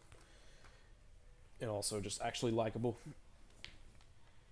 Because he wants to, he hates Miranda and all that stuff. And he wants to team up with Ethan, but but his decision, or well, I don't know, his walk of life, his option that he presents is using Rose as a weapon. And Ethan's like, nah, dude, I ain't doing that shit.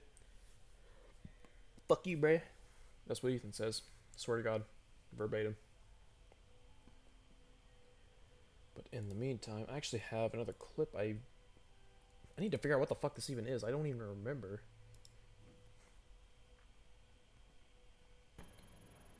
Oh, okay, I remember what this is. This I will show later. But I'll go ahead and pull it up in the watch together.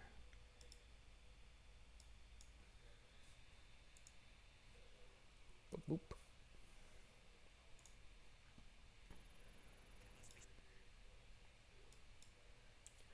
Alrighty. Oh, actually, this would be another good example of how manipulatable the AI is, but we'll wait a little bit to go over it. It's a little bit later. It's after some things have happened, which we need to discuss. Oh boy, this plot twist, though. Ooh. It is something. And you will find out what it is on the next episode of Dragon Ball S.E.E.S. No, you'll find out now. Whenever Luz gets back. Whenever that is. I know he's listening, which is why I'm talking like this. Just to be mean.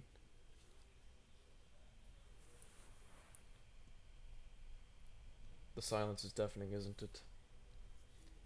Also, can we just appreciate a little shuckle here? A little shuckle here, right here, on this here man, Ethan. I love him. He's adorable. For those of you who don't know, Shuckle is my favorite Pokemon. He's a little turtle. He makes berries, candy, and juice, and it's just he's a cool guy. He's a cool little turtle. He's also nigh unkillable, which is kind of hilarious. But I can't go forward without talking about. We're at this twist. Well, reveal, I guess. And gotta talk about it.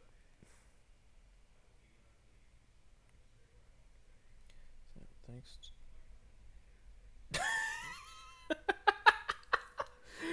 All right, someone sent something in our Discord server that I've just got to pull up here. Let me just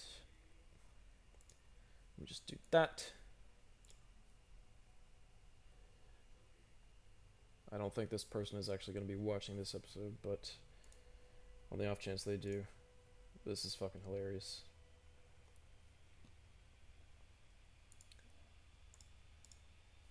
And Luce, since I know you're listening, go to the Resident Evil channel in our server and just look at this thing that they have posted. I will be pulling it up right about now. We are short-staffed. Please be patient with the staff who did not show up. Please be patient with the staff who did show up. Thanks to Giant Vampire Wife, nobody wants to work anymore. Thank you, management. So, what did I miss? Go to the Resident Evil channel in our Discord server, and just look at the bottom. I want you to read it out. I want to hear you as you read this out. Okay. We are short-staffed. Please be patient with the staff who did show up.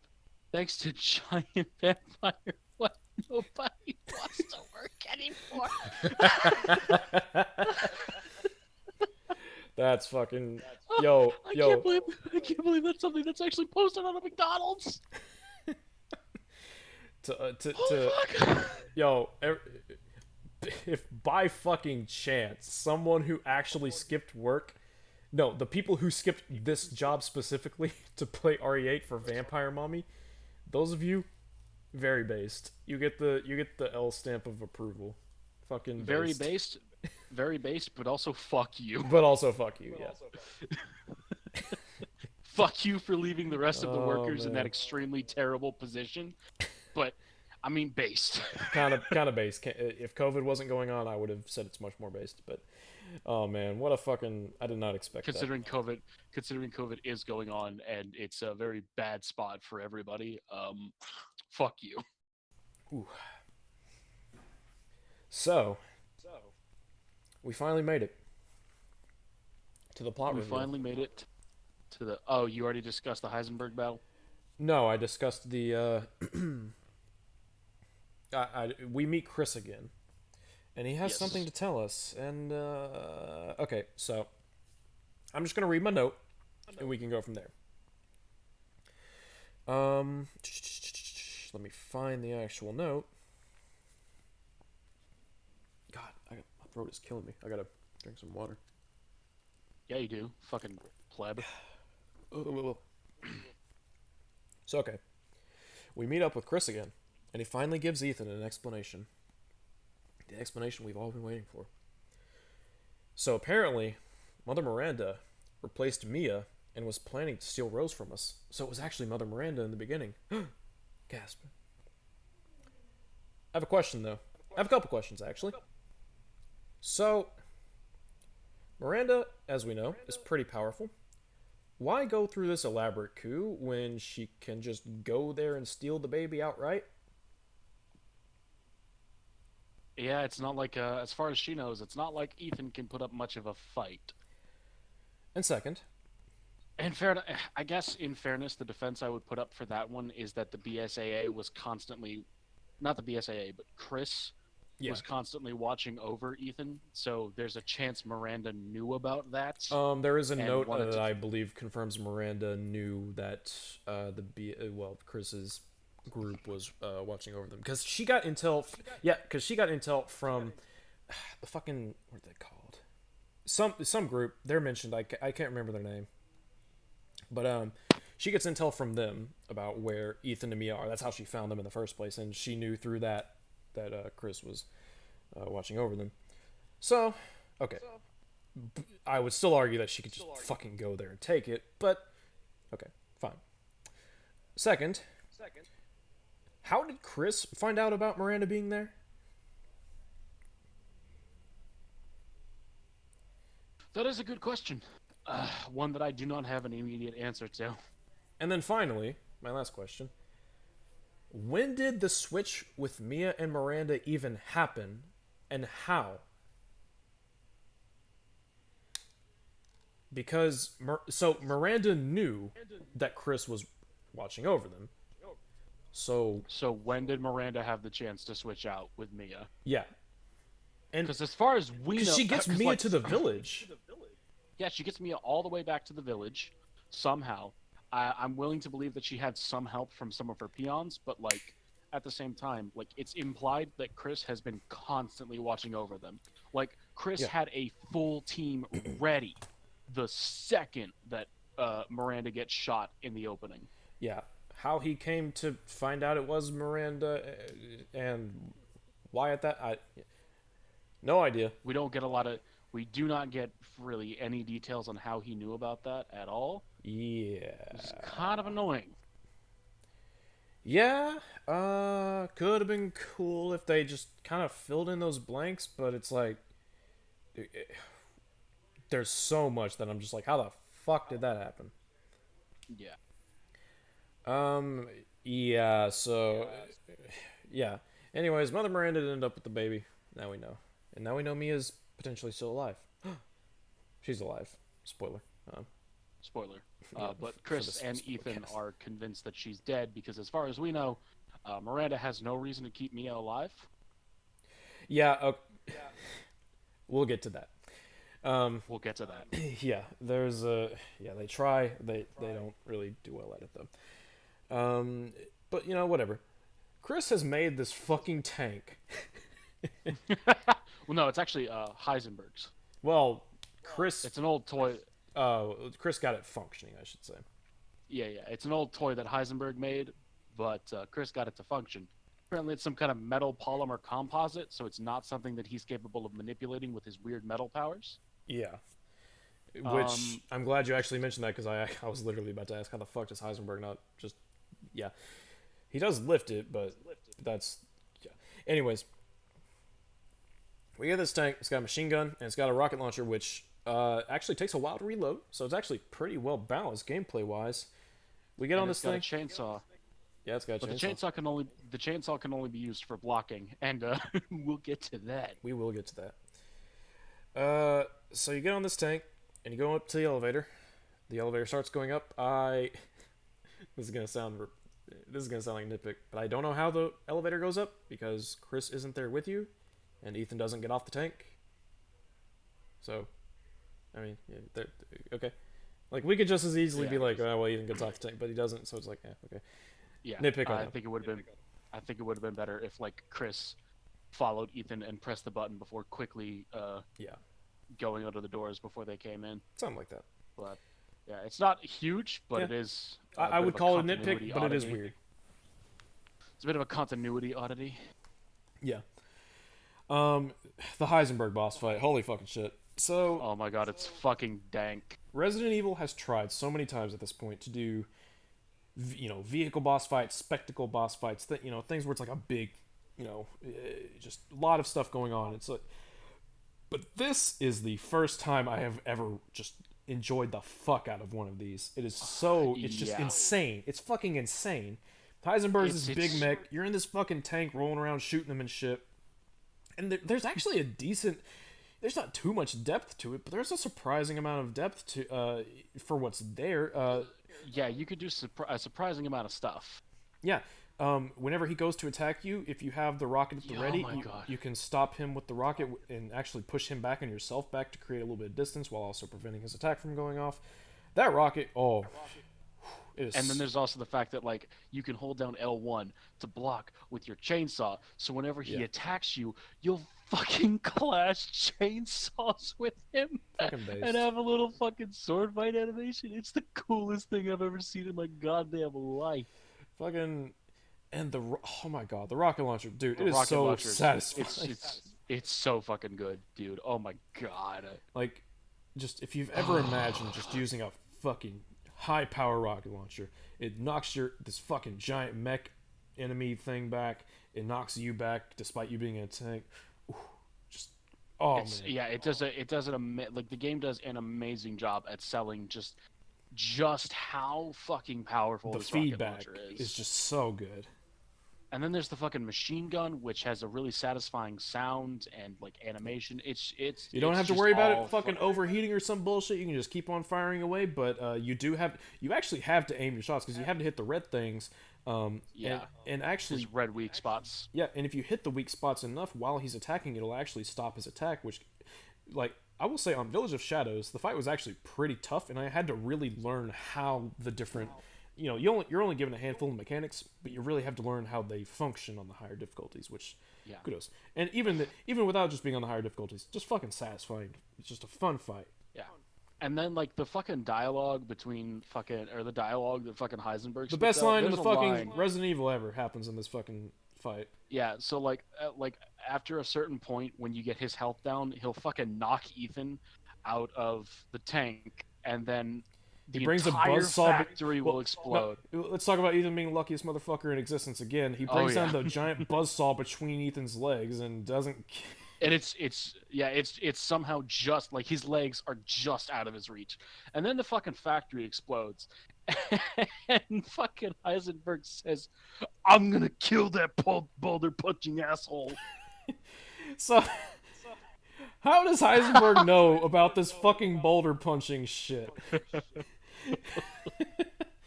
No, okay. You might hear that and be like, "Oh, really? You're gonna criticize it?" No. I'm not like this. To me, is what true like this is camp. Like when people say camp, this is the kind of shit I think of. It's like, how the fuck does he know that Chris Redfield punched a goddamn boulder in a volcano near Africa?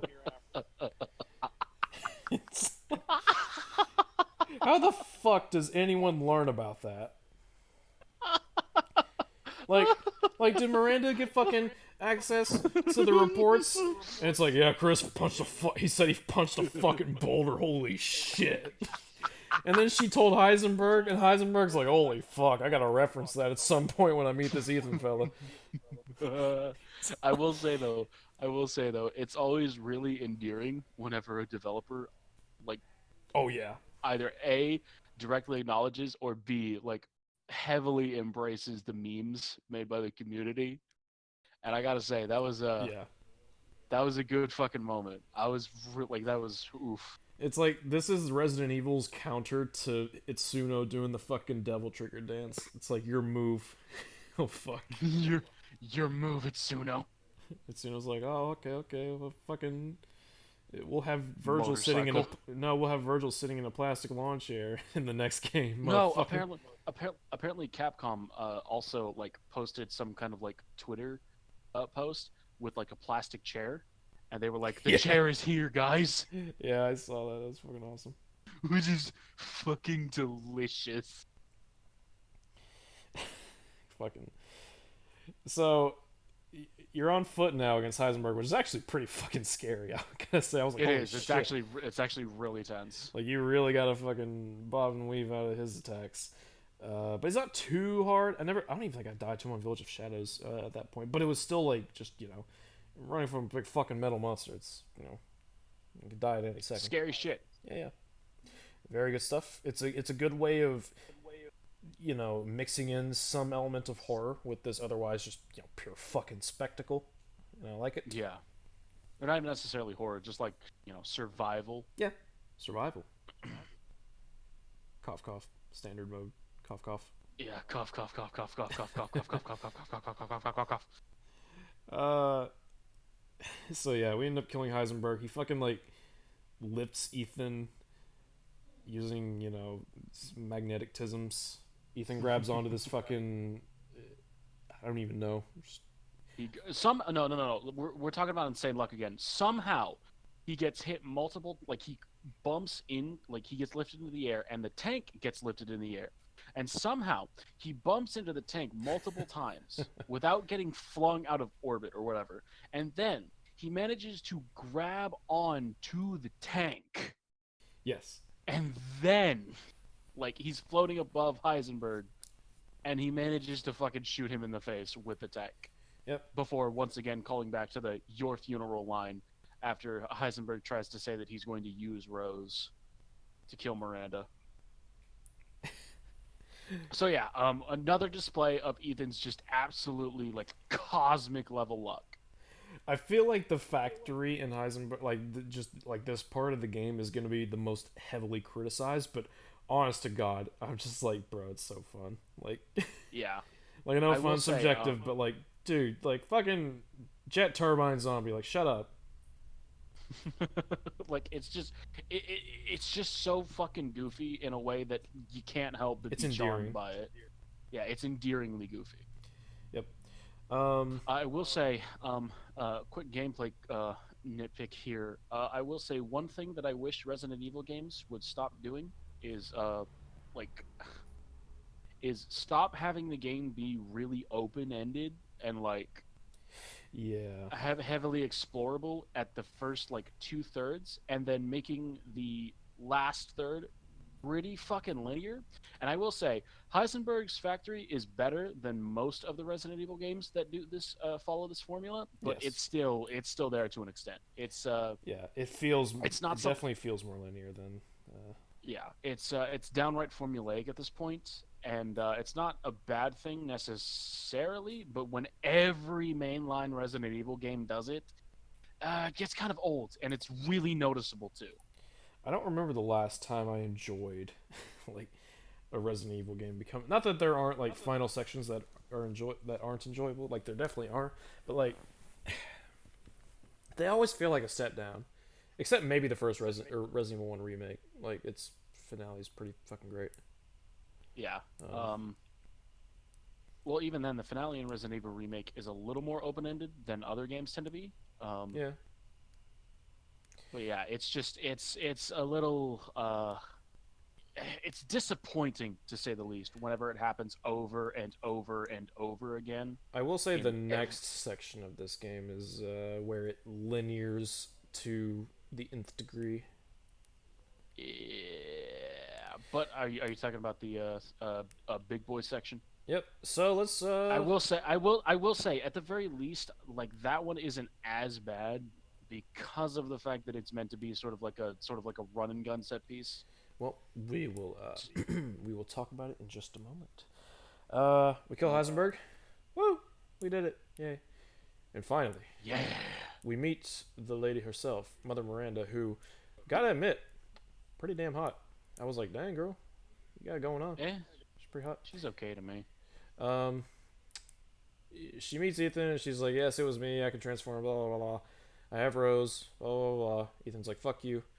And I mean, it's pretty simple dialogue. Like I don't really, I don't think I can tell you anything you don't really already have surmised. It makes sense given the context, but it's nothing like especially Yeah. grand. It's just kind of it's more about meeting Miranda finally, which is fine. Yeah. And then holy fuck, she rips Ethan's heart out, just fucking rips it right the fuck out of his chest, And then drinks the blood from it. squishes his heart right above her face. Don't worry, he's he's fine. fine. Though. He's fine. Yeah, literally, like it's. Well, He's, okay. So at this point, okay, you're he's like, not. well, okay. Hold on. At this point, Sorry, go ahead. At this point, you're like, okay, Ethan's dead, and the game sort of confirms it. You switch to the perspective of Chris, and one of your boys is telling you that Ethan's dead. They send him a picture of Ethan's corpse and confirm that he's dead. And Miranda's on her way to do her ceremony, which I mean, I guess, well, she wants to bring back her daughter, which we'll get to in a moment. So we switch to the perspective of Chris, and he's going after Miranda. I will say the conversation between Ethan and Miranda does reveal that it's the metamycete. Megamycete. It's basically the source of the mold, as well as other stuff we'll get to. And Miranda's gonna basically unleash it. She's gonna revive her daughter. Blah blah blah. Switch to the perspective of Chris, and he's going after her. And this is we play as Chris, and it's this really action heavy sequence, but it's fun as fuck. Yeah, they give you plenty of ammo to play around with. And to top it all off, we haven't talked about this yet, but there's a mechanic that you unlock later in the game where Duke will be able to cook for you, and he can I'm pretty sure it's just health upgrades. You can you can decrease the amount. There's animals that you can hunt throughout the game, and you can use them to cook. And Duke will cook dishes for you. There's stuff like decreasing the amount of damage you take when blocking and upgrading your health. I'm like 90% sure Chris has all of the upgrades by default. So I'm pretty sure he has like 7 of each upgrade. Yeah, it does a really great job of making Chris feel like this huge fucking powerhouse. Like even on standard, like getting grappled by a Lycan once will cause your health to go down into like the yellow, like middle tier. You can get grappled as Ethan, you can get grappled like 3 times by a Lycan as Chris, and you still will be in the green. Yeah, even on hardcore, even on Village of Shadow. Well, okay, Village of Shadows is actually pretty tough. But when I was first playing on hardcore and like a Lycan first grabbed me, I was like, oh fuck, it bit me. I was still in green. I was like, dude, Chris, holy shit. God, Chris is fucking. Oh my god. Oh, and like Ethan, he kind of like pushes enemies off of him. Chris fucking just boots their punches ass. them. Fucking Leonidas them across the room, like fucking out of there. So badass. He's also in a really tight shirt, and it's really hot. He's a good-looking dude. He's a good-looking dude for his older age. Yeah. Yeah, Chris is a bad motherfucker, and you got like your whole squad with, and like, so, other than in the first Resident Evil game, you never really got the sense of Chris's squads like not being just expendable fodder. Yeah. But in this game, like, they all have their own names. They don't have much character to them. But, they interact with Chris. One of them fucking scolds him for not telling Ethan, and I'm like, holy shit, like, damn, dude. Like, yeah, it feels like a very cutting sequence, because despite the fact that Chris is this dude's commanding officer, he's not holding back on Chris and basically saying, no, fuck off. And Chris you should doesn't have told Ethan about Mia. Yeah, Chris doesn't reprimand him either. He's like, I know. Yeah, I agree. It's It's honestly a kind of touching moment. Yep. In a way, because like rather than like snapping back or like being angry at him, Chris just admits to his mistake and is like, yeah, I should have. Oh, we should probably go ahead and say the reason he didn't tell Ethan was because he didn't want him to get involved. I'm willing to buy it. I don't know. It feels like such an easy kind of answer, Like the writers just couldn't come up with anything better. It does feel a bit easy. I can logistically buy that, given everything Chris has seen in his time in the Resident Evil universe, he might like this. He doesn't, like, despite the fact that he's trained this person, he doesn't want somebody who was essentially a civilian before all of this to Right. continue, risking his life, especially after like he's friends with Leon, and Leon was just a normal cop, and he was forced into the Secret Service after the events of Resident Evil 2. Yep, this kind of stuff kind of uproots your life. And even after Yeah, RE7, it was like, well, Ethan still has a chance at a normal life, kind of. But yeah. So yeah, I'm willing to buy it. It does feel like kind of an easy answer, but it's fine. It's fine. It's fine. Whatever. But going back to Chris's squad, like they just feel so much more involved. Like one of them drops off supply caches for you, where you just get fucking boatloads of ammo and like a healing supplies and grenades. One of them, you have this oh, dude, holy shit! You have this fucking night vision goggles. Oh, Luce, no, where'd you go? Hello, you there, buddy? yeah. Sorry, I was saying that. It's not an explanation that that I would necessarily say is out of character for Chris, but I do wish that there was Yeah, a bit more meat to it. just a little bit more dialogue. Like not even too much. Just just a little bit more. Yeah, Um, but and there's going back to Chris's squad feeling like they're involved. Like you have the one squad mate who drops off like supply caches where you just like fuck you get so much ammo and like healing supplies and grenades from them, and you're like holy fucking yeah, shit. like they do a good job of making it seem like they're actually working as a team. Yes, and oh man, fucking those goggles. Let's talk about these goggles. So Chris puts on these night vision goggles, and he has this little laser pointer. And you're like, oh, okay. You hold down this button, and it's a slow charge. And you might remember something like this from RE5, the fight with Excella. And after this charge is done, like it's fully charged, boom, huge airstrike comes down. One of your squad mates is like flying a fucking. I don't know if they're flying a. Well, I don't think they're flying a jet. They have some kind of drone strike though, and like ooh, it is Yeah. so damn cool. I think one of my favorite moments in that sequence is where Chris gets to this cave, and he tells his squad, "I'm going in alone," and they just don't even protest. They're like, "All right, good Yeah, luck, Cap." Like they fucking know. Like you get the they feeling know. that like this squad actually knows him too, which is really not, which actually lends itself also to the one being like, yo, you should have told Ethan. Like, fuck, Yeah, feels like he actually has like a it, squad. like yeah, like when he says he's going in alone, like nobody protests. It goes a long way towards making it feel like they've worked with Chris in the past, Yeah, and they know what he's capable of, and it also kind so of they lends don't. credence to them being like the best of the best.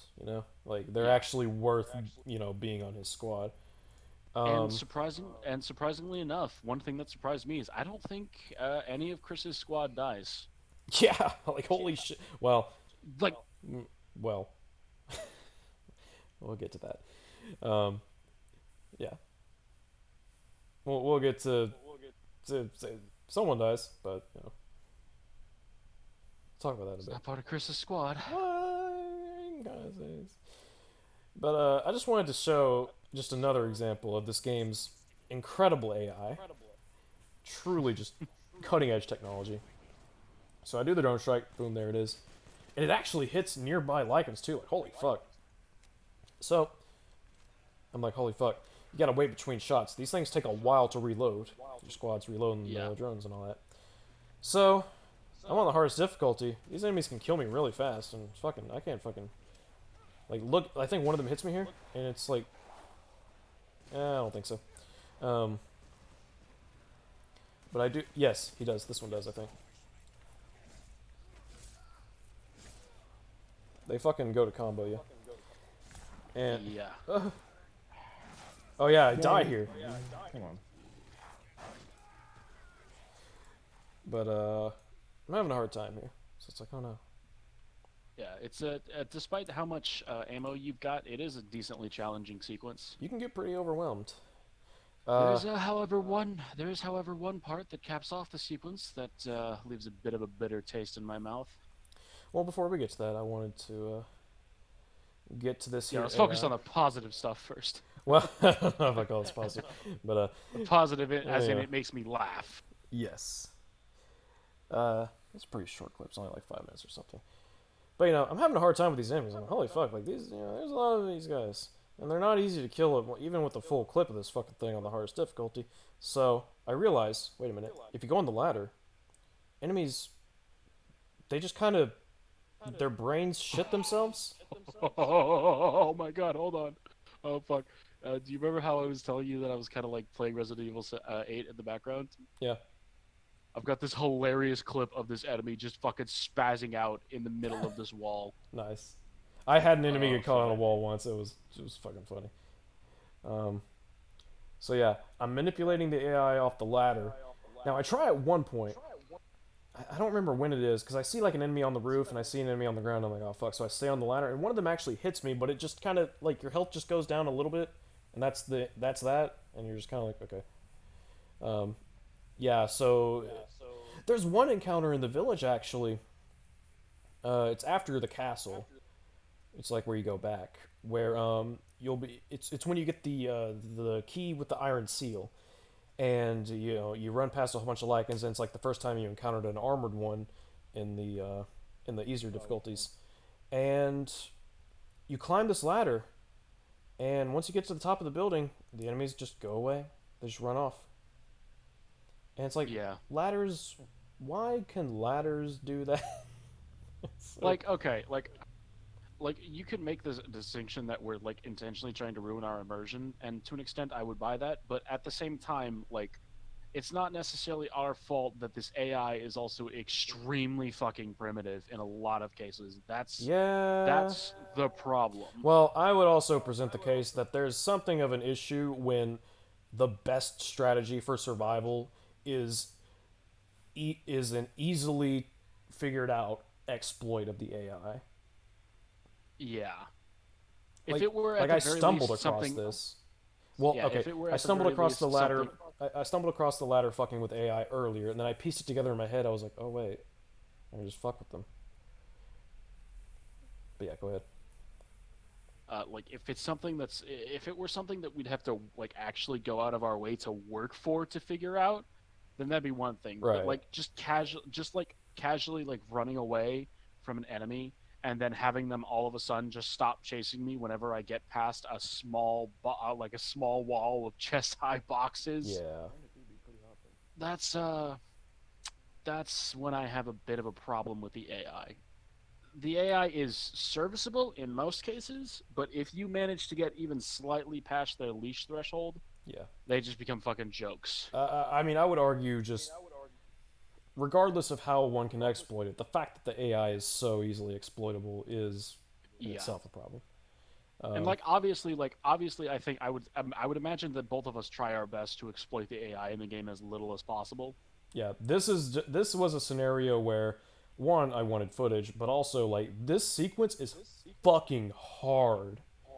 Like on Village of Shadows difficulty, like this is one of the hardest parts of the game. It is no fucking pushover. Um, and I was just like, fuck me.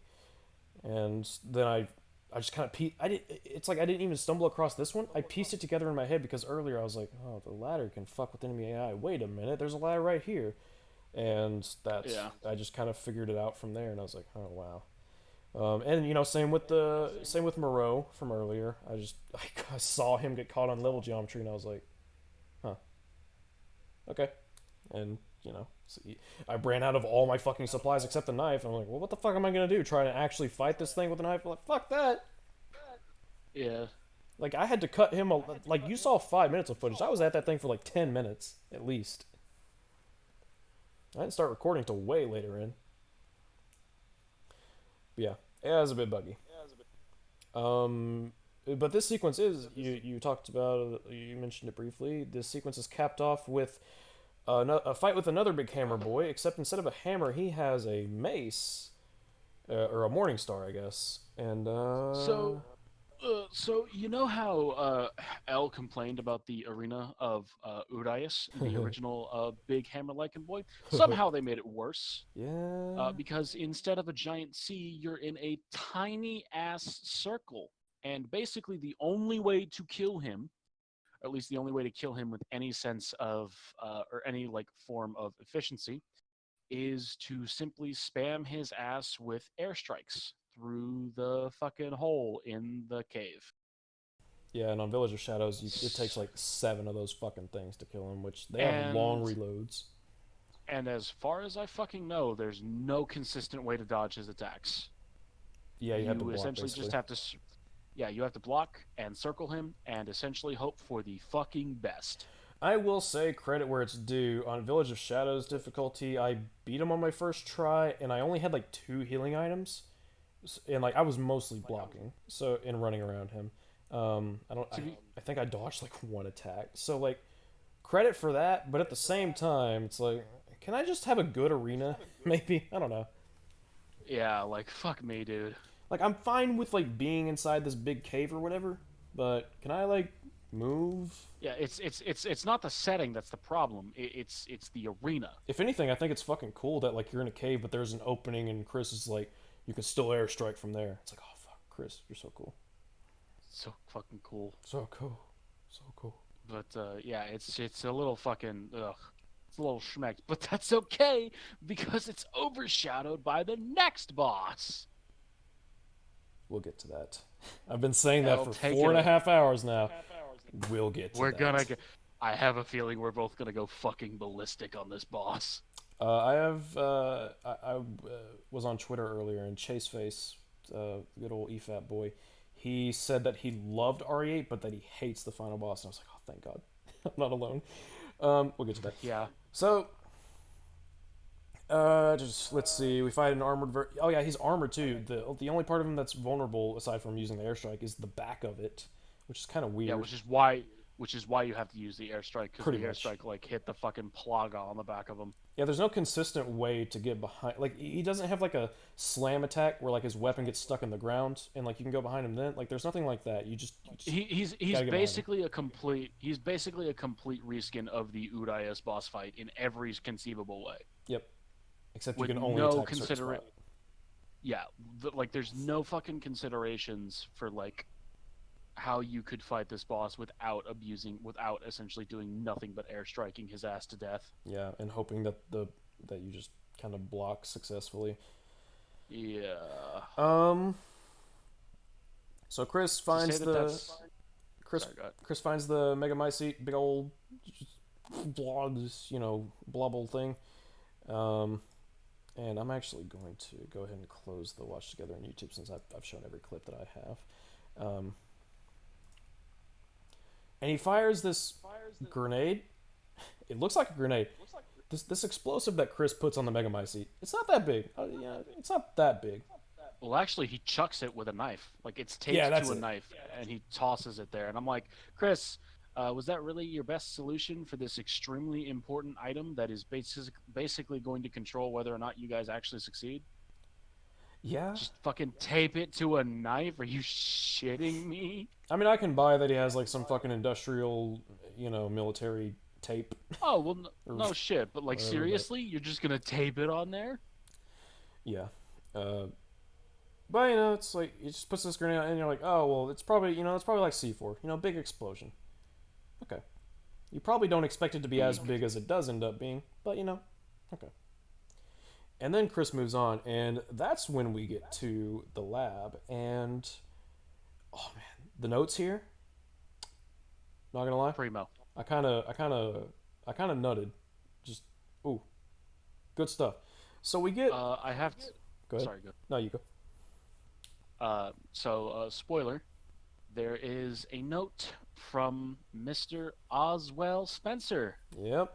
who may or may not sound familiar. That is the man who founded Umbrella. Everyone who's played Resident turns Evil, out, it turns out that he visited the village in his younger years and decided to, in honor of Miranda, make his company logo based upon the symbols found around the town, The ruins. such as, the ruins, which is the Umbrella logo, obviously. So, as far as retcons go, it's not bad. I mean, I don't even know if that's a retcon since there was no, no one knew the fucking origin enough. of that. I wouldn't call it. I wouldn't necessarily call it a reveal either, since it wasn't necessarily something that was like hinted at or anything. It's just kind It's of, more. it's We world building, I think. Yeah, it's I think I would say it's recontextualization. It recon. Fuck. Okay, so Jesus Christ. So the mold, which you probably thought were just like, yeah, it's this unique little thing in RE7. Turns out it's actually like the original fucking virus, basically. Um, and Oswald E. Spencer got, I guess, most of his ideas from the mold, but the mold stayed within the village for the most part until one day, I think it was because Mia was she with Umbrella? She was, I don't think she was. I don't think she was with Umbrella, but she she was was with some pharmaceutical some company that pharmaceutical company, was, yeah. yeah, trying to bank off of the Mutamycete. Yep, because they just and then the stuff with Evelyn happened, blah blah blah blah. So it's like holy fuck, like now we have like RE7 has been fucking tied into other Resident Evil games. Like holy shit, that is something. I actually really like this. I thought it was cool. That was you know, it wasn't out of continuity really. I'll be the first to say I'm not like super fucking huge into the lore of Resident Evil. Like I like Resident Evil a lot. I know a lot about it, but for all I know, there could be details about the lore that don't line up with this. But based on what I know, I it seems to work out. I'm pretty big into the Resident Evil lore, and as far as I can remember right now, I'd have to do more research before making a definitive statement. I don't think it contradicts anything because we don't really know, like we don't really know that much about Oswald E. Spencer's life. Right. We just know that he's kind of a So weirdo. yeah, we just knew that he was a big weirdo and that he had a massive mansion as a Yeah. front for his pharmaceutical company. We do learn that apparently he had created the virus in some attempt to sort of unite the world. Well, and it kind of all it ties together in a neat way because it's like okay, so the very first Resident Evil game, this fucking virus from Oswald E. Spencer, it brings the dead back to life in a way, right?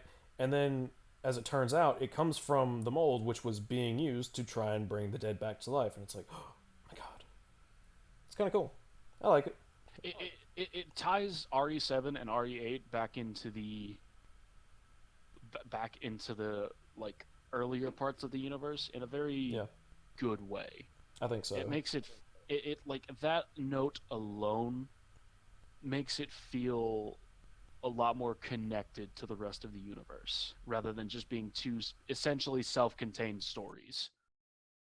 Yeah, it's and it just I like stuff with Oswell because like there's just so little known about him, and it's like wow, he was Miranda's.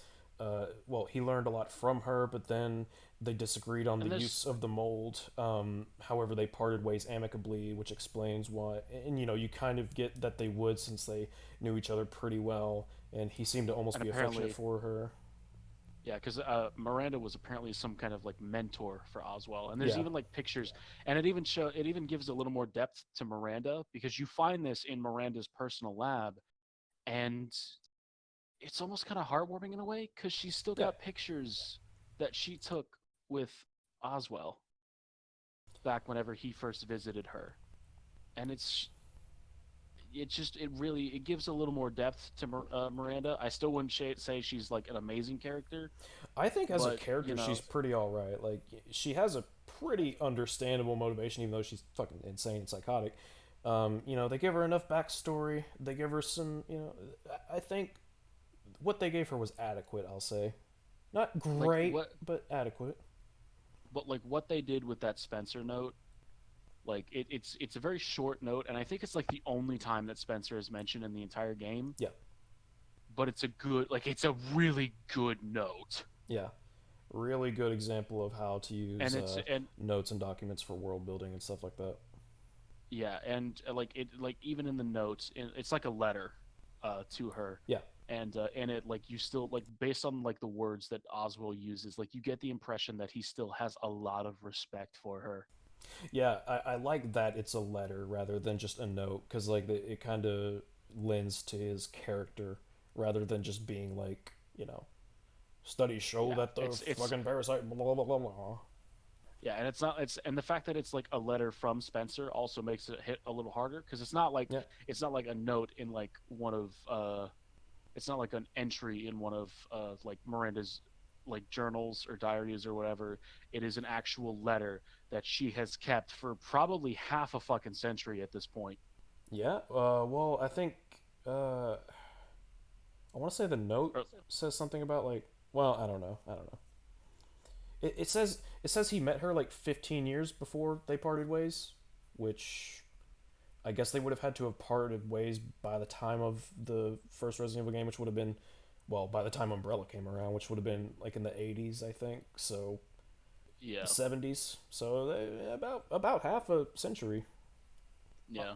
Guessing off So the top yeah, of my like head it showed, based off and it context. and it also shows how much Miranda herself valued Spencer, that she kept his final letter to Yeah. her. Um. So that part was great. That part was great. But then, oh boy, then So Chris finds some little jail cell, Chris and opens up this jail cell, and there's Mia, and it's like, whoa, okay, Mia's here. What the fuck? You kind of expected she was alive, but you never really knew, because his squad had actually I talked don't know, about man. it.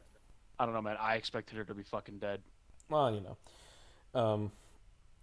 but well, his squad had started talking about Mia possibly being alive because they knew about Miranda. So it's like, well, okay, we'll Oh see. yeah, yeah. Fair, fair, fair. They're kind of leading up to it. So Chris is like, what the fuck are you doing here? Mia's like, they're running experiments, and I'm like, okay. Do you want to add to that? Nope. They just go on to. They just move on. Like, hold the fucking phone. Like, whoa. I like, yeah. I was a little like, There's I no was a notes. little, There's nothing that I references Mia even being there. I was a little like, my problem is like, what fucking reason does Miranda possibly have to keep Mia alive? What experiment? Like, seriously, like, fucking Miranda's gonna learn about the mole from Mia. Like, really?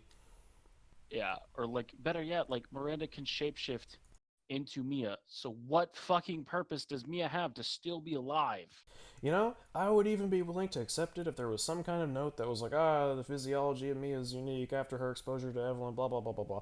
No, there's nothing. There's literally nothing. It's just they ran experiments. It's like, okay, Okay, but like cool. more, please, It's like, for the cool. love of And then God. they just move on, and you're like, no, no, no, no, come, no, come No, back. come back, come back. We're not done. Damn it, it's not over yet.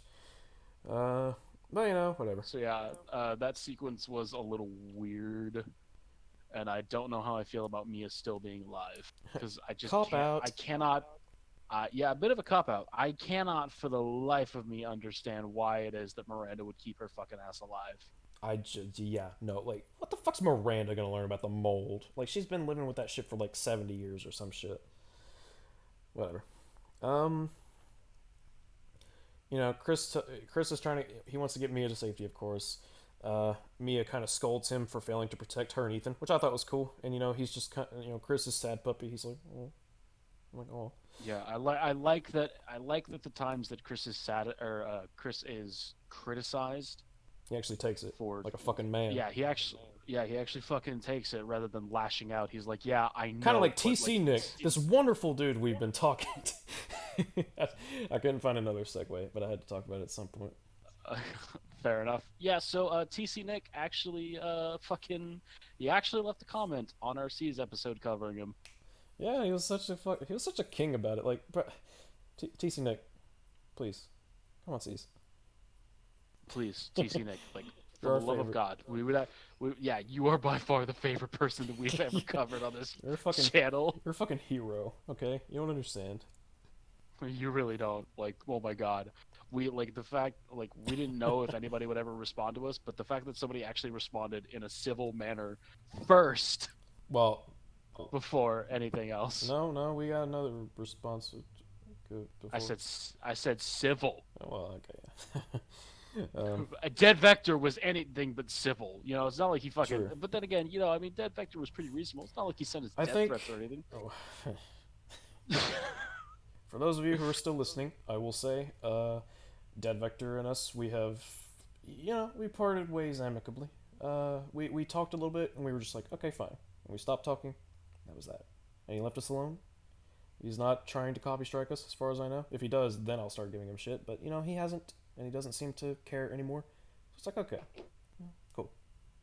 He still wanted us to take down the video of S.E.E.S episode 5, but of course we told him that's not going to happen. Will not happen. He is still in our Discord server, by the way. He still is in our Discord. I don't think. Well, it's the alt account, and I don't think he's got. Well, yeah, it was kind of weird because he rejoined the Discord server on his after main. he had, yeah, on his main, and then for whatever fucking reason joined on an alt, and I don't know why. And he told us it was him, so I was like, okay. Yeah, like he outright said that it was him and stuff like that, and so we were like, why not just come on here on your main account and save all of us the fucking trouble? But you know, it's, you know, we're done. As far as we know, he hasn't talked about us again. Obviously, there's no way for us to know unless he posts a video, because both of us are blocked on his Twitter. Yeah, we're just addressing, because you know it was something worth talking about, I guess. And I had actually planned to at the beginning of this, but I just it completely escaped me. But yeah, I had planned to talk about this basically, but you know, we're not giving him shit or anything. It's just, you know, we're talking about what happened, and we as don't. Long, well, yeah, as long as he doesn't, do anything else, we have no intentions. I told him on his alt account, because he blocked me on his main account, but he hasn't gotten on his alt account, that we're not going to cover him anymore. I think that's fair. You know, we're not going to take the video down, but you know, we're not going to cover him anymore. We'll leave him alone. It'll be fine. As long, and like, I may occasionally say a meme or two, but as far as I know, as long as he doesn't do anything else regarding us, yeah, you know, we're not gonna like make any videos on him. We're not gonna try to like call him out or anything, and we're damn sure not covering him on S.E.E.S. Yep. Anymore. And just so I can say that I have made this perfectly clear, and not that any of our listeners have done this, but you know, for anyone who is listening who wants to go after Dead Vector and say mean things and say that we sent you or something like that, we do not condone that. We don't want to, frankly. I frankly don't want to talk about this anymore, other than just addressing it here. You know, being civil about it. It doesn't matter how harsh we get when saying something about somebody or how much we dislike them. We will never condone witch hunts, so do not go after them. Yep. And damn sure, if you do go after them, you have no right to say that it's in our name or for us, because we don't want that. We don't condone it. You know, we don't we don't want beef. We want discussion. And if anyone ever accuses us of doing that, I'm gonna clip this and I'm gonna send it to them, and I'm gonna be like, okay, so you're wrong. And if anybody we know, and if we catch anybody we know doing that, then like that's it. Like, I'm sorry, fam, we're done. There will be consequences. But yeah, it was worth addressing. Anyways, the point is, TC Nick is great, and Ethan's fine. So, anyways, moving on. He sure is, huh? He sure is. Mia scolds Chris for failing to protect her and Ethan. It's a pretty good moment, I think. Pretty good moment for both her and Chris, even though, because like Mia doesn't really get anything in this game, but you know, it's a nice little moment for her. She's kind of like Kyrie, honestly. Yeah, kind of. Well, except Kyrie wasn't a fucking bipolar psychopath from her first game, but yeah, that's good. Mia asks about Ethan. She's like, "Hey, where's Ethan?" And Chris is like, "Well, sad puppy face." He did. He's like, "He's dead." And Mia's like, "No, he's not." Chris is like, "We gotta move." And she's like, No, he's not dead." And then that's when the scene cuts out, and you're like, "Oh God, we're going to Ethan, aren't we?" And we are. And we are cut to Ethan. We cut to Ethan, and we have a pretty interesting sequence where Ethan. I have like, so much to say about this. But you can go ahead. Go ahead. So in the scene, I'll just go ahead and give a little synopsis and give L's fucking throat a little break here, because God bless him, he's been talking a lot in this video. Oh, you know. So yeah, I don't know if Ethan's hallucinating or what the fuck ever, but we go into sort of like a dream sequence. Purgatory, and obviously. Obviously purgatory. And Ethan sees Evelyn. And Evelyn reveals to the audience that Ethan is just the mold. Back in the Baker house, after Ethan was knocked out in the guest house in the intro to the game, he was actually killed by Jack Baker. That's a And retcon. yeah, that is a retcon. Um, uh, and it turns out that I guess the implication is that he is basically a perfect merging. He's basically like Yeah. Alex Mercer. Yeah. He's basically a perfect The version. prototype. A perfect merging of the mold and Ethan's body. I don't know who did this to me, but I'm gonna find out who, and I'm gonna make them pay. So, yeah, and it turns out that Ethan being able to reattach limbs was because of the regeneration of the mold. But of course, it still has limitations because he still has to have the object that he is reattaching, such as his hand or his leg. He doesn't have his fingers, so he can't like regrow it. He is just really fucking durable, which I guess goes to explain some of the horrifically awful situations he gets in, such as falling 50 feet, getting and like Evelyn even brings it up too. Like she's like, wasn't it kind of funny how no matter how you got hurt or how much, you were always able to stand back up? And it turns out it wasn't necessarily because of the fucking magical first aid juice. It was because he was the mold. All right. So Now, L, what do you think? I want your opinion before I state mine. all right. I'm gonna read out my note, and then I'm just gonna kind of go from there. We're inside Ethan's mind, I think, having a conversation with Evelyn, which I thought was a cool kind of cameo. It doesn't really add anything, but it's a neat little bit of fan service, and it's fine. It doesn't harm anything. It's cool. She tells Ethan that he was killed at the Baker estate by Jack after being welcomed to the family, son. This is a retcon that, while I don't mind, feels kind of forced because, okay, here's the thing. They literally show Ethan's eyes being open while being dragged by Jack, supposedly while he's dead. How does that work exactly? Plus, we already knew that Ethan was exposed to the mold and was a good enough host, or at least had been affected by it in some way, that healing juice was able to help him literally put himself back together. So we already knew to some extent that we could infer at least that, it affected him somehow. Plus, let's see. He's healing juice, put himself back together. This is further backed up by how Chris uses the medical injection rather than the juice that Mia and Ethan use. Further supporting this is how Uncle Joe in the End of Zoe DLC didn't use the healing juice. The healing juice seems to be exclusively to people who've been exposed by the mold, so that makes sense. So this big reveal that Ethan is mold just kind of feels sort of like a confirmation from something we could have already inferred and would have probably been better confirmed in a diary or note entry, which might sound weird, but I think that just would have it would have been better, I think. I think it would have felt less forced. And the fact that he was killed before is just an unnecessary retcon.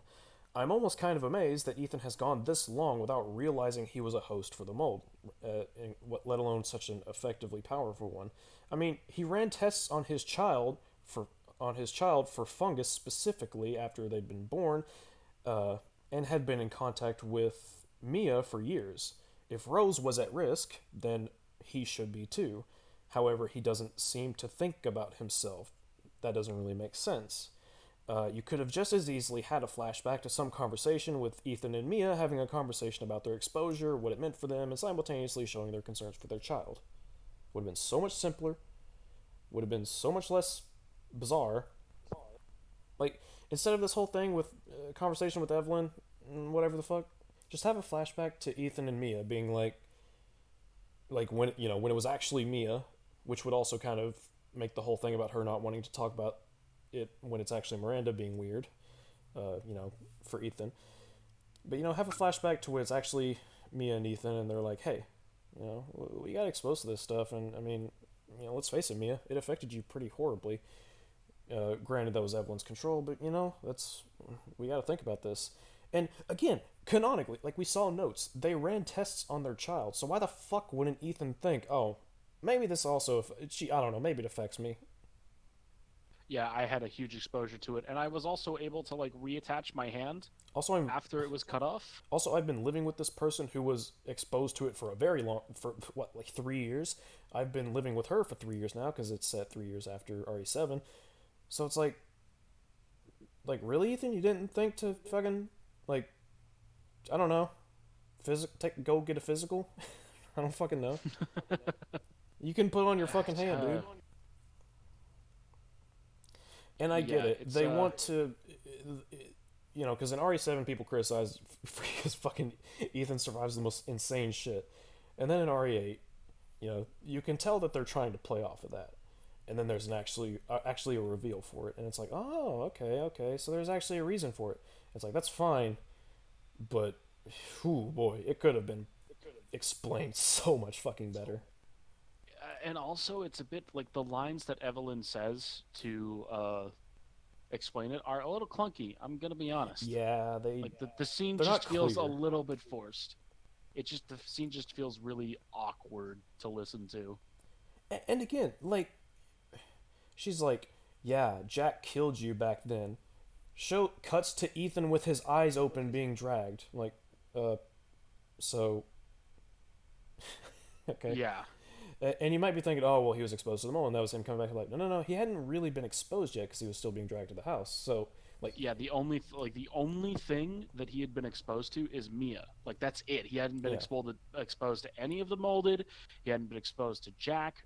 Nobody. Like this was the yep, first in. Like he hadn't even like touched any yet, as far as we know. yeah. So it's like they go out of their way to confirm what we pretty much already knew to some extent, that Ethan was, in some way hosting the mold. Um, Like anybody with a brain had to have been like, all right, there's no fucking way that Ethan is a normal fucking human. well, yeah, and plus, I mean, just even without the limb reattaching and all that shit, like just going through, the boat and the Baker estate and all that stuff, and it's like, okay, I know there's kind of a running gag in Resident Evil, and where it's like, no everyone gets bitten by zombies, but like canonically they actually don't get bit. But like we're talking about the mold where it's like you don't have to be bit, you just have to be exposed to it in some way. Yeah, that's why in Not a Hero, for the entire DLC, like Chris is wearing a gas mask, Yeah. like even after all of the molded and Lucas are dead. Mm-hmm. Yeah, like so like you can like it's not about like and like Chris in even in the end of the game where Chris finally takes off his mask, he doesn't take it off until until the entire area is clear. And even then, I Yeah. would make the argument that he should not have done that Yeah. because he still could have been exposed to it. Um, But the ultimate point but is that yeah, it just feels like it's this scene that's being painted up as this really fucking big deal, where it's like, well, I kind of already knew he was exposed, but also, why did he have to be killed by Jack now? Like, what does that add exactly? It's just, I yeah, don't know. it doesn't really add It's really anything. clunky. And again, fucking, he ran tests on Rose because he was concerned. The notes specifically reference fungal tests. The doctors say like they're pending or whatever, and Yeah, he doesn't think to maybe do that for him. Even Mia, who was probably the biggest concern, like as far as a yeah. source goes, eh, doesn't It's really make just any a sense. bit. It's a pretty clunky reveal. But yeah, like I said, I would have just had a flashback instead of this whole Evelyn sequence, and just be like a conversation with me and Ethan, add a little bit more to their characters, and just have them like being concerned for their kid, but also being like, what about us? It's like, oh fuck, who knows? But that doesn't happen. It's fine. It's whatever. But after this sequence, Ethan wakes up in the back of good old King Chungus's cart. He's taking him to Miranda for the final battle. And before we get to that, I'm gonna keep putting it off. Our man, the Duke. What a Chad. What a fucking Chad. Like, And it's kind of cute too, or kind of like heartwarming too, because just before you go to the final boss, um, you have the ability to obviously like see Duke and everything, mhm. and like Duke says, like after you are done, he's like, "This may be your last chance. I hope you're well." Yep. Like he actually seems kind of concerned for he actually seems kind of concerned for Ethan, and it almost makes it feel like he's like kind of established us almost a somewhat Comrade. friendship with him. Yeah, camaraderie. Yeah, it's So cause I was the whole time I was thinking to myself, I was like, what the fuck's this guy's deal? And he makes it clear that he's just, he just goes where there's profit. And it's like, okay, that's fine. But now the village is destroyed. Most of the people are dead. There's no real profit to be made. Chris isn't gonna be fucking buying supplies off of this chump. So, you know, all that's left is Ethan. Ethan's been, he's kind of grown on the guy a he's been little a good bit. he's been a good customer. Yeah, he's been a good customer. They've had a couple chats. Ethan's never fucking opened a gun on him or anything. So it's like, he gives him a ride out.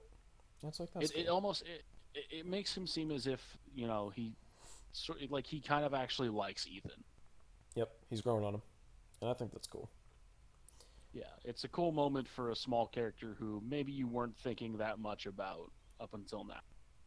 Fuck the RE4 merchant. My new best friend is the Duke. Honestly, Duke best wifey. It's fucking dummy thick.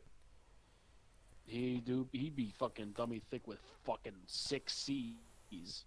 So here we are. Here we are at one On of our the way to the worst final bosses boss. I. Well, hold on. Before we fight the boss, there's 4 more zombies in the way. I don't know why. Literally, they just come out of nowhere, and you're just you like, okay. you sure are just putting this the fuck off, aren't you? So then you open up the mold, and you see Rose. Miranda's like, no, she's mine. Ethan's like, no, she's mine.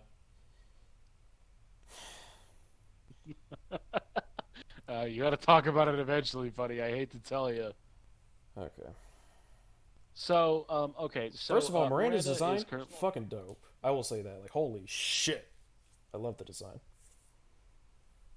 It's a good design. It reminds me of like a Silent Hill boss, like Silent Hill 3. I don't know. That's what it makes me think of. So Ethan goes into. He The opens up the Clyfoth. molded, the Clyfoth, and he goes inside. And Miranda is currently in the midst of performing the ritual to bring back her daughter. I don't fucking remember what her daughter's name is. Apologies, Eva. Eva. And so then uh, Ethan is sort of put like it's very clear that Ethan's on his like last legs. He's not doing too hot. He was limping whenever he first got out of Duke's carriage, He had his heart ripped and out. so I know that'll do it to you. yeah, yeah, and so he's having a bit of a hard time, and he's not really able to fight back against uh, Miranda at first until Chris delivers a single shot to her head, and then disappears for the rest of the boss fight. Which then I don't even engages. remember that. Yeah, no, he shoots her in the head, and like he says some fucking line, and then immediately after that, he just fucking appears for the whole boss fight, and it's a little fucking weird. So now, to L's utter fucking dismay, as I'm sure you've gathered, All right, we here we get go. the worst boss in the game. Oh boy, we- he's coming. He coming. Oh lord, he come. All right, so phase 1 of this boss. It's Miranda. She's got these like big old talon things coming out of her back. She looks pretty fucking cool. I'll actually pull up a. Well, nah, I'm not gonna fucking pull. I don't fucking care. But Okay, I want to say real quick. I want to say visually, everything about this boss fight is fucking primo, and also the Oh, yeah. music. The music in this boss fight is really cool. It's way different Absolutely. from every other. It's way different from every other instance in the game. It's a lot more like heavy on like the orchestra. It almost has this like mythical quality Yeah. to it. Like it's almost like something you'd see in like a fantasy setting rather than like a horror setting. Well, because And like this so is the it's- origin, like the fucking Oswell's Yeah, mentor. it feels- like it's a huge deal, and the presentation Yeah, keeps up with that. It makes her feel very grandiose in a lot of ways. Everything past that, however, L, you've been waiting all fucking straight or all fucking episode for this. About 5 hours now. You fucking, yeah, you fucking do you, man. You fucking So, take it away. phase 1 of this boss fight. Miranda, she's got these kind of like talon things come out, almost like wings. Not really wings, but whatever. I don't know, Jeepers Creepers. And it's a pretty simple fight starting out. She has a few attacks. She has like a couple combos. At the start of the fight, she might just instantly combo and kill you on the higher difficulties. Fuck, anything can happen. It's final boss. So, blocking, at least on higher difficulties, against this boss is just fucking worthless. Dodging would be the obvious go-to. You're like, oh, you're gonna run from bot. You did it against Sturm. You did it against big old fucking dragon Dimitrescu. You've been dodging bosses all 24 hours or whatever the fuck you've been playing. Then, this boss is like, so I'm gonna track you to the end of the goddamn earth,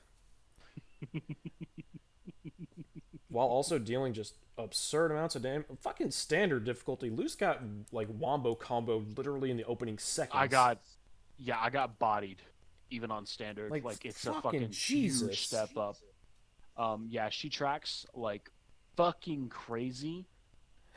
and this version of her doesn't even track the most, or deal the most damage. Yeah, it doesn't.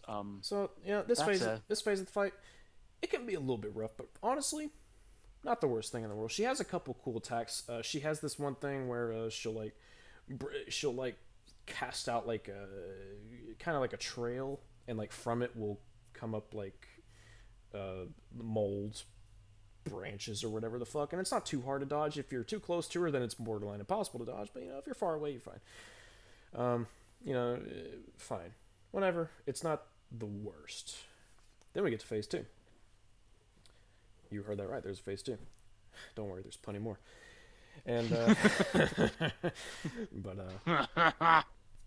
all of a sudden, holy fuck, she's like a big old spider. She's got these big fucking, like arachnid 8 legs or 6 legs or whatever the fuck it is. She will jump on you, and this jump will track you. Yeah. Now, what's to the ends of the earth? What's bizarre? Okay, so she basically has 3 attacks in this form. One, she'll jump up on a pillar and then jump down onto you. This is actually pretty easy to get out of the way of, some fucking how. As long as you keep moving, she'll land, and then you can quick turn around and shoot her in the face. Whatever. Then she has a combo where it's like, you just want to run from her basically. Not the hardest thing to dodge. Her turning is kind of ridiculous. Like if you want to go around her, that's not gonna fucking happen, more or less. It can, but not the worst thing in the world. It's a combo, and then you can clearly make out the sound of the final hit. So like once you hear that final hit, and as long as you're safe, turn around, shoot her a little bit, whatever. So you're attacking in between her attacks. It's almost like fucking Dark Souls, only way worse. So I can feel the anger just slowly building up. Then she has this each one fucking attack. Sentence. Then she has this one attack, as in her spider form. She basically has 3 attacks. This is her 3rd attack, where sometimes she'll just jump straight the fuck onto you, really fast, basically impossible to dodge. You have to block it. However, on the highest difficulties, good luck. Sometimes you'll get lucky and you'll have dodged that jump. Then she does a 2nd jump. It's like, oh, okay. That thing you basically need Ultra Instinct to dodge. 2nd one, right fucking there. Oh, okay. Whatever. Fine. And Luce can tell you, man, last night I think it was, maybe the night before, I don't fucking remember. Yeah. Ooh, I was getting hyped. I was dodging this shit. I cannot conceive how the fuck I was dodging this shit so consistently, but I was. And I was getting hyped. So, okay, that's 2 phases. This has been going on for a while. Once you deal so much damage, she goes on to another phase. Phase 3. She grows wings. Actual wings this time. She flies around. She makes these fireball things. You can either shoot them to make them go away before they hit you, or you can dodge them. The fireballs, not that bad. However, if you get hit by one, every one of them that follows is going to hit you. So you can get 3 comboed. And on the higher difficulties, kind of rough. That's basically death. Yeah. She has another attack where she'll fly towards you, and despite how big she is, her hitbox isn't enormous. So as long as you know where she's coming from and you go horizontal away of her I don't from know, her man. path, it's That's it's sorry. Go ahead. it's fine. It's fine. Sometimes, But sometimes that fucking dive bomb attack can fuck you though. Like, well, the problem is that okay. So when she does that, kind of dive bomb towards you, sometimes you'll hear her go like like she'll hiss or whatever. That means she's going for a second one. Just what direction she was going. Run horizontal away from it. Fine. Here's the problem though. She is very mobile, even when she's not attacking. She is constantly moving around the battlefield, and you have to be running away from her, meaning that meaning that you have to keep your eyes off of her a lot. This means that you will often not know where the fuck she is. So dodging is borderline impossible half the fucking time. Now, sometimes when she dive bombs, she'll also spawn fireballs above her, but you won't really know until they're about to fire off, but you also don't know where the fuck she is, so you don't know where the fireballs are coming from. So you might be thinking, okay, I'm just gonna block. And you're like, okay, fine. If you're on the higher difficulties, you're gonna be going through those health files though. So, okay, whatever. So, wow, 3 phases. Don't worry, there's more. So, phase 4. The screen gets a black and white filter. It's really dark. It's kind of cool actually. I like the look of it.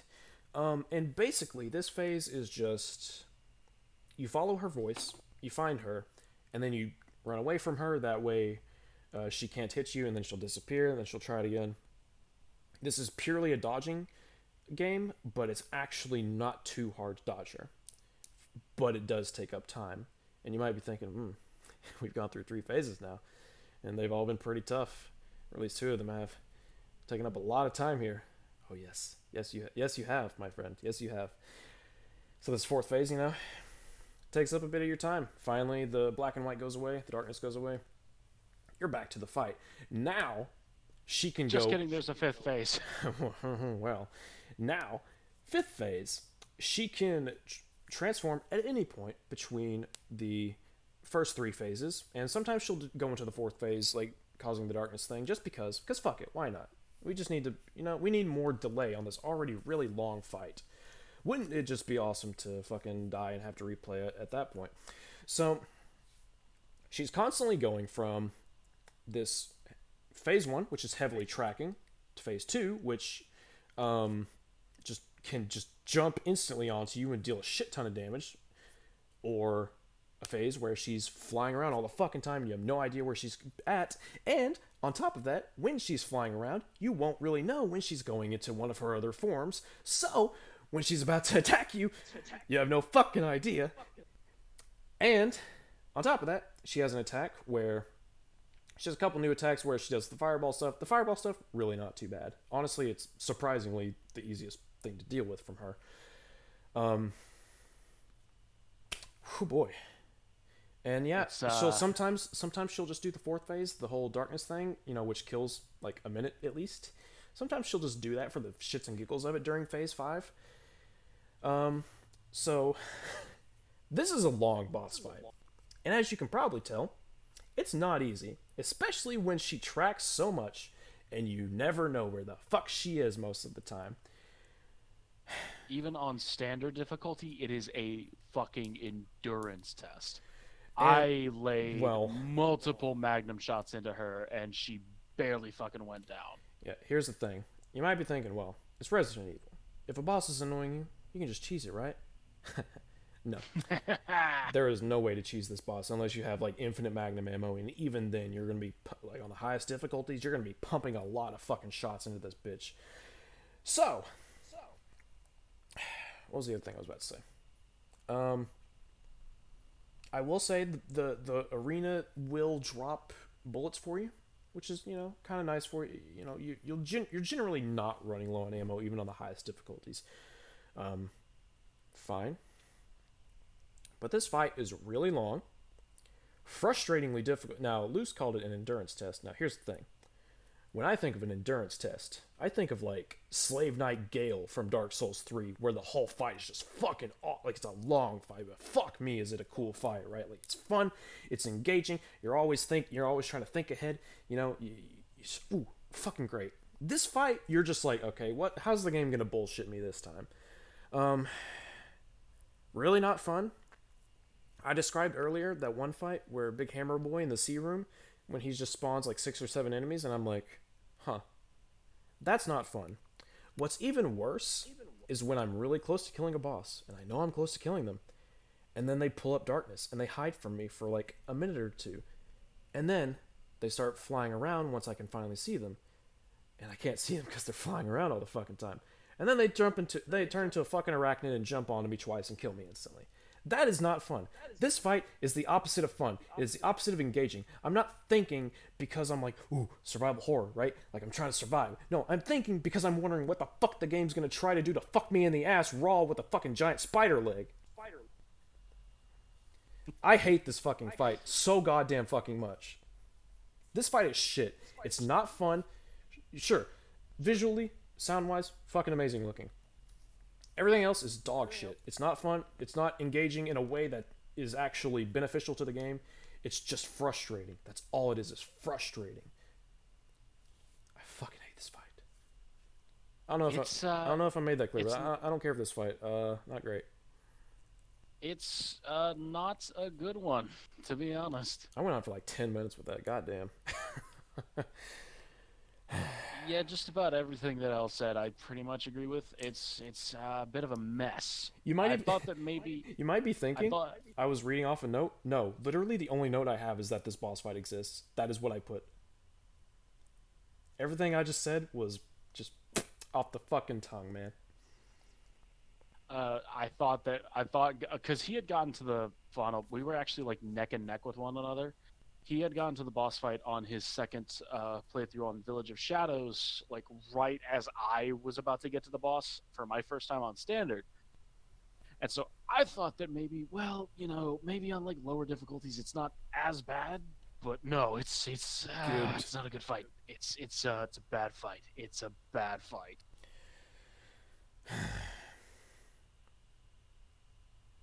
Yeah, I don't like this fight. It's just unpleasant, to be honest. It's Like, not the worst Resident Evil final boss I've ever faced, but it's not good. It's definitely not good. It's kind of up there. I'm trying to think of a Resident Evil boss that I hate. Well, final boss that I hate more than this. I really am. I don't I like hate Sadler.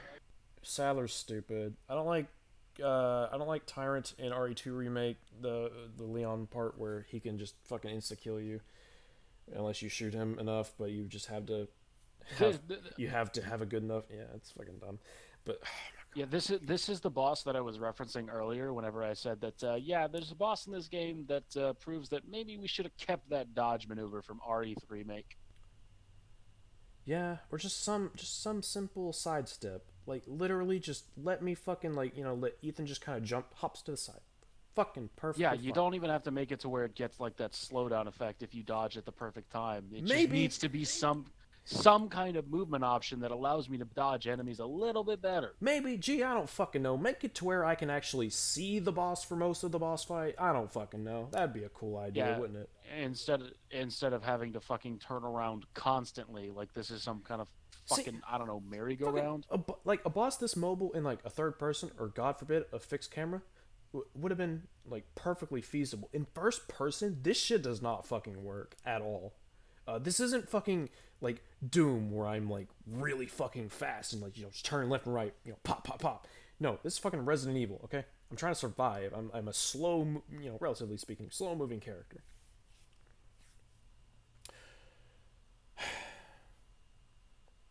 It's not good. It's really not. Just no. Fuck that boss right up the ass. Um, it's not a particularly difficult boss. It's just that its moves aren't well designed or well considered. I think if, honest to God, just the simplest solutions, turn down the track. Please, for the love of God, turn down how much fucking tracking this boss has. It's dive move especially. Her dive move especially is just like pure cancer. It is the fucking spider is what gets me the most.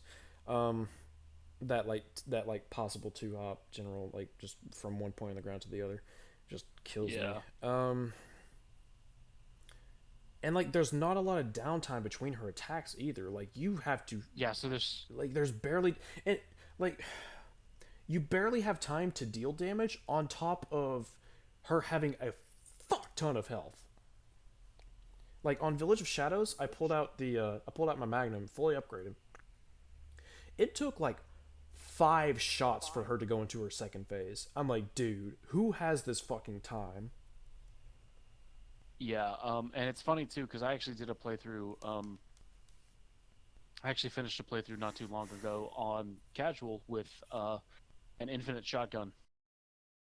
It was the infinite attack, and yeah, she didn't put up much of a fight. She barely did anything actually.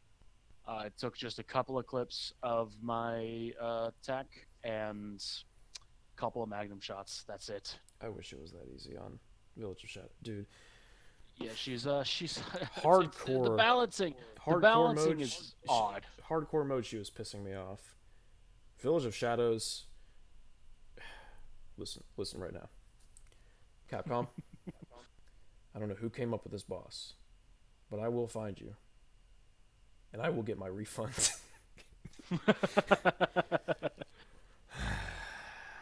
Got to refund the whole game for this one boss? Yes.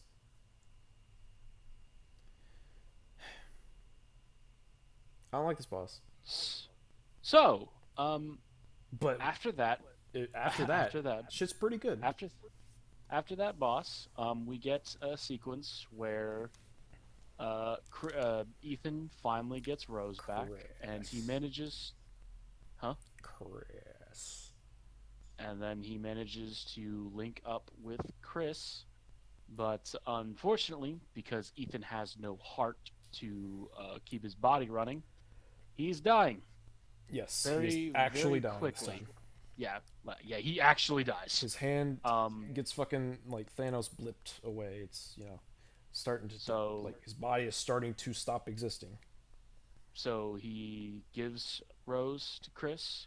Rose takes Chris onto the helicopter. He's very much not happy, and Well, Ethan, so well, it starts out with Chris and Ethan, and like Ethan's just kind of sitting there holding Rose, and he's about to die. Like he's losing consciousness, but Chris shows up and he's like, "Yo, Ethan, we gotta go."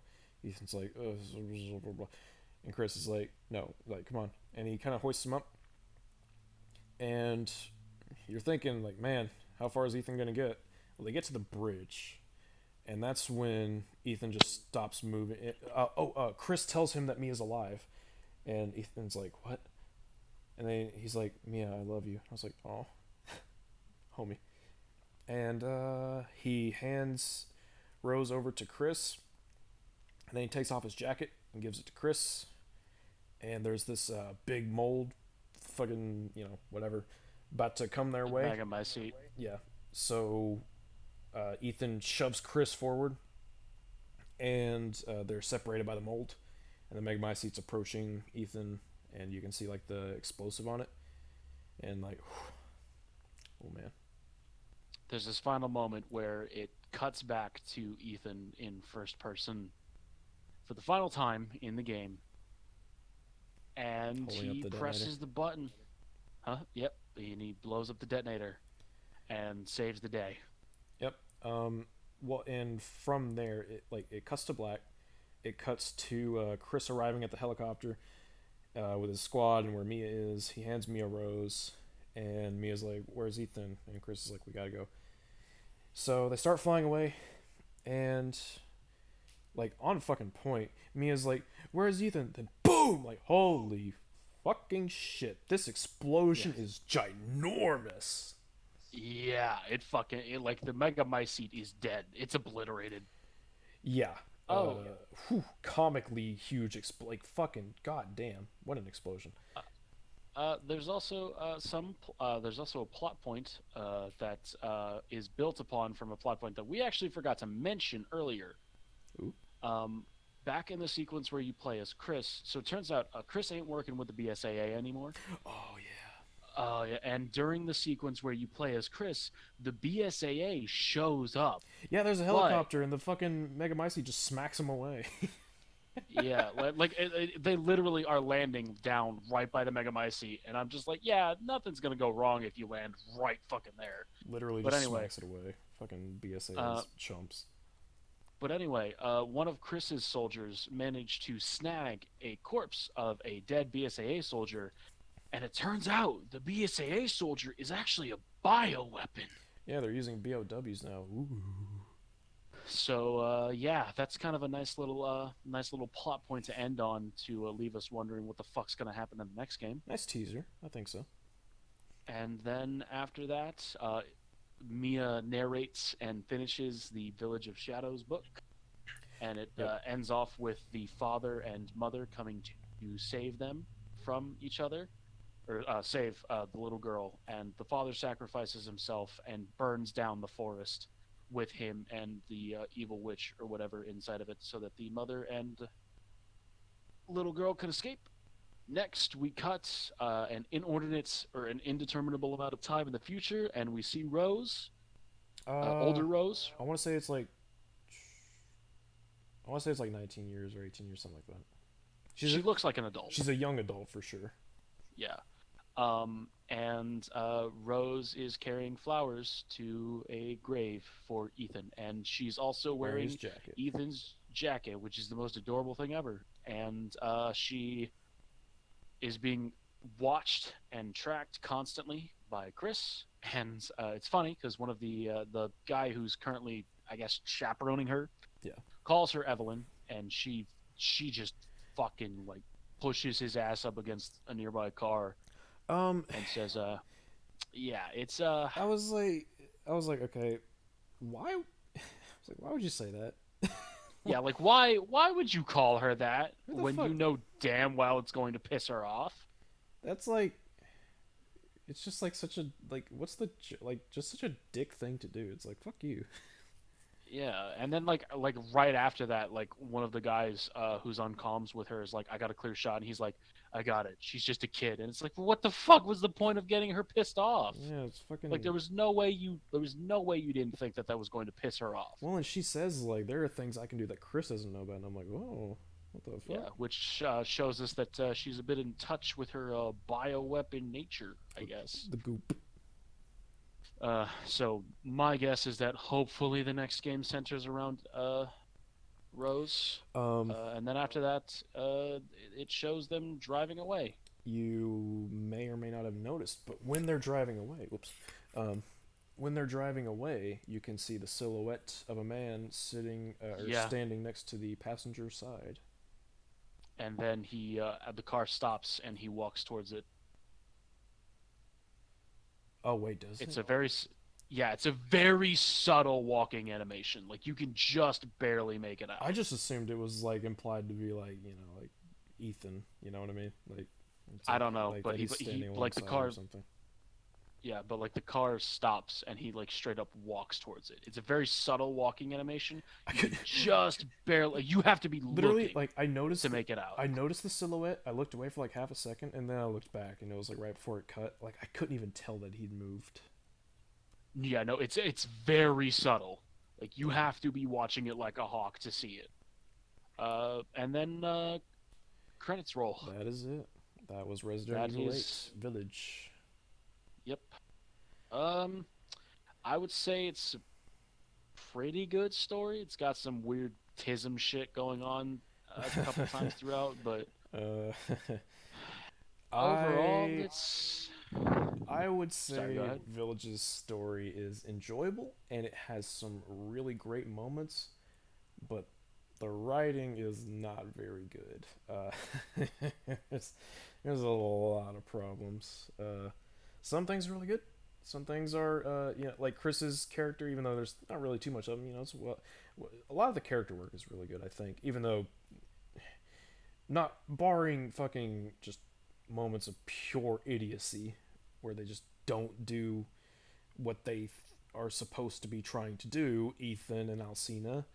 But other than that, the character work's pretty solid. Weird storytisms. The story itself is not great, but I enjoyed it. I'll say.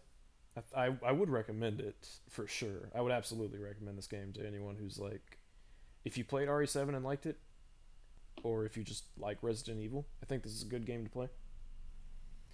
Even if you played RE, so like if you like Resident Evil but you didn't really like RE7, I'd be like, well, play this one. Then I'd be curious, I think this one is definitely better than Resident Evil 7. Oh, it's a huge step Uh, up, I think. yeah, Like I personally was not that big a fan of 7, to be honest with you. I like it up until you start playing as Mia. Then I don't care for Oh, it. definitely. That's when shit jumps the fucking shark. It's not Real hard. Oh, one last thing. This game has mercenaries mode. I talked about it a little bit, but there's 4 maps and there's higher difficulties for each map. And I like the maps. I think they're really. Have you played the mercenaries mode, any? I know you unlocked it. I played like 2, maybe like 1 or 2 rounds. I like it so far. I still haven't. I'm still just on the village for mercenaries mode. Dude, wouldn't it be so fucking awesome If it was multiplayer, if it was multiplayer and there were like different characters you could pick? Gee, fucking wowie. wow, it's almost like we've got a few characters in this game that we could pick, like Chris, or I don't know, maybe they could add like Leon Alcina. as a bonus or something. Let me be 9.5 feet tall. I want it to happen. Please, I want to see what it's like on the other side. Fuck, let me be one of the vampire girls and like have an ability where I can like teleport, like quote unquote teleport, where I like turn into the bug swarm and go somewhere else. That'd be cool. Let me play as Wesker and just fucking be able to punch down hordes of fucking hordes of Magini. Fucking At the goddamn. very least, make Chris another. Like, come on, like he's already in the story, like fucking. Yeah, like fuck it. You've got his voice lines. You've got his model. You've like, already you got just need to- Mia from RE7, Zoe, or not Zoe, fucking Uncle Joe. Fuck it. Fucking like, there's a lot you can do. Let me play as the Duke. God damn it. Fucking Duke, like, if this were a Dynasty Warriors game, Duke would attack by just driving his fucking carriage into people. Oh, that'd be so based. That'd be heavily based. Quite based. Let's see. I'm gonna look through my notes just to see if I have any other things I really. Oh, what the fuck is with the box art of this game? Why is Chris looking like a werewolf? Yeah, I was about to mention that. Like, why does the game make it seem like Chris, like this, like the game makes it almost seem like Chris is evil, in like the box art and stuff. Oh, So yeah, like why is Chris, why he looking like a lichen? yeah. Fucking well, like the bottom of the box art shows like the village itself with like a view of the castle and everything. I'm like, why wasn't that just the box art? Like that would have been The fucking box dope. art, yeah. Because like fuck, man, the shots of the castle are so goddamn gorgeous. Yeah, honestly, I think I just think a shot of the castle would have been a good box art. I don't Yeah. think we needed Chris on there.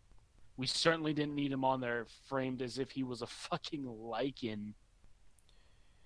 Yeah, it's just.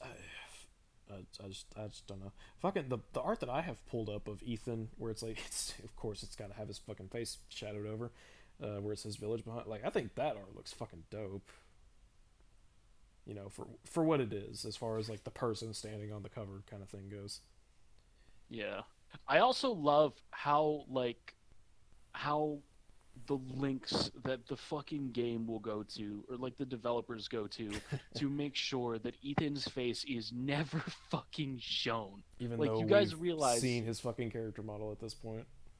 Yeah, like there's literally a model, like a render of the character model with his face in full fucking view from Resident Evil 7. Like, seriously? It's so fucking weird because like in the scene where he dies, or like in the scene where like he's like walking with Chris after defeating Miranda, like you would think that he'd like look at Chris. Even Since this Chris is, like, can't his see final his face, moments. and Chris is there Yeah, with him. but he fucking has his head just hanging down the whole fucking time. Oh man. it's just kind of funny. Now he's dead, so we're never gonna see his fucking face. Oh man. Um. So I will say, uh, after these 5.5 hours, you who are watching are probably thinking, "Wow, these guys had so many fucking problems with this game," and you would be correct. However, nothing really like like when I say bother, I mean like pissed me off until the final boss. All the other problems in the game, I was like, it's fine. It's fine. Like it's a problem, but like it's fine. It doesn't ruin the game for me in any way. It might affect it in some ways, like the knife being shit, but yeah, it's like whatever, fine. The AI is exploitable as hell. Well, it's up to me to choose to do that at this point. Whatever. Final boss though is so bad. It is so fucking bad. Uh, it really sours what is otherwise, even though there are some tisms, a pretty solid ending, I think.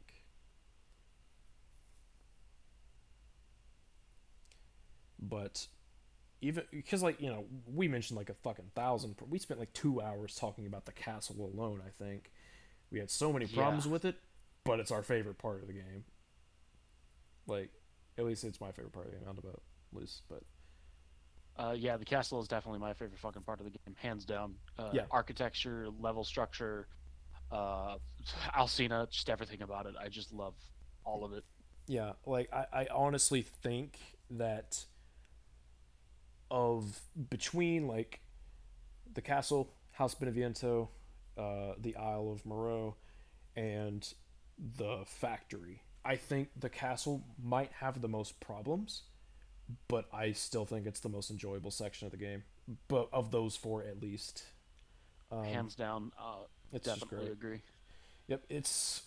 I would describe Resident Evil 8 as more than the sum of its parts. Yeah, I think that's probably the best way I could describe it. Because, like, man, fucking holy shit, these guys have gone on for 5.5 hours about this game's problems. But damn, did they have a good time. I did. I had a very wonderful time. Yep, I would say that it's my favorite Resident Evil, or like it's one of my favorite Resident Evil games. that's fair. I don't know if I'd call it objectively the best. I probably would. I don't know. I don't even know how the fuck I'd begin to qualify what the best Resident Evil game is. I really don't. Yeah, it would be a hefty task, Yeah, one that like it would one take that would require probably weeks more than to five and a half hours. That's for fucking sure. Yeah, more than 5.5 fucking hours. You'd have to go through like the entire series. I mean, I think if I really like, if I were to say right now what I think is the objectively best, I'd probably say the remake of one on the originally the GameCube, and now it's PS RE1 remake. Like it's, ooh, that is a fucking great game. It's got its problems though, ooh, but Yeah, it's that's a good fucking name. it's probably got the least and smallest problems of at least the mainline entries, for sure. Definitely. It's pretty fucking great. It's been a long time since I played it too. I have it on GameCube. I need to fucking go and replay it at some point. Maybe in the future. But what would you say is your favorite thing about RE8? It can be a character, it can be the fucking assist a mechanic, it can be a level, whatever the fuck. Like, what's your overall, you think, favorite thing? I would say that my overall favorite thing is just how the gameplay is handled. Uh, just the combination of the exploration, the upgrades for your guns, the actual gunplay itself, and how you are able to interact with the enemies. Yeah, I would say that that's probably like just the gameplay itself It's got a is very probably satisfying loop to it. yes, it's probably my favorite part about the series or a part about the game. It's just the gameplay itself.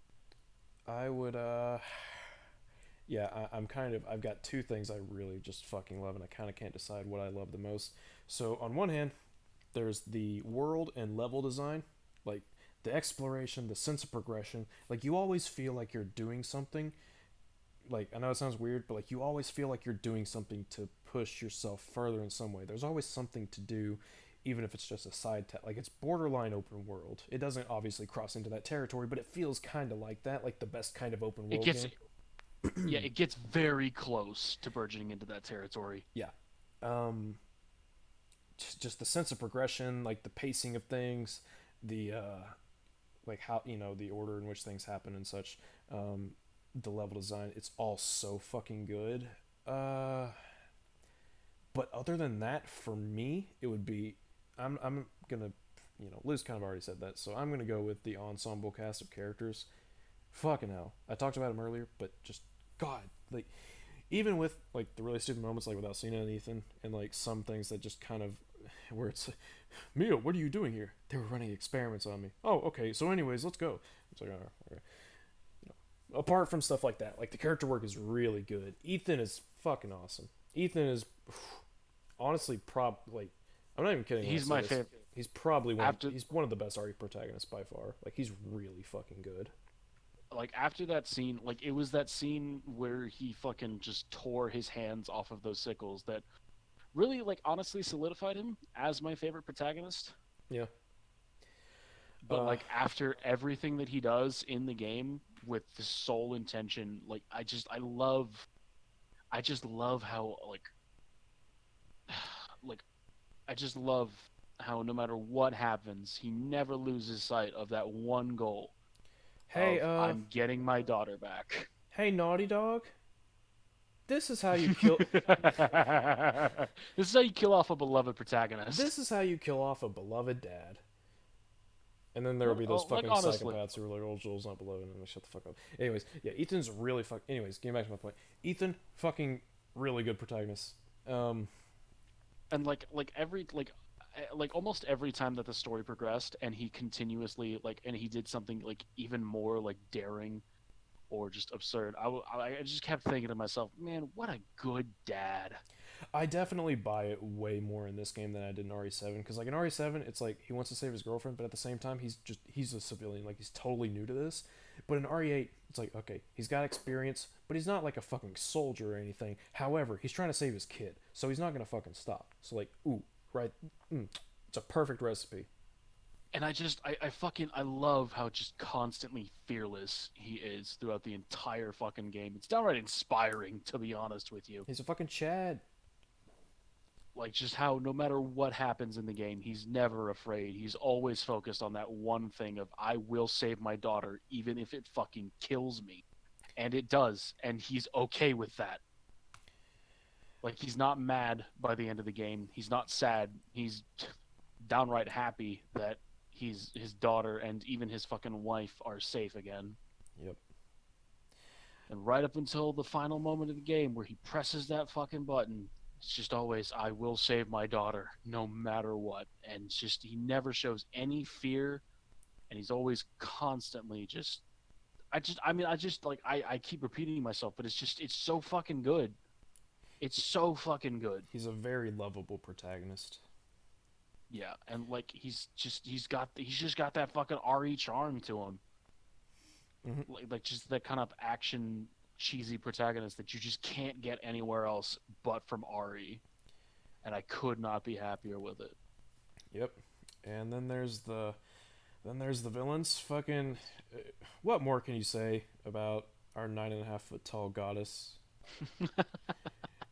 Like okay, yeah. Besides how amazing she is. Like okay, yeah. We make a lot of jokes. Well, you call them jokes. I call them just confessions. But about her being ridiculously hot. Who said I said I didn't say they were jokes. So, we poke fun at that a lot, but like she actually is, barring her really stupid moments, like a fucking cool character. Like just the design's good, very striking, very memorable. Her voice actress is fucking killing it, and she's very imposing, and just the boss fight's cool. She's always coming after you. Just good time. Her daughters, kind of a just memorable underlings, really cool.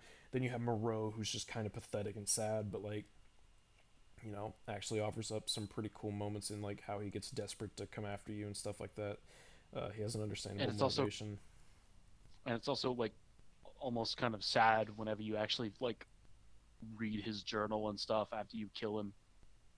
Yep. And you realize how much devotion he had to prove himself to Miranda and how much he hated that everybody never took him seriously and always just made fun of him, and he was always the outcast of the group, even below Heisenberg. Yep. Beneviento, where they just needed a little bit more, because like there's this whole. Yeah. I mentioned it before. You see the grave of Claudia. You know that she was young, but you know it was long enough ago. Probably her sister, just some relationship there. Like she's obviously in her family at least. Um, and you see Donna is obsessed with dolls, and you see all these notes about her being severely mentally ill, but no one really talks to her, so no one really. I guess that kind of contributes as to why there's not too much on her, but no one really knows other than that she's just kind of mentally ill. And there's implications there, and I can absolutely see people coming to love her character by inferring that kind of stuff. I just there's not enough there that's concrete, if you ask me. But still a memorable character, I think. Just less memorable than the others. And then you I, have, well, go ahead. I would say that all of the main villains of the game have a lot more layers, or have more layers than they initially let on whenever you Oh first see yeah. them. Well, I'd say they have more layers than a lot of RE villains, really. I mean, Yeah, that too. I mean, fucking what? I mean, fucking tell me Excella's personality and motivations. You she can't do she loves Wesker's cock. I can say that for sure. it. Yeah. Yeah, like most of the time in RE, you have like the big monster, which doesn't really have any depth to it, and then you have a character like I don't know, like William Birkin, and it's like okay, cool. But like this game is like, all right, you have like five villains. One of them's the main villain, but you have like five villains, and all of them have understandable enough motivations and characterization, and like it's pretty good. Man, my boy Heisenberg, what a fucking G. He's Heisenberg was the one that surprised me the most. Yeah, same. I did not expect anything, but like holy fuck, what a guy. Very charming. Very charming, a little like they most of the villains in the game end up being pretty sympathetic in a lot of ways. Yeah, they don't go out of their way to present them in a sympathetic light, but like when you look into their notes and their backstory, and it's like, oh, Heisenberg was taken by Miranda against his will. Uh, Alcina, she was kind of always like that. She embraced the Kadu, I think, or Kadu. But but even then, like you can tell, like she has a lot of care for her daughters and stuff that you Oh brutally yeah, murder with no remorse whatsoever. yep. And then you have Moreau, who's just fucking sad. Like you just feel bad for him almost. Other Yeah, he's just a really pitiful creature that Yeah, it's almost like a pug. he Like he's reminds me kind of of a adorable, but he's like horrifying. he reminds me of a fuck. What's the Hunchback of Notre Dame? What the fuck's his name? Quasimodo. Quasimodo. Yes, he reminds me of like Quasimodo if Quasimodo just went insane. That's kind of what I thought of. And then Beneviento, who's just like this loner, she's just alone, sad. It's like, oh, talks to her dolls. Yeah, man. And then you have Miranda, who's like, understandably, like her kid died, and she has this thing that can bring people back from the dead, or at least brought back her from the dead. She's like, oh, I want to use it on my kid, but what she does is obviously Way worse. unacceptable. I'll say. You don't fucking say. Yeah, yeah. The character who murders countless people for the sake of reviving their daughter is a little unacceptable. Gee, you don't fucking say, buddy. Yep. And Mia's in for one scene, and you get that good moment where she scolds Chris. It's small, but I liked it. I would say that the characters are used in very effective manners. Yep, fucking Elena's awesome. Just all of the characters, really. I mean, most of the characters are just pretty well Louisa's utilized. husband. Fucking, you see a note. That's it. But he's cool. So yeah, if if you want an RE game with great fucking level design and exploration and sense progression and all that, and just really fucking good characters for the most part, like RE is pretty good. I would recommend RE8 to anyone who likes Resident Evil, honestly. I would recommend RE8 to anybody who just likes survival horror Yeah. or first person shooters in general. Well, I don't know if I'd recommend RE8 as a first RE game. Maybe not. You're gonna be fucking like confused. Look, I'm going to be real. If you're starting a series we fucking joked about starting Devil May Cry with 5. If you're starting Resident Evil with a fucking, not even just With the 8? not even just the 8th mainline entry, but the fucking like 2021, like this series has been around for like 25 years almost. Like For fucking, since 1998. 96 was Resident Evil. Oh shit. Never mind. Yeah. That's the game of the year So for the yeah, year I was born. if you're if you're starting a series from 1996 with the game that came out in 2021, I gotta be Yeah. honest, I have no respect for you. Well, it's like okay, fine. I'm joking, obviously, but Well, you know. yeah. Well, it's like okay, fine. You don't have a fucking PlayStation 1 or a fucking I don't know Saturn, so, so you're not playing RE1. It's like okay, fine. Maybe play the remake. It's available on it. Fucking like all the remakes are available on like modern Yeah, consoles. like I So would, you really don't have an I excuse, I don't think, actually. yeah, I would actually, unironically, like if somebody wanted to get into Resident Evil nowadays, but they weren't like, they weren't quite sure. I would be like, all right, just play all of the remakes and see how you feel after that. Wait, dude, how can we forget fucking Revelations 2? Obviously, that's the starting point. I mean, Die. it's not great. I have this. I have this. Barry's awesome. Dude, dude, do you have any idea how much I would fucking kill for like a buddy cop with Ethan and Barry? I would kill for a buddy cop adventure in Resident Evil in general. True. That would be unusual. I would actually fucking. I would dig that. That'd be fucking dope.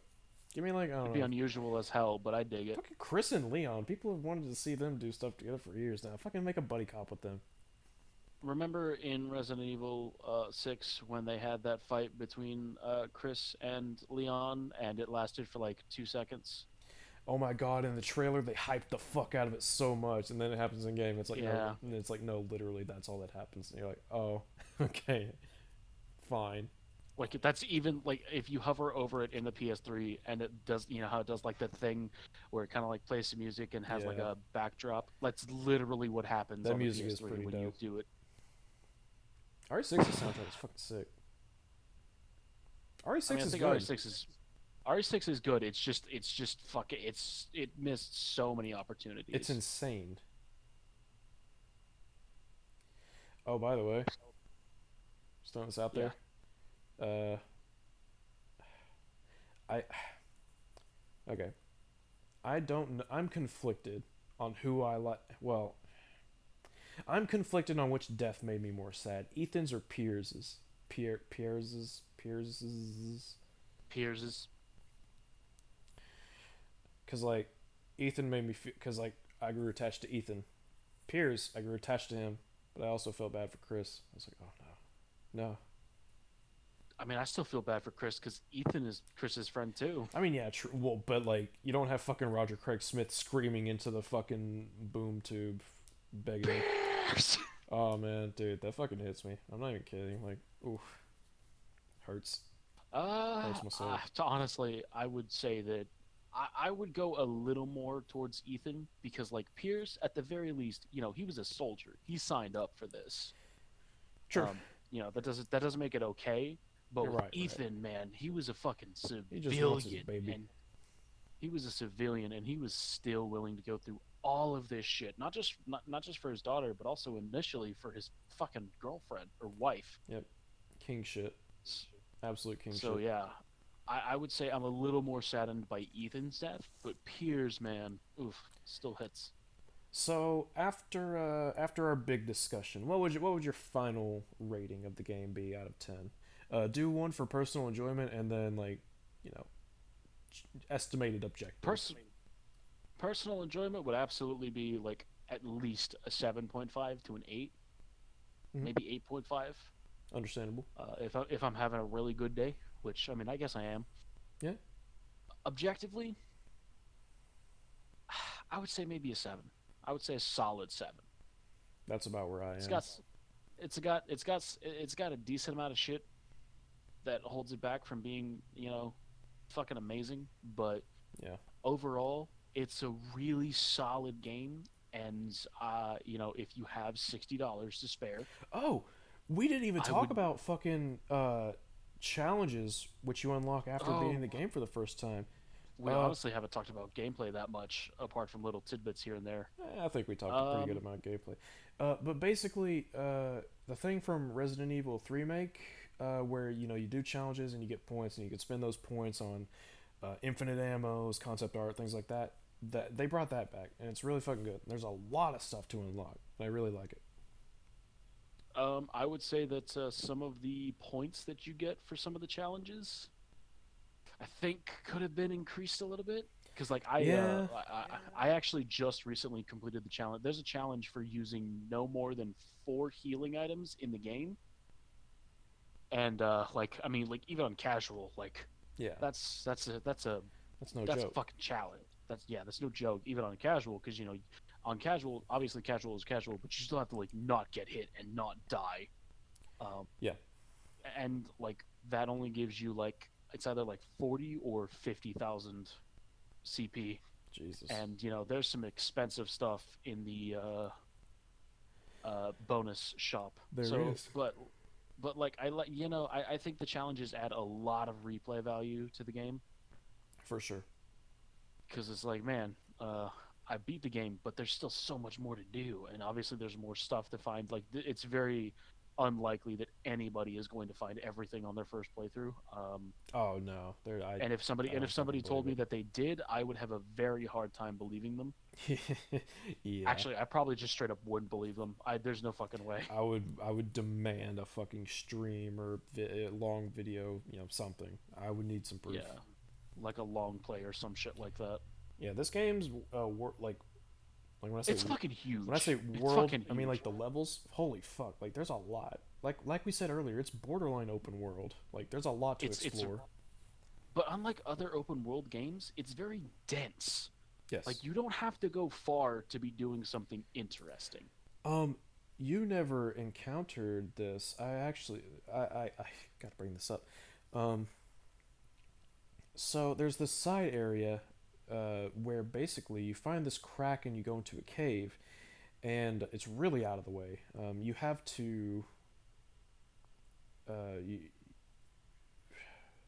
you basically take the boat that's like between the two, the hub and the big four kings, whatever the fuck, and you take the boat and you go a certain way, and you go through this cave, and Oh yeah, and it's got that big fucking monster in it.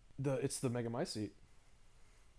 Oh, Yeah, I didn't guess you just notice recently, that. but yeah, fucking ooh. No, I discovered it on my first playthrough. I just like we were on call with each other, and I was like, yeah, I don't feel like I thought it was a big like, and I was like, yeah, I don't feel like dealing with that. No, I didn't it's realize just it was the Megamycete. yeah, it's just the Megamycete. It doesn't attack you or anything. There's like three zombies that spawn, but it's, you know, the Megamycete's just kind of vibing, That and it's pretty cool. that's actually a really cool little detail. Yeah, like there's, Props to the devs for that one. and it's so out of the way. Like, I love shit like that. Like something really out of the way that's just kind of this subtle allusion to like what's really going on with the main plot. Like that's cool to me. Yeah. But oof. I guess for me, as far as personal enjoyment goes, fucking 9 out of 10. I had a blast. I've been, other than fuck the final boss, man. Holy fucking shit, it's fucking terrible. Um, other than that, I fucking loved every minute of it. Mercenaries is a lot of fun. It is a lot of fun. If I only need there to was play it a lot multiplayer and more. selectable characters. Uh, That's okay. We have RE6. the weapon selection does feel limited though in Mercenaries. That's for sure.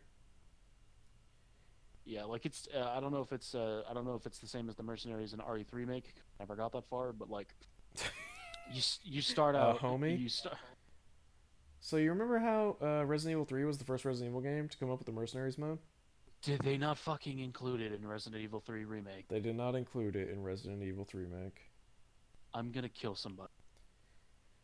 uh, Okay, so unlike other mercenaries modes, rather than just getting booted into a character select and selecting different versions of characters that have different loadouts, instead, what happens is you instead get transported to the Duke's shop in Castle Domatresk, and you have a certain amount of lié that you can use to either buy weapons or buy upgrades. I don't know if they carry in between like playthroughs of mercenaries, um, but yeah, you can. no, it's just for that run of Okay, that map that you okay. picked.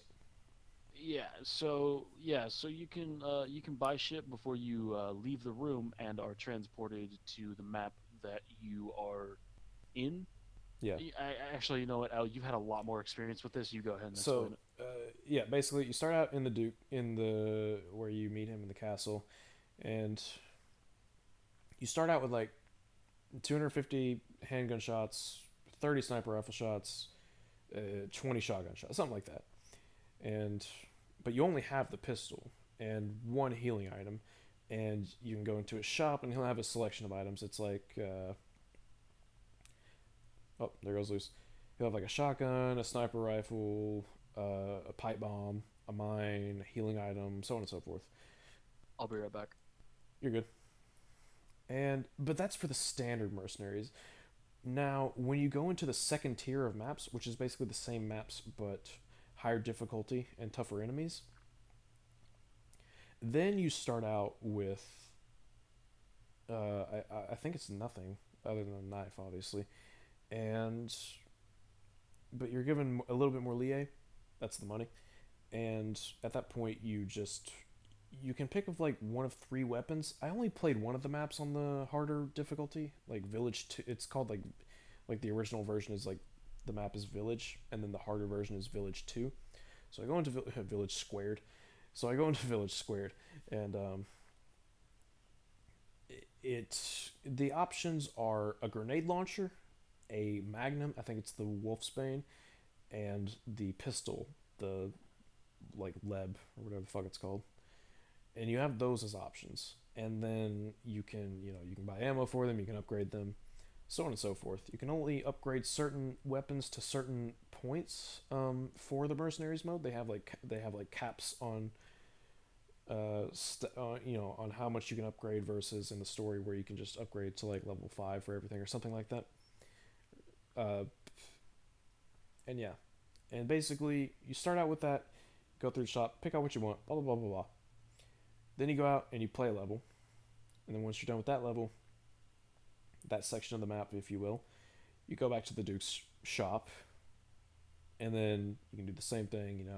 Spend your money, get items, blah blah blah blah blah. Sell items if you don't want them, which is a good idea. And then you go out, do another map, so on and so forth. Rinse, repeat.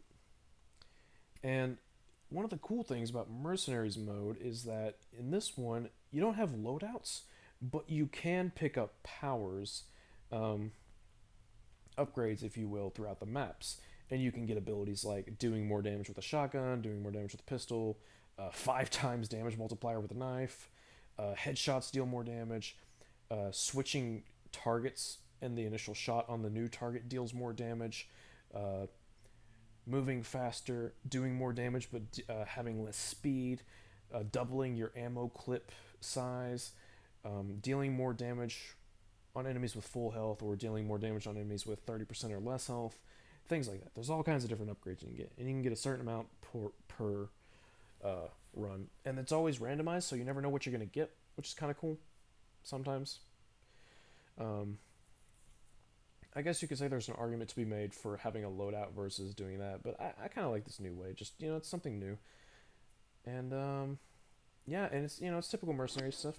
Kills grant so much time, combos get more time. You want to be fast, so on and so forth. There's also like abilities and shit. I don't know if you talked about that yet. I I assume did. you did. Yep. Look How at you pick them my up? man being thorough. Yep. I did my best. Mercenaries mode is pretty fun, gotta say. I like it. I haven't played much of it. I think I've played like 1 or 2 rounds. But it's very enjoyable, and I like how it actually shows the enemy's health bars. Yeah. Oh, and I will say the higher ranks for the mercenaries mode, they're not easy to get. Like I fucking am really good at it, or at least at the first two maps at this point, the village and the castle. And I can only get an SS on the village and an S on the castle. I haven't gotten a triple S on anything yet, and like I've been working at it, but it's not easy. I find it. Oh yeah. Something that I noticed is that there's actually a subtle hint towards the soldats in the village. Really, where at? Yeah, I noticed it because I just came up on it in RE7 just now. In that room, RE7. or in or RE8. Fuck, I'm sorry. In that small shack where you get the M1911 and the Jack, there is a black and white photo of one of the soldats. That's pretty cool. I didn't know that. But anyway, yeah, I think Mercenaries mode is pretty good too. It's very enjoyable. Also, can we talk about how fucking like insane some of these challenges are? There's one challenge. There's Some a of these challenge challenges are for pretty opening.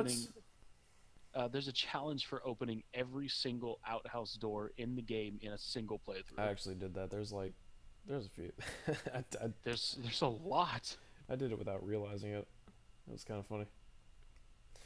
Um, yeah. Remember how we talked about the knife being shit? Yeah, there's a knife only challenge, of course, because it's Resident Yeah, Evil. of course there is, because it's Resident Evil. Yeah, fucking ugh.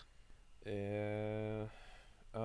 Thank If I God, did that, I'd man. probably do that on casual. Thank fucking God, there's not a challenge so bizarre as complete the game only taking like 4,000 steps or some bullshit. There Resident is, Evil 2 however, remake. there Cough cough. is, yeah, there is, however, a challenge for completely fuck. There's a challenge, however, for only spending like less than 10,000 lie at the store in a single Yeah. playthrough, which is a weird one, but like I guess. And there's also one for never rearranging your fucking inventory, like not even once, Yeah. not even Which picking is anything up. like that's not even like it doesn't make the game harder. It's just something people do instinctively almost. Yeah, I would say that that's one of those challenges that's a little weird.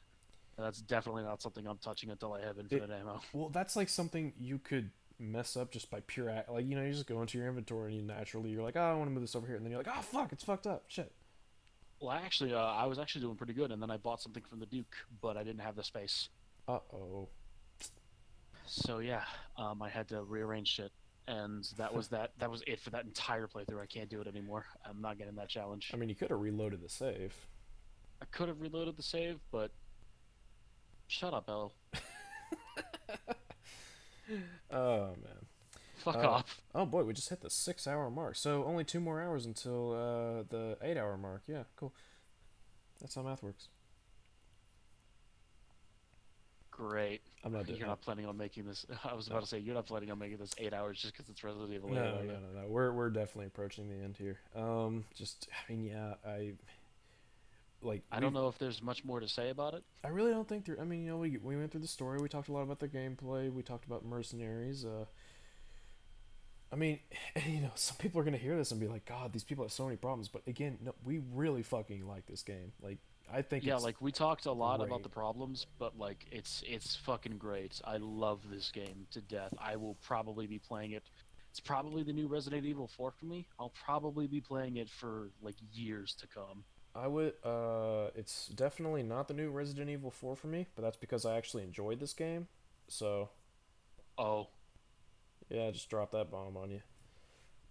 I mean, I knew you didn't like Resident Evil. I mean, I knew you had problems with Resident Evil 4. I didn't know you straight up disliked it. So incoming thermonuclear megamycete destroying take. After like the first half hour, Resident Evil 4 is not that good. Oh boy, I can Like, feel the first S.E.E.S debate coming. oh boy. Um, like the first of it's great. I love the village when you first meet the Gananos and everything. When you first meet, I can't remember his name, the really big guy who like slams. Dr. Salvador. Yeah. Oh, Chief Mendez. Yes. Um, man, once you reach that castle though, oh man, to say I have fun beyond that point would be an utter lie. I, yeah. Apparently, an RE4 remake is basically an inevitability at this point. And given, I don't know how I feel about that. Mostly because, for you, obviously, you hate the game, so you probably don't want a remake. But I don't know how I feel about that because I like the game. And given how much shit they changed in both RE4 or RE2 remake and RE3 remake, I'm not sure I want a 4 2. I mean, I feel like I don't know how I feel. I would I would have to see it before I really had anything to say. Honestly, Yeah. I don't know. As somebody who likes the game, I would say I don't really see the reason. I don't see the point in making like a remake like the others, where you completely upheave the gameplay and stuff like that. To be honest. I just don't feel like gameplay wise there's much to like just like the core like the combat and stuff. I don't really feel like there's much about RE4 that needs changing. Like it's a pretty good. I don't. If anything, it would just need a graphical update. To be honest with you. Yeah, like I don't feel as though RE4 is like it doesn't feel modern, like exceptionally modern, I should say, but it still feels good. Like the core gameplay is still pretty solid. Oh, it doesn't. Oh yeah, it doesn't feel modern at all, but it still feels fucking delicious. Yeah, it would be like if they were to remake Devil May Cry 3, I'd be like, okay. I mean, I'm down, but what are you gonna do exactly? Like, Yeah. I need to see what they're Now changing. making remaking Devil May Cry 1. Suddenly we have we're in business, or even That's remaking Devil May Cry 2, big brain ideas right there. Hire us, Capcom, which because I'm sure you haven't thought apparently, about this at this point, but yeah, apparently there's heavy rumors and speculation that a Devil May Cry 2 remake is gonna happen. I want DMC One remake first. I don't know. DMC 1 is still good. It's it's Devil aged though. It's not like you bad, like but yeah like it's like aged. I'm not gonna say it hasn't aged and that it hasn't been improved upon significantly, but again, it's still good. Devil May Cry 2 I is just want I not. want to hear Ruben Langdon with the fill your dark soul with light line. Like how the fuck is he gonna deliver that? I don't think they're. I would honestly think that they're not gonna keep that line. No, Probably. no, you can't. No, I feel like they would keep it. Honestly, Probably, yeah. Knowing I Capcom. you can't get rid of that. You can't get rid of that fucking line. Didn't correct me if I'm wrong, but didn't the RE1 remake still keep the Jill sandwich line? Or am I wrong? I really don't remember. No, it didn't keep the sandwich line, but it still referenced it. That's right. Barry, after pulling Jill out from underneath the massive press, he said, "Any longer, and you'd have fit nicely between a sandwich." So yeah, that's it. They mixed it up a little bit. I was fine with that. That's cool. Yeah, they didn't take it out. They just, kind of recontextualized it Yeah, a little bit, they and they tried. they fit it into a newer setting. They sort of like rebranded it, I guess, rather than just Sure. outright cutting it. RE2 and 3 remake. Or okay, we'll talk about RE3. We'll talk more about RE3 remake after you've played it. Yeah, I mean, I'll probably pick it up at some point if I can find it for real cheap. But You you gotta be probably will. fucked up if you think I'm paying full price for that shit. I don't care enough about it. Oh. I mean, I like guess I I don't know like if I said it, but like Jill's my favorite pro tag. She's fucking awesome. mine's Leon. I'm sure you probably could have guessed that. I thought it was Ethan. Oh well, okay. I Before RE8, it was I knew Ethan, you or loved it was Leon. I knew you loved Leon, but then you told me Ethan was your favorite, so I was like, okay, Yeah, he is my favorite, but Leon, he's just barely above Leon. understandable. Uh, Leon's probably my least favorite of the main RE pro tags. Oh really? Might I ask why? Well, okay, when I say the main RE pro tags, I'm saying Chris, Leon, Jill, The big Ethan. ones. Yeah, the big four, really. I don't think there's RE6 is a fucking bunch of protagonists, so I'm not throwing that whole mess in. Um, The ones Chris, who are still around. yeah. So like Chris, it's just fuck me, like just really good character. Like throughout the whole series, well, most of the series, at least the mainline games, I'll say, just really Yeah, cool character. I like his arc. It feels like he actually develops pretty well as a character. Um, Jill, I'm just gonna make a fucking video about Jill one day. She's fucking awesome. Like she is pretty fucking awesome. there's just so much I fucking love I about her. Like she's a bad what do you, motherfucker. what do you think about Chris in RE6? Because a lot of people weren't too terribly happy about him in that one. I liked him for the most part. I didn't think he was real. I think I didn't think he was like particularly well written or anything. I just he was mostly in line. he was mostly in line with how he'd been before. You know, he's going through hard times, and he starts, you know, you know.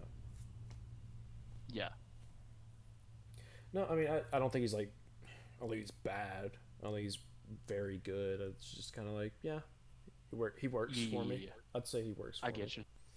Um, Jill's just fucking badass. I like her as a character. She's she's just like likable as a person, but just also fucking like the original RE3. She takes a rocket launcher in the face. Like what a badass. Um, Ethan. I Also, mean, she also says the probably one of the most famous lines in RE history. You want stars? I'll give you stars before fucking capping the dude with a magnum. I mean, like oh it doesn't boy, get more badass than that. you're you're not gonna be happy about how they use that line in RE3 remake. I'm gonna kill somebody. I swear to God. As soon as I finish that game, I'm gonna just It's fucking just. uh. I will say for the most part, RE3 remake, like story wise and character wise, is actually pretty fucking solid. Like it's something I honestly don't feel like it gets enough credit for. But there are moments, Okay. like the stars. I'll give you stars line. It's just it's this throwaway line in like the second or third nemesis fight, and you're just like, oh, okay, That makes me wish I was dead. yeah, it's not great. Uh, you know, it's like why? But otherwise, again, I actually think character work, story's pretty solid. Um, and Ethan, we've talked about why Ethan's great. Oh yeah, he's just fucking delightful. Leon, I like Leon. He's got a great design. He's a likable chap.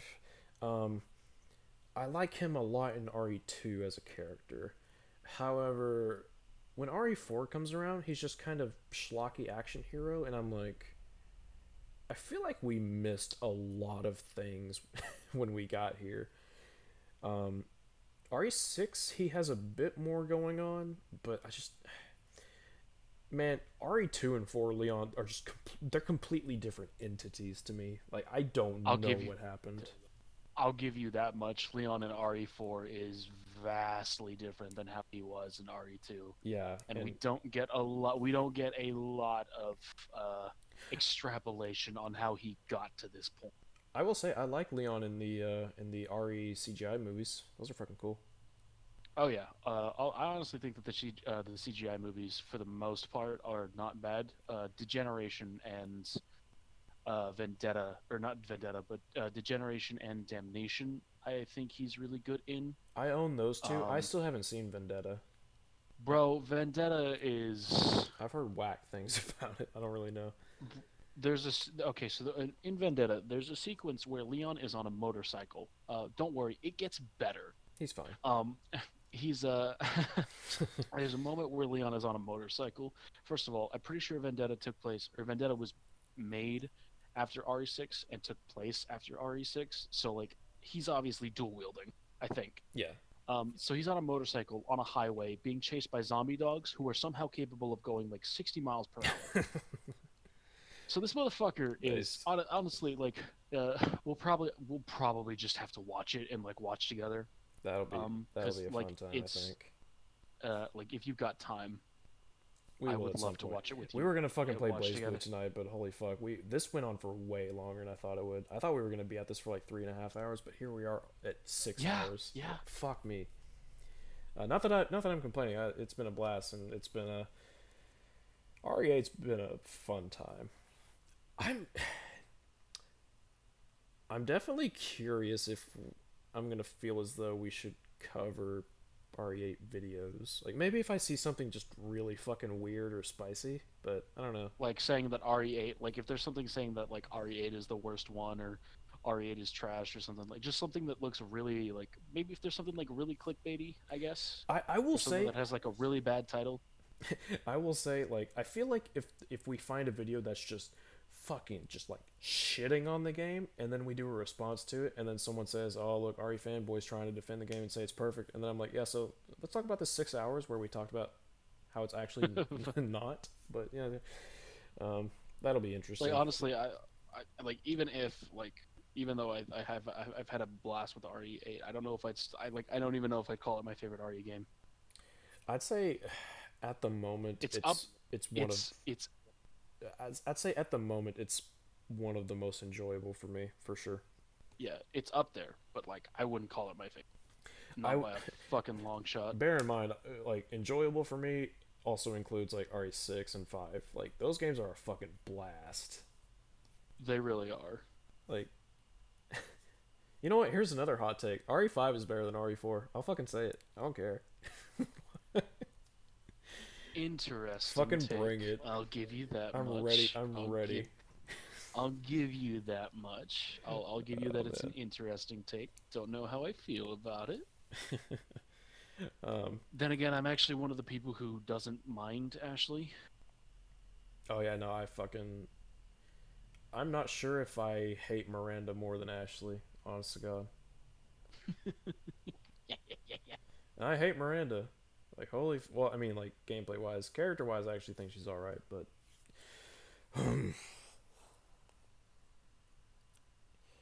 yeah, that'll be. I'm interested to see what RE8 videos people. Dude. Oh man. One last thing. Uh. I need to watch it at some point. Mahler played RE8, and I'm very curious. All I know is that I jumped in at one point in his stream, and someone had asked if he recommended RE8 to newcomers, and he was like, "Oh no way! I would probably only recommend this game to people who really like RE7." And I know Mahler enjoyed RE7. Like he made a critique for it. He was pretty, I don't want to say hard on it, but he spent a lot of time talking about its problems, but he seemed to like it. So I guess He that said, if I'm remembering correctly, in the beginning of his RE7 critique, I believe that he said that he did like yeah, RE7 a lot. I think he Real did. quick, I just something that kind of pisses me off. Why is it that completing 70 challenges only gives you 12,000 TP? Because at that point, I guess that's all you'll need to get the last reward. Fuck. But yeah, I don't know. Given Mahler's history, I feel like he might not like RE7. I'm gonna be honest, or RE8. Fuck me. um, Yeah, given Mahler's history, I feel like he might not like RE8. I feel like honestly, and I'm just totally guessing. I don't know if I like I fucking I dropped in at one point during a stream. I imagine that he probably has a lot of the same criticisms we have, but he probably is more bothered by them than we are. That would be my guess. That's probably a fair assumption. Mahler, come on, see. On a dead ass, if we ever make a response to Mahler, we're just gonna fucking post it in Creation Station Dude, and be like, Mahler, seize, please. unironically though, like if we ever covered like I don't know what we would cover if it. Well, it's because he takes fucking forever to make videos. But if he made it like an RE8 critique, I would actually be really down to go over. God, that'd be a fucking long. I would be down. I would be down to recover it with you too. Oh yeah, that would at least be a multi-parter. Like That we would would have no, we would multiple have recording no sessions choice. for sure. Yeah, we would have. I honestly think we would have no choice but to upload multiple YouTube videos just to make things more concise. Maybe. Um, yeah. We're looking forward to RE8 content though. That's for sure. Oh yeah, probably gonna be a Very lot of fucky takes. very morbidly curious. I'll describe myself as. But that was our takes on RE8. Good old I six think it plus was. hours of talking about it, all the story stuff Yeah, and I think gameplay it was. business. I think it was pretty good, but I had a there's some pretty good problems time. with it. I had a pretty good time too. I'm still having a good time. I mean, fuck. But I Oh would say yeah, I that just there's meant with still some recording this. problems. Like I had a good time going Oh over yeah, everything. yeah, yeah, But I don't know how to do closings. What have you got? Thank you guys. Thank you guys for watching. It's been really fun. We really appreciate the people who come around to watch the S.E.E.S We episodes, do. and we're really thankful. We're especially thankful for the people who comment and tell us what they think about it. Yeah. Oh Thanks for coming. Thanks for coming around. We really appreciate you guys. Special shout out to Mantis for being the first person to put boosts towards the Sierra Madre server. Very much appreciated, good sir. I don't know if you've even. Am I chopped liver to you? Well, you're in C's, so I'm joking. I'm joking. The first Yeah. non-C's person to put boosts to the server. Yep, it is the big appreciate. Much love. Um, Baba Booey